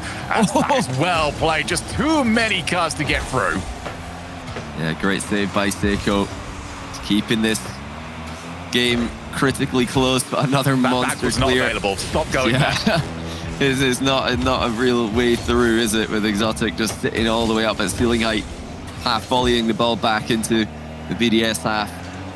BDS trying to make the team plays happen. Now Monkey Moon with the mind game offload. He's past two. Where's the help? Just looks like help's arriving more quickly for Karmine Corp than it is for BDS. Considering that help was just previously involved in the play, that is a little bit worrying. Vatira is still down the line. Extra's had to do a lot of demo avoidance in this game as well. He's done well with it. But it's also not something that he wishes he had to do well at, especially in a game that he is currently chasing. Exotic has been beat. Oh, that minute! What? Well, I know Exotic has been automatic in these positions, but maybe too much trust. Oh, it was Vatira thought Exotic got a piece of the ball there. He actually turned upfield. He must have expected Exotic to have a touch because he's getting ready to follow up on the left side of the pitch, but Exotic couldn't make contact. Extra walks right past him. It's not over yet for BDS. BDS have been getting looks in that you wouldn't expect to see, although Vatira delays. And now it's a chase back to the blue side of the field. Vatira should win that pretty handily. Have they got one more shot at this? Ceiling reset, goes low. Again, well played by Extra, who has kept his team in it defensively. Now they need to find something offensive in order to get game number 3. Well, that's a risky position straight off the goal from Karmine Corp. Exotic handles it brilliantly. I think BDS, they have passed the ball a little bit and they've gone for physical plays every now and then. They've gone for 50-50s every now and then, but generally they are going to boom the ball around. That seems like their play style, and Karmine Corp know that. Oh, this is on the goal line, though. It somehow stays out. Surely Extra. No, denied by Itachi. Oh, they're so close. But really, just never going to go through the last man, who's perfectly goal side. Great save by Itachi at the near post. Still a good spell here from BDS. This has to result in the goal for them. As best as 7 reverse sweeps, they just do not happen. Extra off the wall. Can he get there first? He has done well. Itachi does cover. The follow-up has always been first from Karmine Corp. But also for Karmine Corp, they've been not as clean as ever. There's been a couple of goals that they've conceded that really should not have happened, although that is wasteful from Extra straight into the path of Itachi.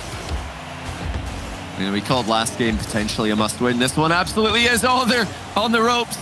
The near post to the rescue for BDS. Boost is at a premium.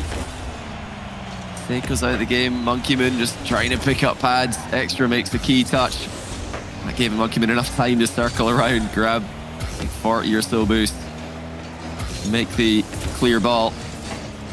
And now a chance for Seiko, double into the corner. No surprise there. Karmine Corp more than ready for it. Well, you know, we mentioned earlier, Karmine Corp don't make a lot of mistakes. They maybe made a couple of half mistakes. Definitely a big one in this game from Vatira. But BDS probably in the mindset that they're going to need to earn this win if it will be theirs in the first place. Seiko. Why? Why on earth is Vatira even going? But he's still got a piece of it. And I feel like BDS will very much be saying the same thing. Karmine Corp are just going for the ball and often winning it, although that one's not gone for them. Extra does land very late. Monkey Moon holding the midfield. First touch back to himself. Will he go all the way? Just too many blue cards to get through. BDS starting to probe for it, though. Monkey Moon has to turn. Has to get a good hit on this ball as well, otherwise his team's not going to get back in time. Extra did turn his second one. And that was not the decision to make. Exotic dunks on Monkey Moon's touch. Beats Extra to the ball. And then with a quick look behind him, knew that there was no chance that anyone could stop his open net rebound. It has just been a heartbreaking series for BDS. So close on many occasions. But Karmine Corp are doing what Vatira said they were going to do. 4-0 looks likely. Timeout already used for BDS. Down by 3 games. It's hard enough to win from this position, just in any situation, but this has to be the hardest reverse sweep on paper. Reverse sweep against the undefeated Karmine Corp. They have not lost in the quarterfinals all season. Have not lost in the semifinals all season. And yeah, BDS have to do it just to save their season. It just, I don't know how they're ever going to think of a way to do this. This is a mental challenge of epic proportions. This would be something that you add to the legacy of BDS should this come through. This is a season changer if they go and win this one. But for the time being, we can only base it on what we have seen. And what we have seen is, whilst BDS have been in the fight, the majority of the goals they are scoring are because of Karmine Corp, not because of BDS.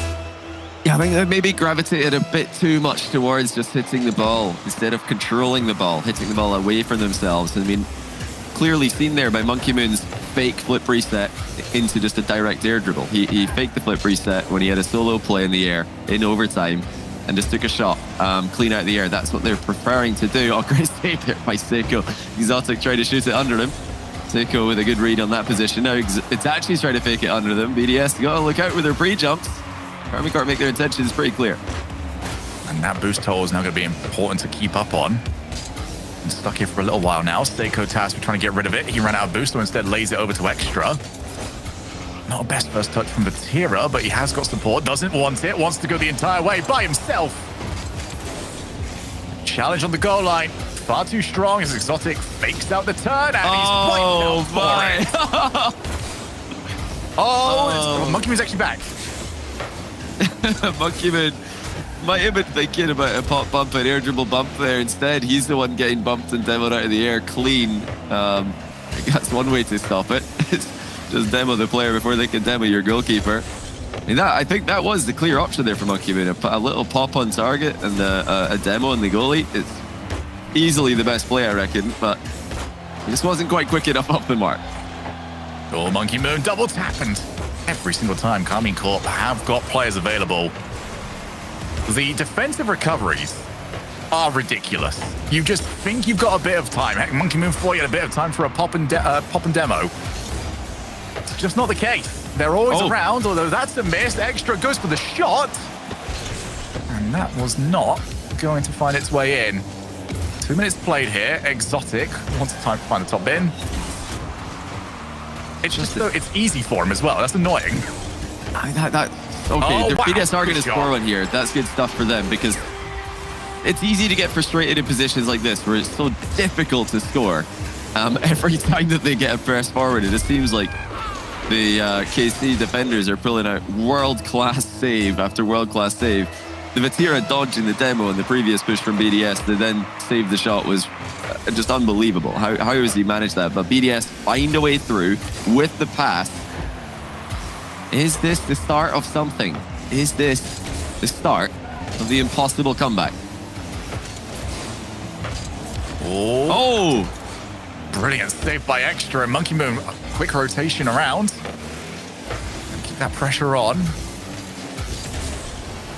You would not imagine KC to go an entire game here without scoring. It'll be very risky to settle on this 1-goal lead as Itachi. Well, there you are. BDS have got to go and get another one. It's just Exotic to himself. Little double middle. And then Monkeyman expecting a high shot. Gets caught by the low shot of Itachi. And it's been a low 50 kind of low shot game for Karmine Corp. They're reading BDS exceptionally well. It's just one of the problems that you run into when you play against a team like KC. I mean, they start strong and then they just get better and better. They seem like they adapt to their opponents more. Their opponents can adapt to them. It's a tough position for Extra. He's just trying not to own goal there more than anything else, but luckily it has bounced clear. All to do again for BDS. Double commit, double the power. Maybe being able to create something. That has been the corners that have really worked out for KC. I'd love to see just a heat map of where these assists and goals have been taken from, because I think almost all of them have been, all right, challenge in the corner, recover, set up, goal. As Vatira looks for the backboard yet again. Although Itachi kind of just gave that one away. Exotic back into his own corner. Buys himself some time. Gonna go around the world. So for BDS, what have you got? That's not necessarily the best way to start this. There's a long, long road. It's looking really far away. And it's actually there just showing how much you can do with very little boost. Like just forcing BDS to lose control, getting the ball to bounce out wildly into the middle so one of his teammates who does have boost can make a play. I mean, that's why the clean rotation back post isn't always what you want to go for. If you can make a play on the ball, you can cause some disruption with absolutely no boost at your disposal. Let your teammates who do have boost follow up, and you're probably going to benefit from that. And Karmine Corp are doing that brilliantly in this game. All that said, we're still tied. BDS have kept these games close, and they're going to break the deadlock as well. It's another pass in field, and this time Monkeyman is the one to score it. What a shot from Monkeyman. What a read, considering where that bounced from. That little change up in the angle on that corner is so difficult to get right. Yeah, Monkeyman, no hesitation, already knew where that was going to end up. 47 seconds. BDS looking to add another one. Okay. Well. It's definitely the start of the comeback now. Monkeyman's pace has been 10 out of 10 all series. Finally, it's starting to surprise Karmine Corp. He quick up aerial, completely leaving Vatira in the dust for the second goal. Now quickly centers. They can't be conceding like this. But, there's just no way that they concede like this. They just don't want it to be easy, do they? I've got nothing. I've got absolutely nothing for that one. It was 40 seconds. Just don't concede 2. If you're going to concede it with like 4 seconds left or something. Oh, and they've lost possession of the ball as well here. Exotic sees the early challenge from Monkeyman. Correct decision from him.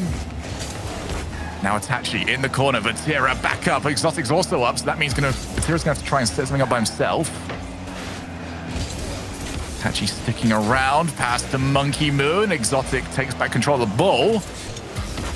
Can they get another one? Seiko! Oh my goodness, picked away. It's a save by Exotic. Somehow deflecting the ball into the post. It was destined for the top corner. But BDS have done enough earlier in the game. Monkeyman will make absolutely sure that they do not get swept today. That's step 1. And it was overall a very impressive game from BDS. Clean out plays starting to work. Looks like the Monkeyman 2v2 grind, getting the world record into his MMR, has definitely got him mechanically ready for this matchup. He's looked very, very quick to the ball. I don't know if they could do that 4 times. I don't think they can. I don't believe it. I guess I'm supposed to be the one telling all of you, no, keep watching. BDS can reverse sweep. But I'm going to be completely honest with you. It's really hard to imagine. If they can pull it off, it will be one of the most unbelievable comebacks in Rocket League history, and that's not even a slight exaggeration. Listen, the things that we talk about for years and years after it are not necessarily the things that we expected to happen or necessarily went out of our way to say, oh, this is definitely going to happen. If BDS pull this off, I'll put it into real context. it is something we will talk about for years, especially if this is the result that they get and it starts to turn their season around. And we do talk about moments in matches, Johnny. We talk about moments in seasons as well that really define some of the rosters that we go on to see.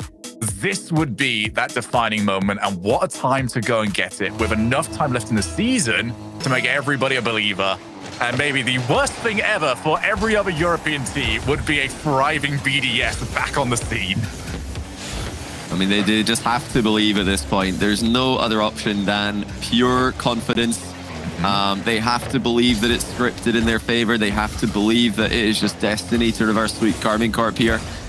If they don't believe it fully, it's not going to happen. It's actually part of what made Vatira such a great player. You know, even down by a goal with mere seconds left on land many times, he still fully believed that they were going to win, and that belief clearly produced the result to make him one of the best players of last season and still of this season as well. That's the confidence and the belief BDS have been missing. It's what they need most right now in this still dire situation.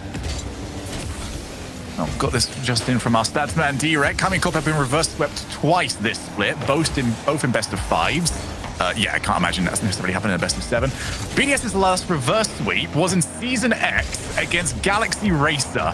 Oh, wow. Oh, and that's the bottom corner. The reason why that was the last reverse sweep they got is because the BDS that I know and love didn't need to reverse sweep teams.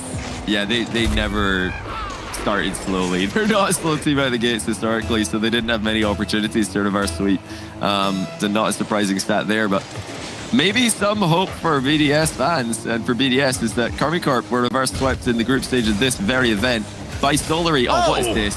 Hold on a second here. How's Exotic dunked on this one? I mean, I don't think Seiko's even made a bad decision here. He's in a 1v2. He might have, yeah, he didn't make a bad decision, but he's executed it poorly. He's trying to roll with the ball, make sure that he gets a follow-up touch, but he accidentally hits it away from himself.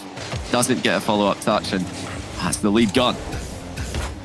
Feels like if you had something like this happening in a movie, that last game would have happened, and then the epic music would start playing. You'd see goal after goal from BDS as they set themselves back into this series. But the way BDS have been playing, they don't like that music. They just have it like the zip away, and there you go, yet another one. It's not going to be easy because BDS won't make it easy on themselves. Yeah, that looked like a pretty risky commit there from Extra. Monkeyman pretty out of the game. Extra as second man. Just going for, I think, at best a 50-50 in offense. Never a good trade, especially on a tie game. For the reason you just saw, you don't want to leave your third man isolated. These days, pros will outplay him. Still a lot of time left for BDS.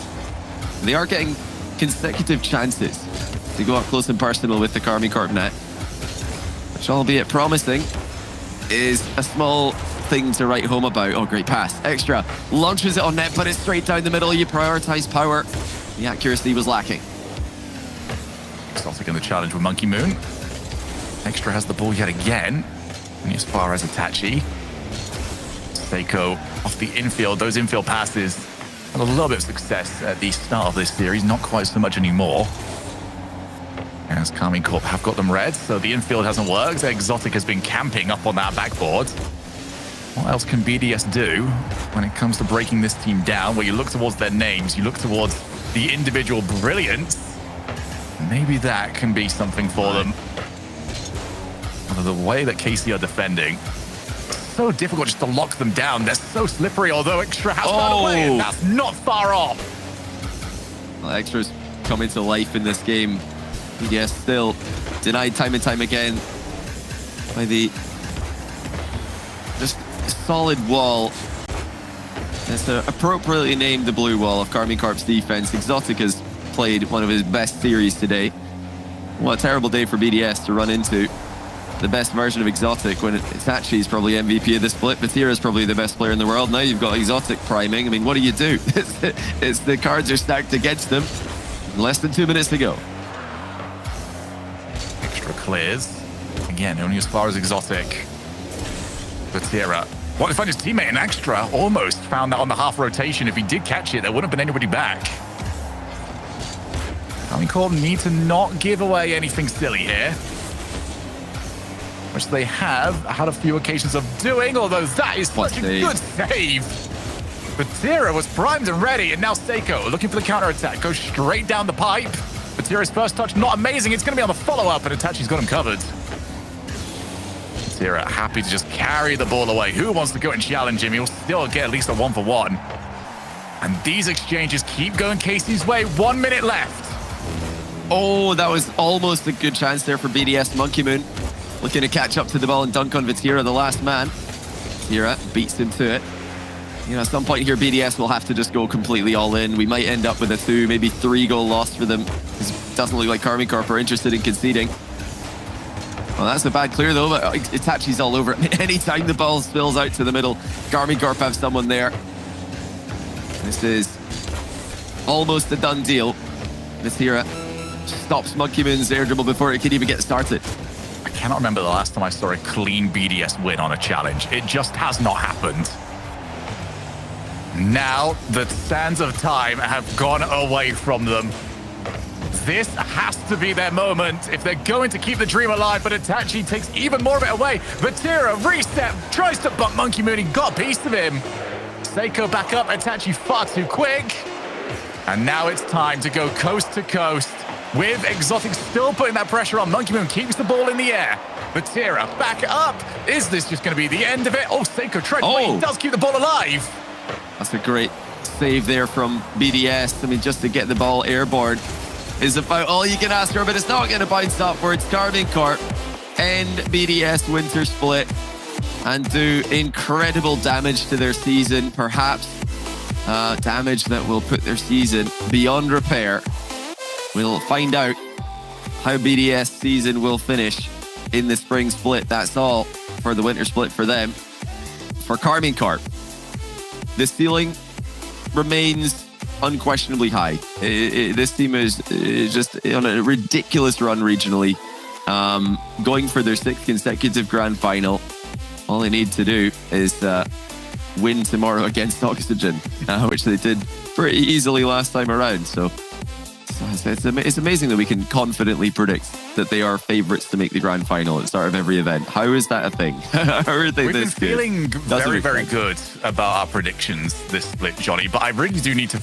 I think we've got 7 of those predictions right by just saying, yeah, K-Corp win. That's a good half of our predictions that we've got is purely based on that. But now, all attention tomorrow goes over to G1 because they are the only team left in this tournament that control their own destiny. If they go ahead and win their semi-final match against Team Liquid, they qualify. If they don't, and I think a lot of neutrals are going to hope that they don't, we get a 3-way tiebreaker to end tomorrow's show.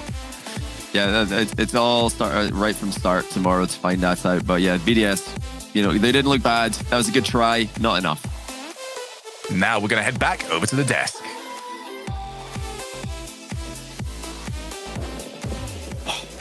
Well, the inevitability was more inevitable than Daz and some people were willing to believe here. Karmine Corp, they are just a rolling juggernaut at this point.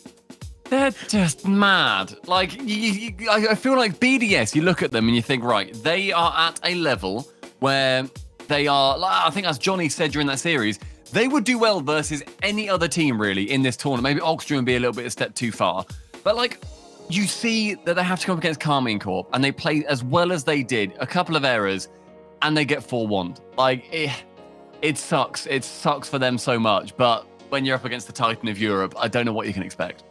Yeah, I was gonna say the level's changing. You know, we still have that feeling of, you know, BDS. We still want to give them credit and things like that. But Karmine Corp has proven time and time again that, hey, we're here to stay. It's not a fluke, and they show us every time. Even if we think that maybe it'll be a little bit different, no, don't doubt us. That's a good match for them.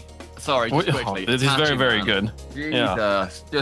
It's not just Vatira, which a lot of people, including teammates, keep saying about that it's only a Vatira on that team. Itachi dropping like a 960-odd point game, no overtime, a 3-1. Yeah. His field presence is phenomenal. I thought See, it's funny. This is how good the team was. I thought it was Exotic that dropped the 900-point game. Oh, it was. Yeah, it was. No, you're right. But the point is that it wasn't Vatira. That like it's not a one-dimensional team at this point. I mean, we were watching with Bates in the green room here, Daz. He very clearly felt that this was BDS throwing, not Karmine Corp winning. Do you agree? Do you disagree?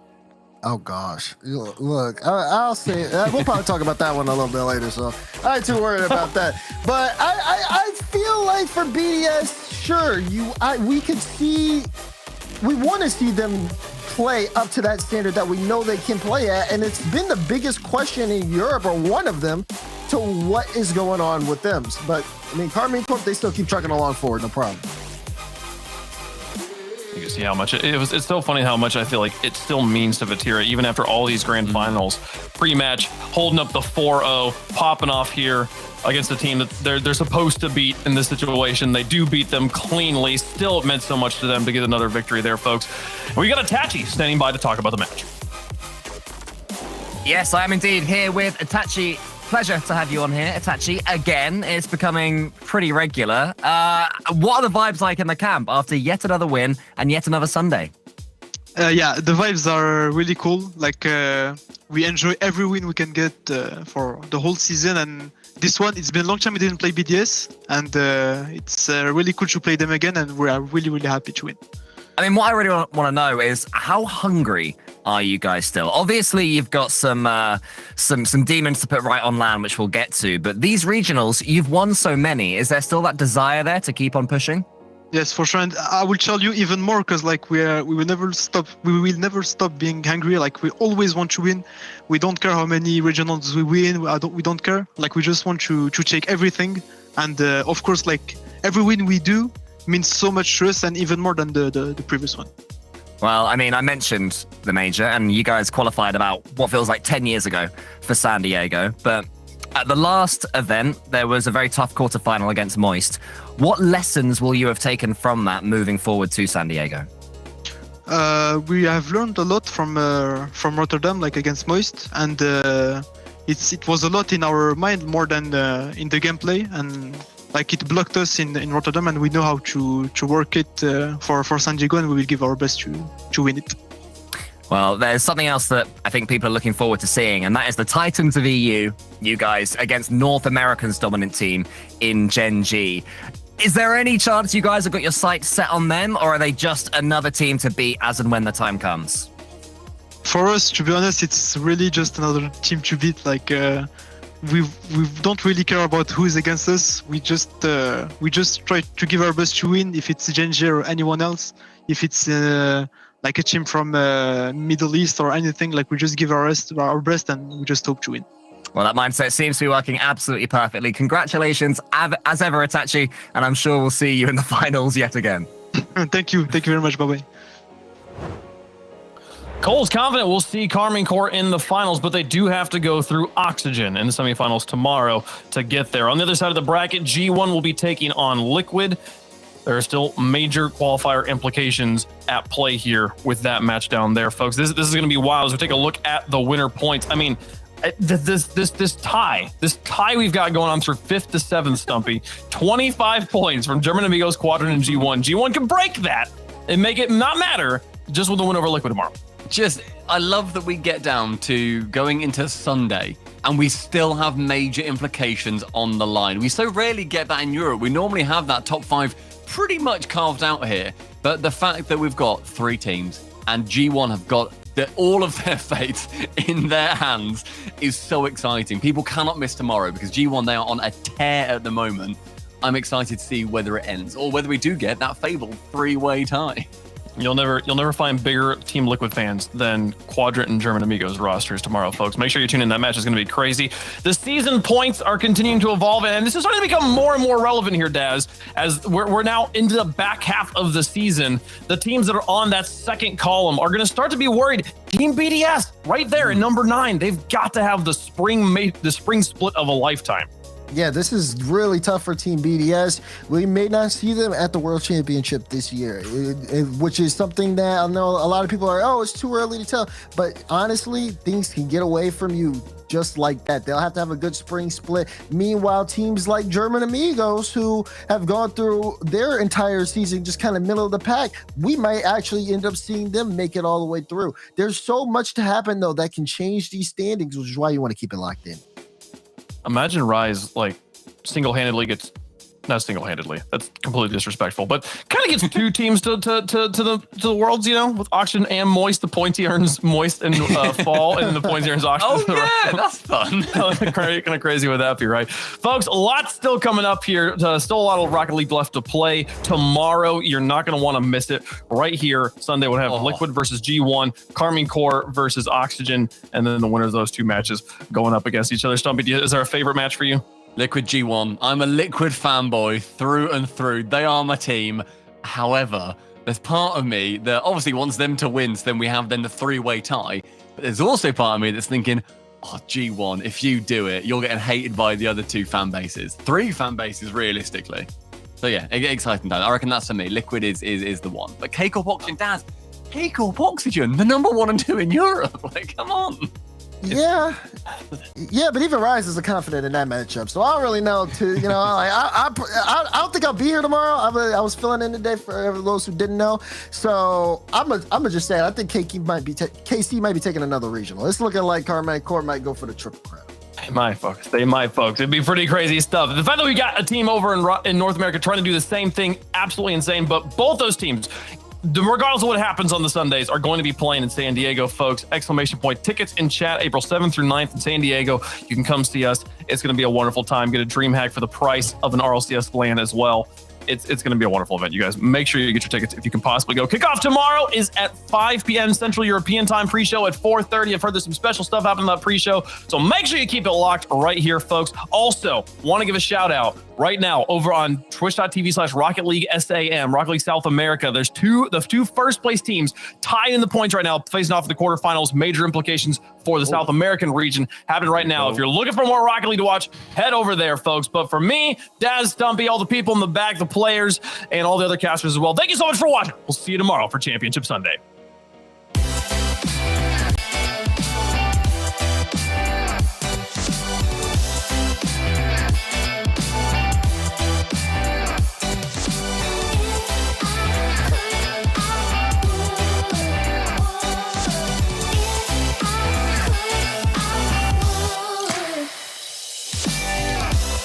Before it's good, it's gotta get worse, and sometimes it's gonna hurt.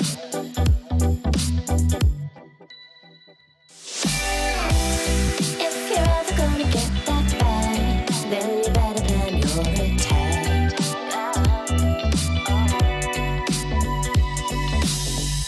You're braver than you know it. You're strong than you show it. You're braver than you know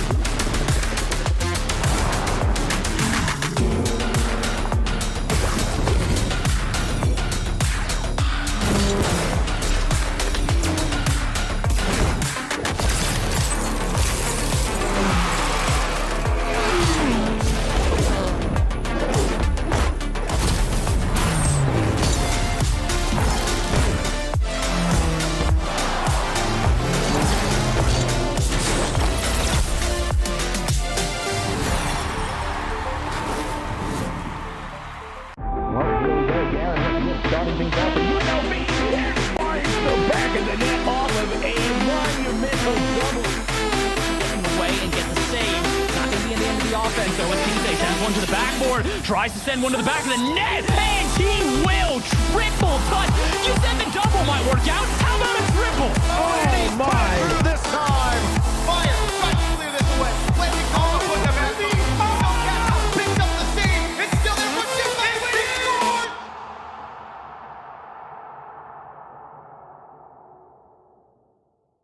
Shaping up to be the game Karmine Corp needed. Joyo off kickoff. Astral also coming off the ceiling. Oh! He's on a different plane! What was that? He's not real!